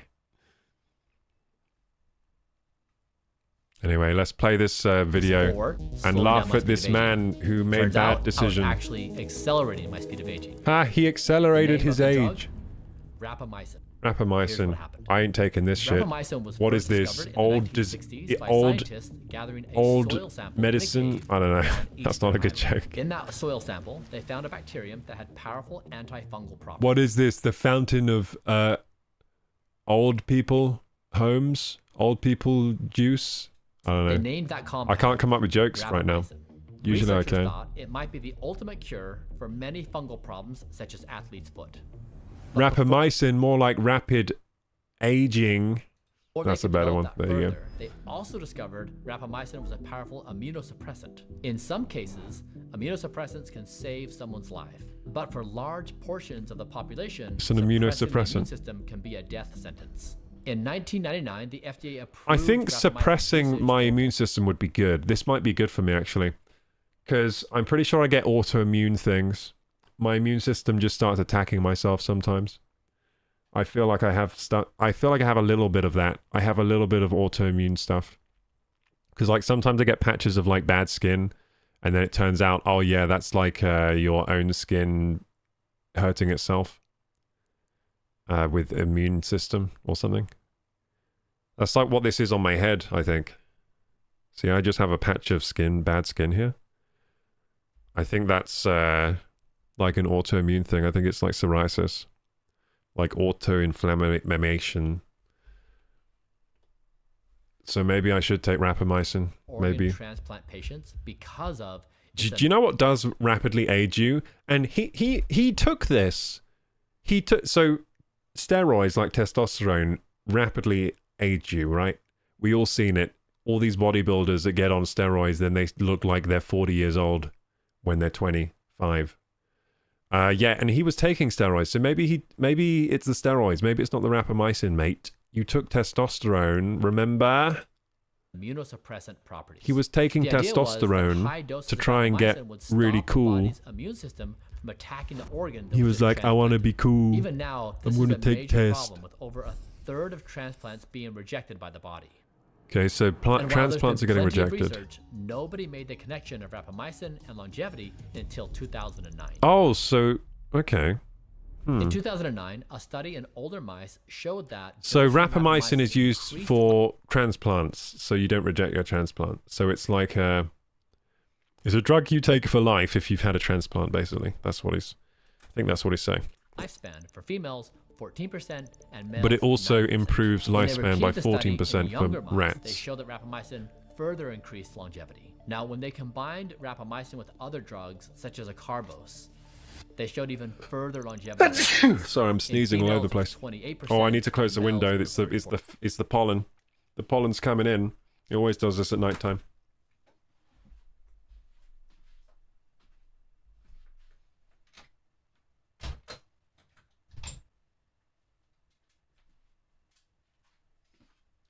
The pollen is trying to get into my immune system. Yeah, so at night time when the air cools down outside, the pollen comes down and it comes into your room. It flows into your room. It's like, hello, I'm the pollen. 4%. Got to close your windows at night. Findings were replicated in other animals, which gave researchers hope for the final test, which was in humans. Now, in dosing humans with rapamycin, researchers were cautious about the significant side effects they'd Lord seen. have mercy on petite soul. Take her to heaven's gate and may she rest in eternal peace. May she continue to sub in the afterlife. Imagine if people could sub in the afterlife. That'd be pretty sick. You know what would be good about... I wish people could give you money in the afterlife, like your grandma could keep giving you those $20 bills. You know, when you go see your grandma and she's like, here's some money, dear. That'd be good. I need some of that. See, my grandma used to do that. She did that at the wrong time. She should be doing that now, but she's already gone. Rest in peace. Yeah, she used to do that when I was a kid, and I'd always be like, no, it's okay, Grandma, I don't need your money. If she was doing that now, I'd be like, God bless you, Grandma. I'll take everything. I'll take anything you can give me. I'm struggling out here. Life's too hard. But yeah, when I was a kid, I was like, it's okay, Grandma, I don't need any money. And then she'd be like, please, dear, take the money. I have lots of money. You should take some.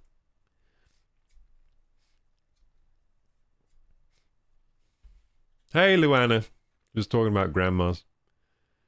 Yeah, damn it. I should have been taking that money while I had the chance. I should have taken that money while I had the chance.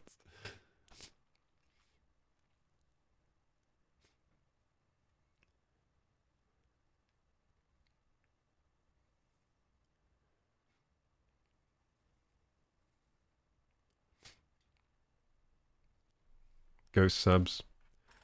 Yeah, ghost subs would be pretty cool. In organ transplant patients. These include metabolic disruptions like high cholesterol, tissue swelling, soft tissue Gross. infections, impaired Gross. wound healing. Ugh. But more recent studies showed that intermittent dosing or lower doses reduce these side effects. Now, if they can mitigate the side effects, the positives were just too great to ignore. So let's get into the science. How does rapamycin work? But you're saying you increased your aging with Rapamycin's it. potential in longevity centers around its ability to inhibit something Oh, called M. dude, this guy's a real YouTuber. Look at this shit. He's got like special effects now. This is amazing. The mTOR C1. We're going inside the cell. Okay, this is good. This is a growth pathway. I'm going inside the cell right now. Overactivation plays a role in many age-related diseases. I don't like If you how he want does to the chain thing. I don't know. I'm being judgy right now. Just you know what? I'm not a chain guy. I'm not a chain guy. But so what? Why am I not a chain guy? Why am I not a chain guy? I don't accessorize. I don't accessorize. So maybe I just mistrust those that do accessorize. Because I'm like, what are you trying to do here? Because I don't do it. So I don't know why they do it. Why are you accessorizing? Why are you accessorizing over here, huh? What are you doing this for? I don't trust it. You don't need to accessorize. Look at your forearms. Look how veiny his forearm is. You don't need to accessorize here. You're good enough on your own. You don't need to accessorize. Look at your arms. It's so veiny. That's really impressive. Fasting, exercise, and AMPK activators. Inhibiting mTOR-C1 is what rapamycin is doing directly. So what were the benefits we were looking at? Reduction of my biological age, my speed of aging, and organ-specific biological age markers, as well as potential benefits for rejuvenation of the immune system. He's trying to blend in What's Up, My Fellow Teens. Oh, I think that is the vibe that it gives, doesn't it? That's the vibe it gives. It gives up What's Up, My Fellow Teens. I feel like he's going to pull around the corner and be like, well, my biological age is 18, so then I can date a 16-year-old or something. That's what it feels like he's going to do. He's going to be like, what, we're the same age? Can't you tell? Look at my chain here. Yeah, hey Luana, how you doing? We're watching some Brian Johnson. Sorry to bother, but sent an urgent message. Oh, shit. Okay, I'll check. Okay, urgent message. I'm scared.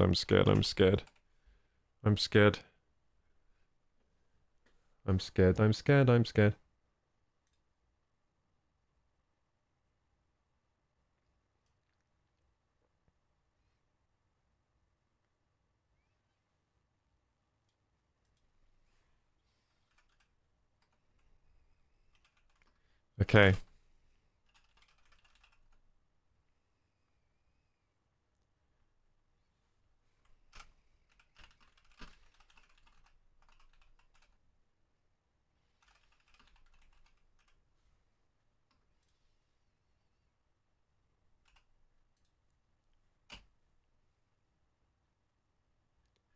Okay, that's okay, Luana. Thank you for the message.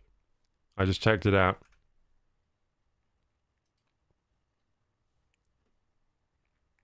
How are you? Doing good. I was actually not doing good earlier, but then I kind of woke up a bit. I don't know. I'm feeling good. I'm feeling relaxed, and we're just watching some YouTube videos.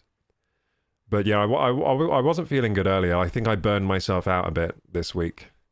But I'll be fine after a bit of sleep. What time is it? Time to go to bed in a second. So after these videos, I'll go. I'll leave you in peace and go to bed. Rapamycin also inhibits mTORC2, which has been linked to the side effects. The more tired he gets, the more rambling man he gets. That's true. Rapamycin also suppresses the immune system, and specifically NK cells, your cancer talking crazy. So it has a double-edged sword, making the dosing protocol very important. So you got to get the right risks dose. Include disruptions in cholesterol, insulin, and blood glucose. Oh shit.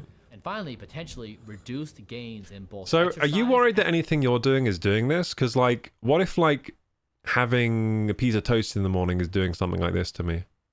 How will I tell? I need tests. I need to have tests. Because you could be doing loads of stuff wrong for you every day and not realize. Like maybe I shouldn't have a cup of coffee in the morning. Maybe I shouldn't do that. But I'm doing it. And maybe I shouldn't like drink milk. And maybe I shouldn't eat avocado. I don't know. Maybe I'm allergic to avocado. And I just don't know. And when I eat avocado, it disrupts my cholesterol, insulin, blood glucose, gains in muscle growth, suppression of NK cell function. And maybe it increases my speed of aging, my biological age, my bad age markers, and hurts my skin and immune system when I eat an avocado. And I just don't know. And if you think about it, maybe I should be suspect of avocados in particular, because I don't think my ancestors were eating those things. My ancestors were probably only eating like oats, fish, and berries. If you think about it. Like from where I live, probably that's all they had. Oats, fish, berries. Oats, fish, berries. Occasionally a rabbit. And maybe like a deer. I don't know. Wild game. Fish, berries. We didn't even have any fruit. Were any of you there for that stream when I googled what fruit we had in the UK and we realized the UK didn't have any fruit until recently? We didn't even have like apples. It was like we only had berries. That's all we had, and not even good berries. It was like the really horrible berries, not like blueberries. Just blackberries was like the best berries we had here. Blackberries, which are pretty good. I like blackberries, but anyway, that was the best one we had. And that's the only fruit that we grew here. I'll go after the video, then stay till 2 a.m. No, I will go. I will go. Muscle growth. So I knew all of this going in. So what happened? Damn, Brian. You look so young. This is what rapamycin looks like. It's a triangle-shaped pill. Now, knowing the risks. That looks tasty. I've had that before.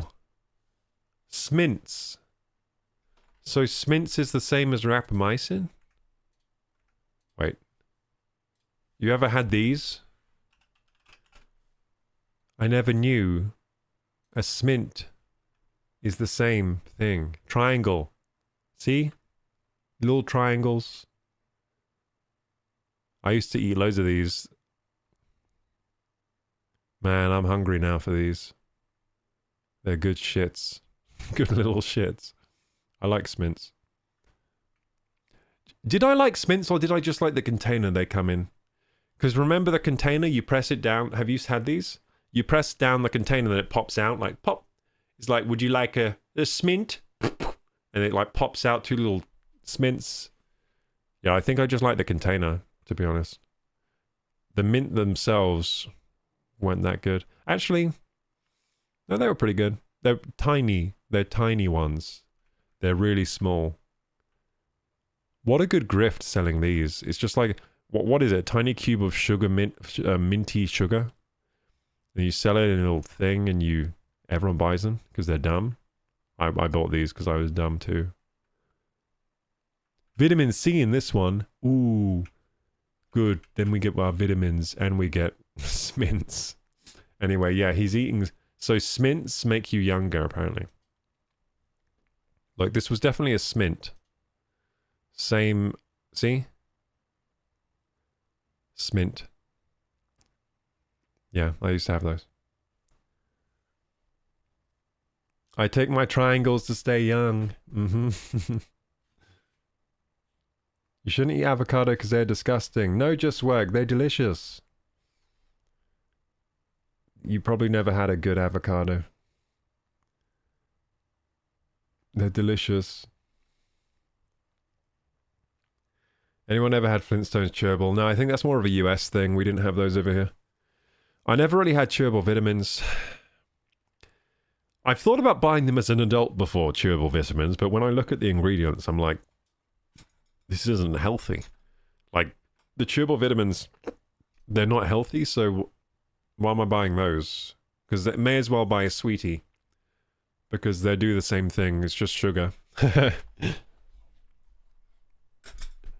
They don't really have... The chewable vitamins just... Yeah, risks of having they don't seem healthy from the ingredients that I've seen, so... But also wanting just enough. They just make you feel healthy if you don't read the ingredients. That's what they do. You're like, I'm having my vitamins, but really you're having a delicious little sugar snack. 1 week and 13 pills the next week. We tried 13 and 13. This guy loves pills. He's always taking pills. We would take my blood and measure the level of rapamycin in my blood. And then measure 24 hours later, 48, 72, 96. We were trying to assess how much rapamycin was in my blood, how fast did it decay back to 0. Now, knowing that information, I need someone to do this for me with coffee so I can figure out when to have my coffee. Then also narrow enough. I definitely need to have this done with coffee in my blood. Doing this, I didn't notice. Oh, look at his screen, dude. Everything has a good screen.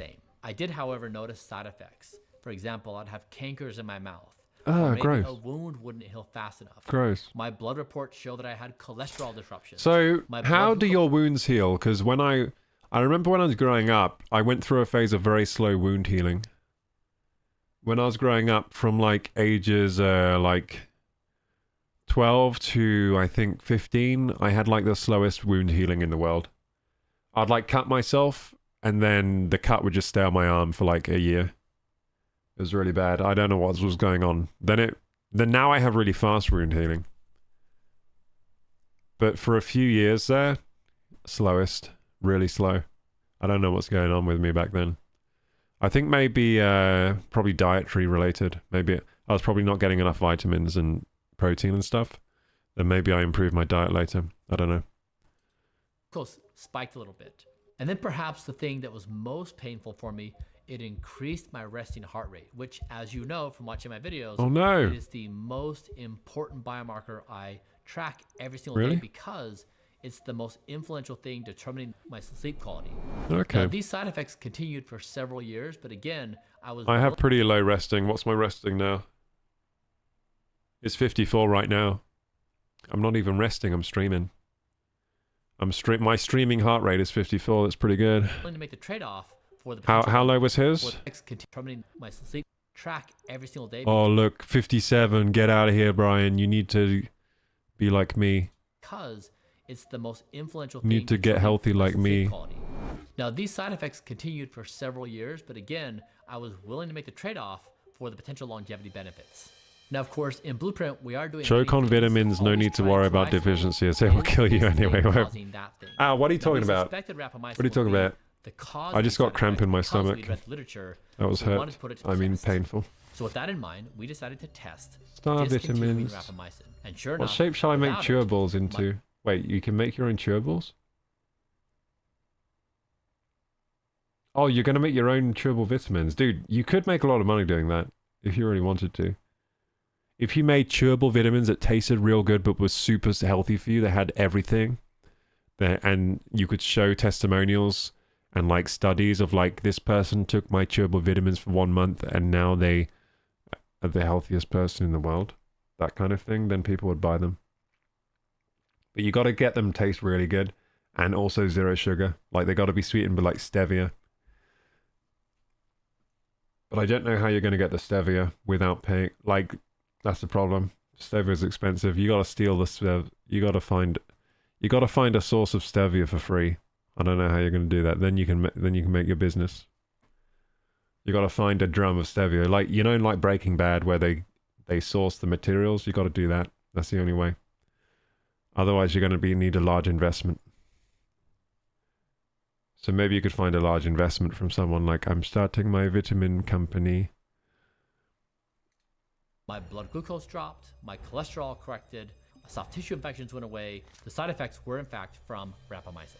Now we also had some concerns about cancer. Remember, rapamycin suppresses... That would be so bad if you got cancer. NK cells, which are your cancer-fighting cells. And we were cancer worried it might sucks have some so kind of long-term much. Increased risk with this suppression. I hate cancer so much. It's like now, the on worst. October 27th, a month after we discontinued rapamycin, his teeth are so fake. His teeth are so fake. Did he get them from the chiclet store for chiclets? Because it looks like he just put a load of chiclets in his mouth. They were evaluating several longevity interventions, including rapamycin. It showed that rapamycin... Does that make you age slower if you get fake teeth? Maybe. Accelerated the biological speed of aging in humans across... Dude, his teeth look like in a video game. You know the NPCs in a video game? That's what his teeth look like. His teeth look like NPC teeth. 16 epigenetic clocks. This was huge news. Now, of course, what this means is irony hunts me. We talk about this on the channel a lot. By the way, I think you're beautiful, Brian, if you ever watch this. I'm just trying to make content here, so I make fun of your teeth. But I think you're beautiful. Which is, it's kind of the You look very good, most actually. humorous outcome that could happen is a drug that I was taking for longevity actually was accelerating my speed of aging. So you got to give it to irony. It's pretty funny. Now, in saying all of this, we have to keep in mind, rapamycin may in fact have all the benefits we've imagined, and that study was simply flawed for some reason. That's entirely a possibility. That is the way science works. We are taking a cautious step at this point, though. God, I can't stop looking at his teeth, though. They do look like they do look like video game character teeth. As you see new evidence. I feel like I'm watching a video game. Now, did I cause myself lasting damage? Detroit Become Human. Maybe. I don't know. A lot of people. Brian Become Human. That's what I'm watching. In doing these things, and I always remind them, they too are taking risks. When you eat that fast food meal or you go to bed late, those effects are known. You are accelerating. Yeah, this is how I think about food, right? So some foods are good in the short term, like even healthy in the short term. For example, a big old greasy burger with fries, I think in the short term that's actually healthy because it's very restorative food, right? It's high protein, high calorie, high nutrient food. But long term it clogs your heart and arteries, right? But short term, probably actually one of the healthiest food you can eat if you're thinking about just tomorrow. Just tomorrow, because that food's going to probably restore you from whatever state you are now. It's going to restore you and rejuvenate you, and you're going to feel better tomorrow or whatever. Having like a big old greasy burger with fries and stuff. But then there are other foods that are just like worse in the short term, but better in the long term. Like if you eat like a broccoli and kale with carrots and a little piece of salmon or something. Like long term, that's going to beat out the steak. But if you're racing someone the next day, like if you have a race tomorrow, then you're going to get beaten by someone who ate the steak. Like all things being the same, the person who ate the greasy burger is going to beat you in the race because they just like supercharged themselves for that one day. But if you have a race again in 20 years, you're going to beat them with the salad and the salmon. That's how I think about food. So yeah, you're always trading the long term for short term when you eat like a greasy burger with fries. But you're also trading the short term for long term when you eat the salmon with whatever. But what's the better trade, huh? Well, it's probably somewhere in between, but probably leaning more towards the long term, because I think people that make long-term decisions overall, like more long-term decisions, they end up in better places and happier in life. So probably leaning more towards the salmon and the kale and broccoli with carrots, to be honest, I would say. But yeah, that's how I think about food, to be honest, most of the time. Right now I'm trying to focus more on the long term because I already did the short term shit for a few years and now I got fat now. I got fat now. He's had surgery. He's had he's had non-invasive surgery, like they inject stuff into him all the time. That's like surgery, right? But it's like non-invasive. You cannot see John Cena. He looks a bit like John Cena, actually, this guy. His face is a bit like John Cena, if you think about it. So happy Chuck Norris jokes are coming back. Are they coming back? I think we beat that horse too much. Like, the Chuck Norris jokes were so alive for so long, and then they just stopped because everyone had done all of them already. Chuck Norris could kick the shadow of an eclipse. Damn. Chuck Norris could make me go to bed on time. Chuck Norris can cut through a hot knife with butter. That's a really good one. Well, that could be a with Russia joke. Remember the Russia jokes? In Russia, butter cut through a hot knife. You know those ones? or in Russia, hot butter cut you, or something. You know. You sound tired as fuck. Yeah, I am. This is a game we're playing. We're but I'm watching the Brian Johnson. Science and data, which things legitimately slow down the speed of aging, and which things accelerate it. I consider it to be part of the game. I'm fine with the whole outcome. It's just part of the scientific method. For those of you who are laughing at home, I'm with you, laughing with you. Haha. Irony is the love language of the We're universe. laughing because you look like Detroit Become Human, Brian Become Human. Is to share things, whether they work or whether Brian they don't. Become Human. That way we all learn. Don't die. I hope he lives a long life. But also, Brian, I think you should become a patron to my channel, because I know you're good for it. That's a good enough reason. That's a good enough reason. But rich people hate that, by the way. Rich people hate it when people try to charge them more money because they know they have the money, kind of thing. And to be honest, I agree with them. I don't think you should do that to rich people. I think that's kind of annoying. Like, I don't think you should be like to rich people, like, well, I'm going to charge you more because I know you're rich, kind of thing. Nah, don't do that. It's kind of a shit move. Charge everyone good price. Charge everyone good price. You don't live under a rock? It's not his fault he's rich. He's an I don't know. entrepreneur and an anti-aging fanatic. Brian Johnson. Yeah, I just think it's kind of shitty attitude to have, like, oh no, I know you're good for... Like I saw a clip the other day, so there was a streamer that's doing quite well for themselves. I actually can't remember which streamer it was at this point, but I just remember the story. So there was a streamer that was doing quite well for themselves, and they had someone cut their hair on the stream.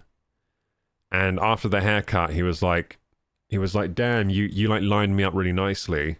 He like really liked the haircut, and he was like, how much I owe you to the hairdresser? And the hairdresser was like something like 4.2k or something, like $4,200 or something. And he was like, what, for real? Like, for real? And he was like, yeah, man, I know you're good for it, like kind of thing. And then he just like had to like cut the camera and talk to him seriously, because yeah, he was trying to charge him like 4.2k for a haircut because he knew he had the money, kind of thing. Anyway, it's kind of shitty. I mean, you could have just charged him 150 and he would probably pay it and be like, thanks, man, you just lined me up real nicely. Like, you could have charged him a high price because it was a nice haircut, but there's a point with haircuts where it's a bit ridiculous to charge that much, you know? There's a point of hairdressing. Like, no haircut should be 4.2k. Come on. Come on! That's a bit too expensive. I think it was actually, it might have been more than 4.2k. That's just, it was some number like that. Think Koroku can be sent to bed? Yeah, by Brian Johnson I can be. He's going to tell me to go to bed in a minute, to go to sleep, just so I stay young forever. The worst air quality in the entire world. And look at the smog. Is this Mumbai? Is wearing a mask.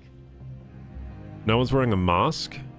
He's wearing a mask though. You know, the effects are so far ranging in terms of... Dude, I live near London. I think this is happening to me. It's so multifaceted. I think London gave me hay fever from the bad air. The seriousness of it.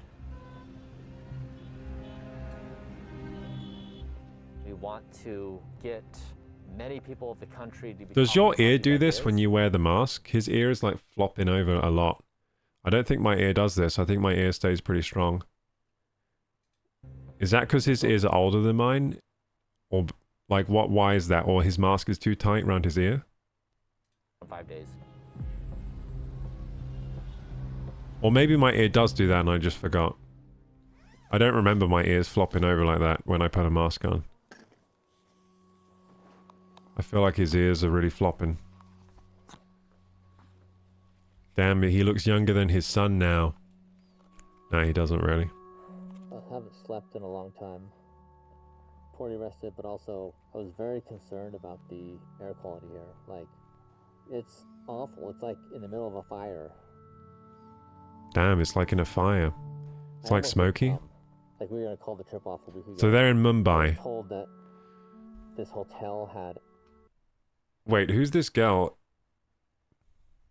Wait, is this his girlfriend? Wait, what the fuck? She's sitting very close to him. So he does have like a very young girlfriend then. So I was right about the chain. I mean, we were right about the chain. Is that his girl? She's sitting very close to him like she's the girlfriend. She looks very young. Filters in each room in the hotel. It was like definitely like it was a thing. Everyone was like they were aware of it, and that's not the case. We're only here for a couple days, but these people here live with this every single day. His girlfriend looks younger than me. If that is his girlfriend, maybe it's not.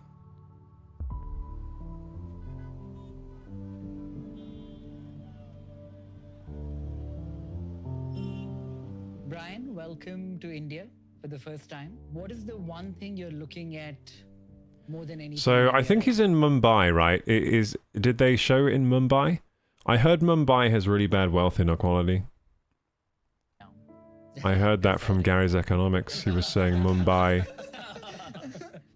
How bad is it? It's like... I can't really see you over there. So what does that mean? So what is the number right now? The PM 2.5 over 10x. What is reasonable? What is appropriate? So So what is it 10 doing times to the you? limits. It can create neurological dysfunction. It can cause asthma. It can cause lung irritation. It just like it's whole body damage. Is it okay if I put a mask on? Yeah. Yeah. Okay. Is that okay? Yeah. Ah, thanks. Yes. Recently, Brian Johnson was in India. Then he went on a podcast, but he cut the conversation short. He walked out of the podcast, recording midway because of the air. So my team's telling me you wanna like... Cool. Damn, he wouldn't even stay for the interview because of the air quality. I'm so sorry. You just can't do this. Brian had to leave. I'm actually surprised that the air quality affected him that much. Our bodies have acclimatized, you know, our bodies have adjusted. The body has compromised to an extent where it does not feel like we are facing any issues, but in reality we are. Yep. That sounds about right. I could hear you fading and like your throat. Like my throat's sore. Yep. The pollution is just not a big deal to them. And the setting was basically outdoor. So it's like full on pollution. We just like cut the conversation off in like the middle of the flow, but it's very stressful. You guys, there's a lot of things in the world that are trying to kill us. What if it's his daughter? I don't think he has a daughter. So, I'll be able to figure this out. Oh, let's just figure it out.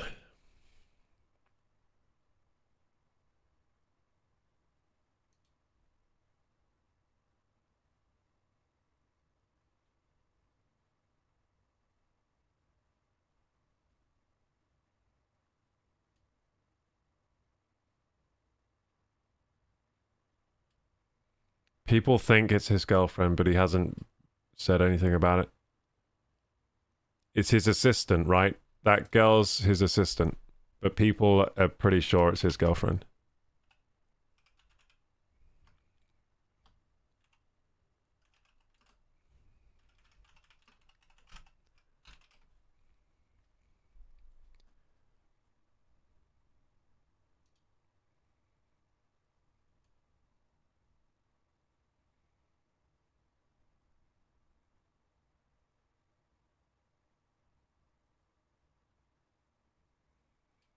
She's the first woman in the world to trial Blueprint, so she does Blueprint as well.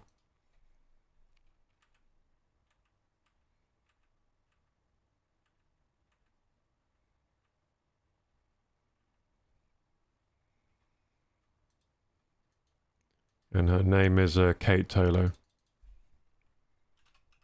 See how old she is then. She's 27. Yeah, pretty. She is younger than me, though. I thought so.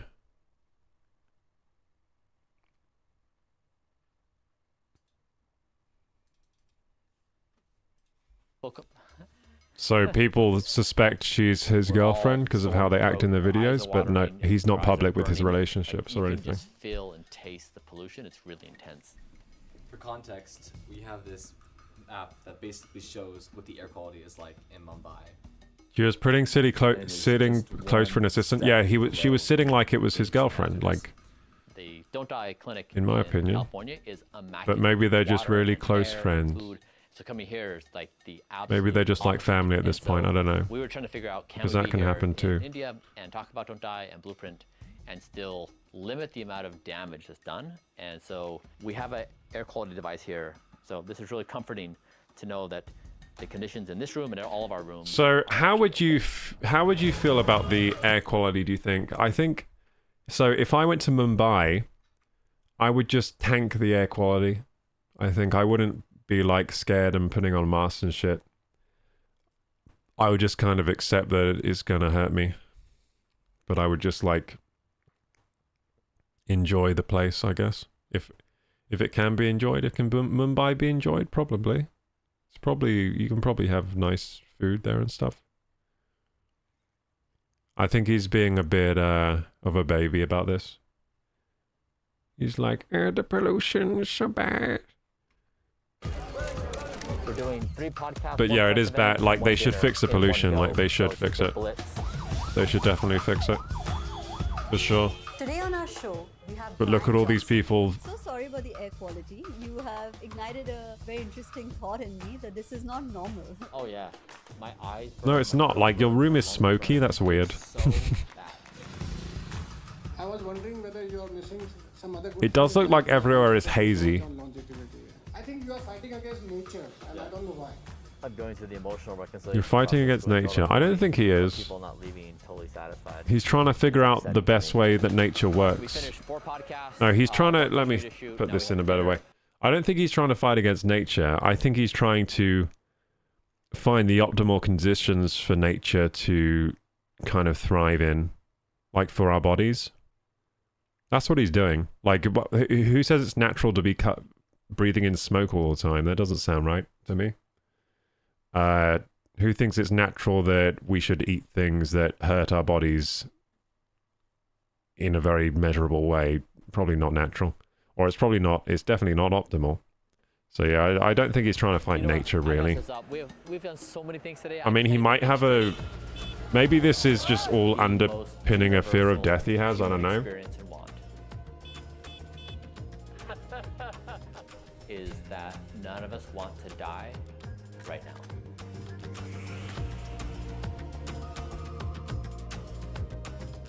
Like, look at the biomass on all of Earth with plants, animals, and humans, all of it. The #1 metabolic objective is... A lot of it is our fault, the first world country fault. We pay bottom dollar for goods from India. Yeah, but it's not really the people. It's like us. It's the people making the decisions that are doing that. I don't think most people would choose that, to be honest. It's just what's happening. This was an honor because I genuinely believe that you're at that brink of actually creating a practical change in human society. And I don't know how many human beings in the current world population can say that. It is absolutely insane that we would do anything to compromise our existence. One day we look back at it and probably think of it as a human right violation. Yeah. But we just do not. We continue living. Nobody thinks we'll move out of Mumbai or Delhi for that matter. Hey guys, ready to roll. There's a lot of bad things in the world, but I like it. Yeah. It's the only one we have. It's the only one we have, and I like this life, and I think I have enough control in my life to do good things. The most important thing is like having the support structure that you guys have each other is amazing. So thanks for having us on. This was such a fun conversation with you guys. Thank you guys for doing this. Yeah. There's strength in community. It takes a teeny % of society to go in a different direction. Yeah, how you doing? Good to see you. To then shift all of society. And I think we're right there on the cusp of shift where like health is going to be the norm. And so if we can do this and plant this as a community, it'll be much easier for all of us. But all these healthy people are going to make us look bad. You know what I'm saying? All these healthy people walking around are going to make us all look bad. Oh no. No, I'm kidding. It would be good if people were healthier overall. It would be a good thing. Brian's on an adventure. If Brian funds me, I will do Blueprint. I'm saying this now, Brian. If you want to measure me, I'll do it. But you got to pay for all the food. That's the deal. Because I ain't paying for the food. It's too expensive. To just eat up this idea of don't die very simply. But you can measure me for Blueprint. And you can take my plasma like one time. I'll donate one plasma to you, but I'm scared of donating more than that. I don't think it's good to keep giving my plasma to people. You need the critics. I feel like I probably need some plasma for myself. Sense is a validation of the idea that this is going to work. It's such an interesting way to look at yourself in the present. You go outside into the future and look in. So this is Mumbai. Humanity as a whole. Now that's something you have to think about. What happens if your father or your mother or your kids or you don't die? Am I not gonna die? I never thought about that before. Maybe I'm not gonna die. Interesting. That'd be kind of crazy. Imagine if I just live forever. Huh, that'd be crazy. Anyway, gamers, on that note, I think it's time to go to bed. Because we want to not die. At least not yet. So we got to get our sleep. So what did you think about the Brian Johnson videos? So I thought the Breathing in India video was kind of boring in a way. And so Yeah, it was just like a vlog of going to India. Like he wasn't doing the test. See, I like his videos when he's testing the things, himself. But that video was just like he was just complaining about India air quality, and then saying we need to change it, like doing speeches in India, which is quite philanthropic, I guess. Philanthropic, is that the word? Philanthropic. So that's good. He's doing that. I think that's really good. But it didn't make for a super fun video for me. So I rate this video a 6. But I rate the other one where he aged himself with rapamycin. I rate that a 7.5. That was pretty good. I like the animation when we went inside the cell and saw the mTOR thingy. Oh, look at this. He has a video why you should eat chocolate every day. Oh yeah, so apparently I should eat this chocolate every day. Wait, am I not going to bed? Oh yeah, I found it.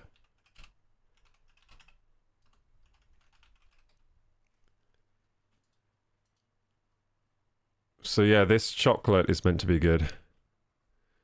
This Montezuma's... Well, this is what you can get. So he says you gotta buy undutched chocolate. It's the healthiest one. So let's do it. Shop chocolate. I need to get undutched. I need to eat it every day, he says. I need to get 100% cocoa, undutched. So dark chocolate. So yeah, I'm pretty sure I saw this brand has like the one he likes. See how expensive it is. Well, that sounds good. Dark chocolate with ginger. Orange and geranium. There it is. Absolute black. 100% cocoa. I think that's the one. Is it absolute black? I'm just checking to make sure it's the right one. Oh, absolute black buttons. Oh, whoa! Holy shit! £32.99 for 900 grams of buttons. Oh, Jesus. Wait, 900 grams is quite a lot, though. Maybe that's normal. I don't know. I'm not much of a chocolate buyer. 26 mini bars, £29.99. Anyway, where's the case of 12 bars absolute black? So this is what I need to buy if I'm get on Brian Johnson's level, right? I need to buy this pack of 12 to eat chocolate every day, the undutched chocolate. So there it is. I think it's this one. Absolute black, 100% cocoa. £3.49. You can get 5 for £15. And this chocolate bar made from 100% cocoa. No added sugar. No gluten. Soya-free. And made without milk. Perfect for food intolerances. Ingredients. Dark chocolate contains cocoa solids 100% and cocoa mass 100%. Allergens. May contain traces of nuts, milks, and peanuts. What do you mean about that? Free from colorings, gluten, GM preservatives, no palm oil. Energy per 100 grams, 600 calories. Fat 54. 33 grams saturated. Carbohydrates 8. Sugar 3 grams. Fiber 17. Protein 13. Salt. So it's 13% protein. And 54% fat. 33% being saturated. I mean, but apparently it's the antioxidants that are good in this stuff. It doesn't really list the antioxidants on the nutrition. But yeah, should I start eating this? I could get this, I think.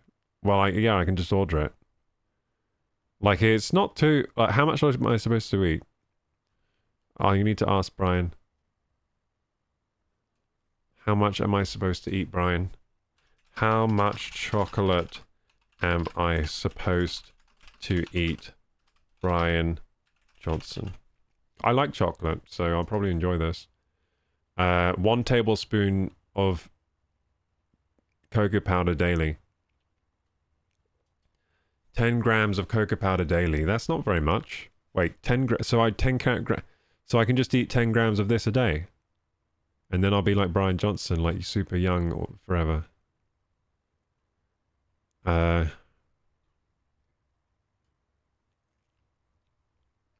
This guy says, this sounds stupid, but we use it to assist with the control of arthritis in our hands. We only take 1 square each night, and after only 1 month, the pains have gone from my hands from the arthritis. This cures arthritis? That's pretty good. This is the best chocolate in the world. It's delicious without any sugar. This chocolate is amazing without the sugar. Love the chocolate. They even give free sample. And I'll buy again. I'm looking at reviews here. Okay, I think I'll buy this. What do you think? Is this a waste of money? Great chocolate, great chocolate, great chocolate, great chocolate. Montezuma makes fabulous chocolate. I think this does look good. I've never had it before. This is some bougie chocolate, right? 100... Wait, how big is this bar? How big is the bar? It's 90 grams. So this is 9 servings then. 9 servings.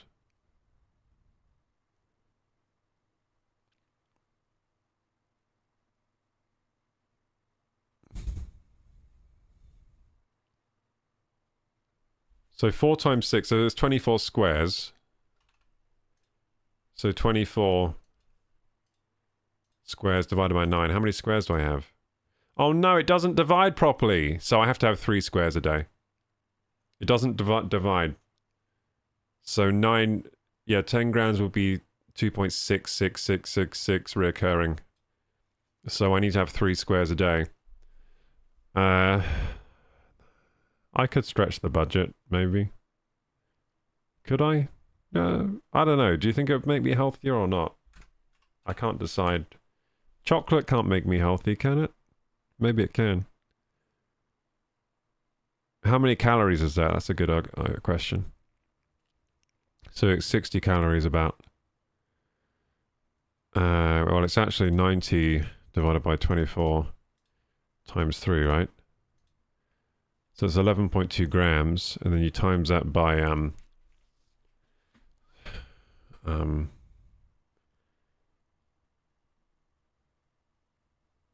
no, you don't. You time, okay, so 0.1125 times 601. So that's 67 calories of chocolate a day. And that's supposed to be healthy for me. I'll do it. That'd be really nice to have with my coffee. That'd be so good to have with my coffee in the morning. I'm sure I'll probably like it. I like stuff that tastes bitter. I'm guessing it's probably very bitter, and like, because like the flavor of dark chocolate, and this is 100% dark chocolate, so it's got to be like bitter. How do they make it smooth then?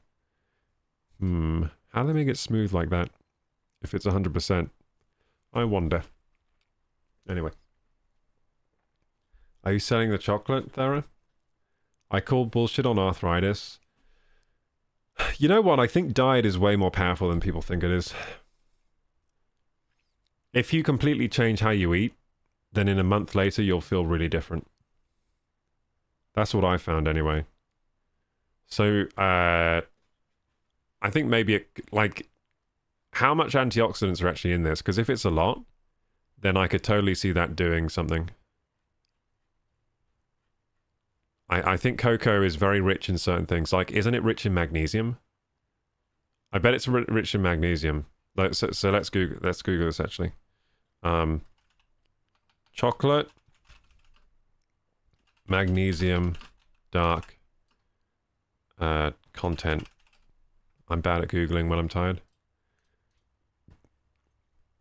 Look, dark chocolate is a good source of magnesium, offering 64.6 milligrams per 1 ounce.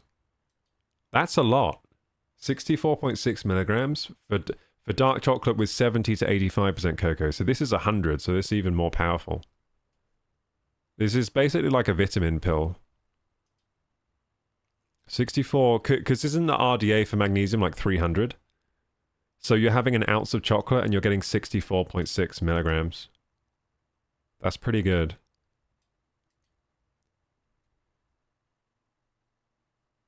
And then how many antioxidants does it have? How many antioxidants does chocolate have? Dark. How many? How many? It has antioxidants, polyphenols, and flavonoids. They help protect the body from damage from free radicals. It contains several antioxidants, including polyphenols, flavonoids, and flavonols. The amount of antioxidants varies depending on the cocoa content. Higher cocoa percentages have more. What are the benefits of dark chocolate? Improved heart health, reduced inflammation, and improved mood. 3 for 3. That's all good things. What about the not? What about the negatives? How many dark chocolates should you eat? 30 to 60 grams a day. I was only going to eat 10 grams. So 2 to small. I'm supposed to eat chocolate? I've been living my life all this long not eating chocolate and I'm supposed to eat it for good health? What the fuck? I've wasted so much time. I could have been eating chocolate every day. Damn. I'm never going to get that time back now. I've got a lot of catching up to do. I'm going to have to eat a lot of this stuff. How to choose dark chocolate. To get the most health benefits, choose dark with higher cocoa. I'm going to choose 100, baby. I'm going all the way to the max. Montezuma. What other chocolate do they have on the Montezuma? That looks nice. The other ones. Yeah, this looks nice. I think I might actually get this to see if it makes me healthier. I don't know. If it doesn't make me healthier, it will make me tastier. Like, it will make my life tastier. So, if it doesn't make me healthy, it will at least make my life tasty. So they do chocolate gifts, bars, truffles, and black. So do they do absolute black with some like chili? That'd be so good. Like 99% cocoa, 1% chili. I really like spicy. That'd be amazing. Do we have that? Oh, they don't have it. They have absolute black with almonds though. That'd be nice. That would be nice. And cocoa nibs. Wait. Orange and cocoa nibs. What's a cocoa nib? Isn't that just a cocoa bean? Like crushed up or something? I don't know what a cocoa nib is. Black taster bundle. I could get a taster bundle. How much delivery do I have to pay for this? There's no way they've got to pay a delivery. I've got to have to pay delivery for this, don't I? They're not just going to give me this for this, are they? Essential oil of oranges and tiny pieces of cocoa bean. Add crunch and natural sweetness to already awesome soup. It's not 100% cocoa though, isn't it? So you're lying. Yeah, see? They're lying. Look, 100% cocoa on the front. Then what does it say here? 93%. What? Why are they lying? You liars. Because it can't be 100% when you've added other things into it. You liars. Oh, wait, I see, right. So 93% dark chocolate cocoa solids, but then it's 7% cocoa nibs, and then the orange oil, apparently that doesn't add percent. Like, how does orange oil not add percent? That makes no sense. It's such a small amount of orange oil that it doesn't even add 1% to it. I don't believe it. Actually, no, I do believe it. Orange oil is very strong. Yeah, that probably makes sense, actually. It's probably like 0.4% orange oil. And that probably adds enough orange flavor. Yeah, I forgot how strong orange oil actually is. It's very strongly orange flavor.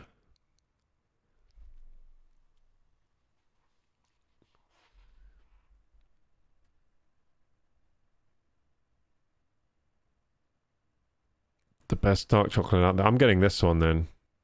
Wait, what's a cocoa nib in case it's poison? Cocoa nibs are small, crunchy bits of cocoa bean that have been fermented, dried, and sometimes roasted. That sounds good. That doesn't sound bad.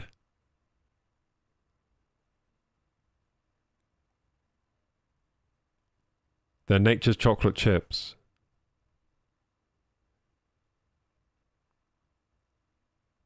Oh, okay. The cocoa nibs sound good. I want that. Are cocoa nibs healthy? Just in case they're not healthy. They're considered healthy. Should I just buy cocoa nibs? These do look yummy. I think I had a cocoa nib once on a dessert at a restaurant, and I didn't know what it was.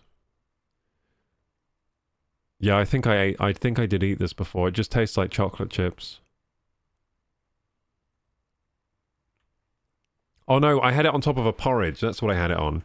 It was like porridge, like oats, like porridge. It was one of those, what are those leave in the fridge porridges? Overnight oats. Yeah, it was like an overnight oats, and then it had this on top. Yeah, I had that before, and it was good.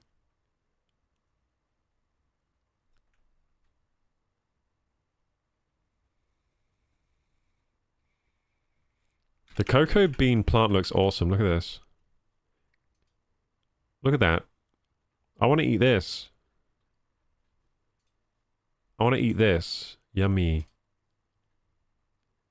I want to eat this one. Look at that. It's like an alien inside. I want to eat this. I want to eat the fresh cocoa. Look at it. They're like big old slug beans. Yummy. It's like an alien pod from the Alien movie.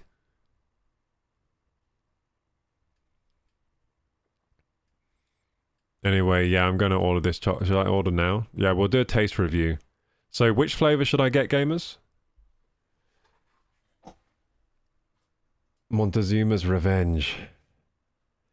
$3.49 is not too bad. Yeah, it's not too bad for like, it's like healthy chocolate, right? It's pretty expensive. But apparently it's like the good chocolate that's good for you. You can buy ceremonial cocoa for cheaper, locally sourced, no dairy or sugar, prepared with intention. What, cocoa like, cocoa powder? If I had a 50% cocoa bar, could I just have two of them in just as good as 100%? Oh, that's solid math, actually, probably. Yeah, you can probably just eat more 50% to get the same. No, the problem is the rest of the 50% is garbage, isn't it? The rest of the garbage is the rest of the other 50% is always just garbage in chocolate bars. That's the problem. It's a lot of the time it's palm oil and sugar, and what else do they put in chocolate? Well, that's pretty much it. Palm oil and sugar. It's like 50% cocoa, 50% palm oil and sugar. Koroku tries placebo effect chocolate and confirms he thinks he feels better.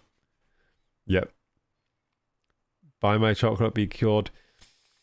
It even kills people that have lost a limb by regrowing. That's good. What's ceremonial cacao? Isn't this made with ceremonial?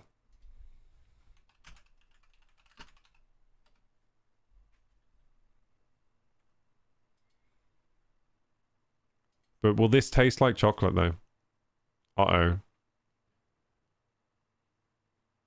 Naturally grown.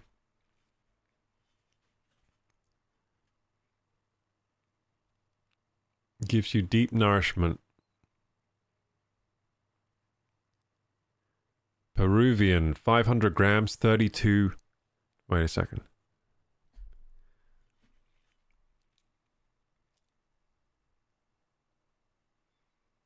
Is for daily rituals. Wait, why is it for rituals? I don't get it. Why is it for not eat? Like, is it for eating or rituals? I don't get it. Well, they made coffee with it or something. I'm in the world of chocolate now. I feel like Willy Wonka. I feel like Willy Wonka when he was discovering chocolate, the first man to ever discover it. Okay, let's see here.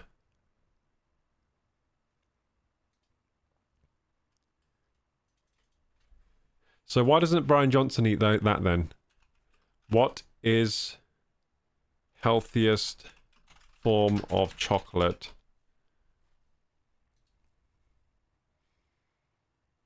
They're just saying dark chocolate. I'm going to ask Reddit.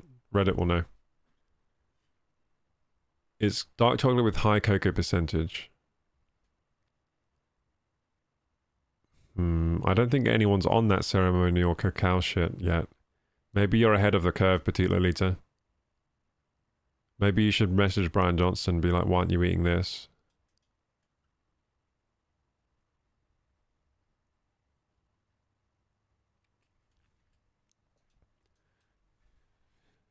Can I eat ceremonies?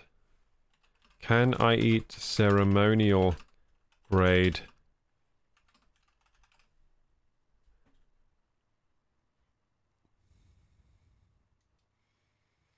So they say ceremonial grade is often consumed in small amounts or as a drink as part of ritual or meditation. It's 100% cacao, minimally processed, often used in rituals. Unlike regular chocolate, it's pure cacao. So what's the difference between cocoa and cacao? It's commonly consumed as hot drink, often mixed with water, spices, or honey. Start with a small amount because it can have a strong effect. Is it a drug? It's recommended to consume no more than 3 times per week. If you are taking SSRIs, it can lead to serotonin syndrome. Dude, this sounds like it's strong.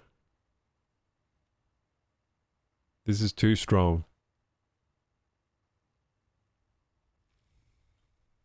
Oh, look, they're talking about it here in Blueprint. Like the Brian Johnson place.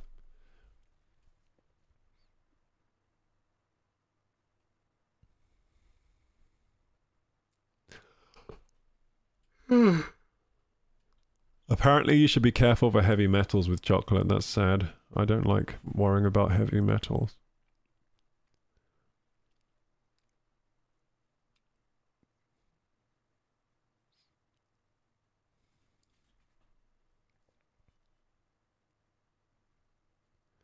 People are saying it doesn't matter. The only things that matter are organic, low in heavy metals, and minimally processed. Plenty of brands fit the bill without labeling their cocoa as ceremonial grade.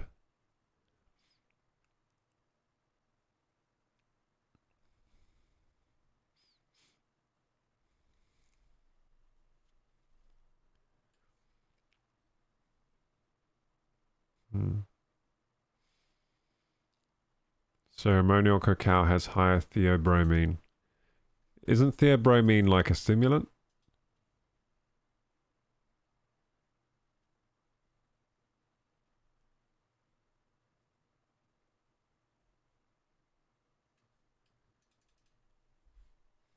No late night impulse purchases.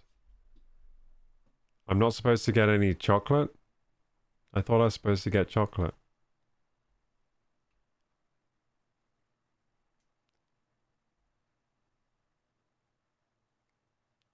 You ate old food to save money, then you're going to spend money on snake oil chocolate. Yeah, but I'll eat it. I'll eat it though. It won't make me healthy. Thank you so much, Colby Jack, for the tier 1. Thank you, brother. Thank you so much. 22 months tier 1. Let's go.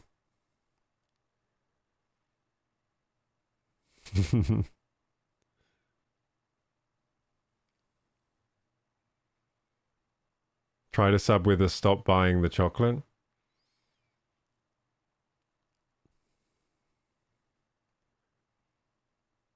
Oh, so Petite Lolita says it opens your heart, the cacao. What does opening my heart mean? Don't I want that closed? Because if I open my heart, the blood will fall out, won't it? Like, I don't want it opening up, do I?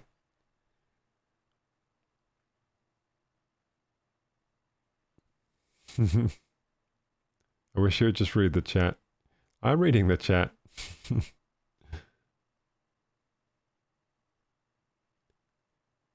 Cocoa nibs are popular in smoothie bowls. Yeah, I had it in an overnight oats.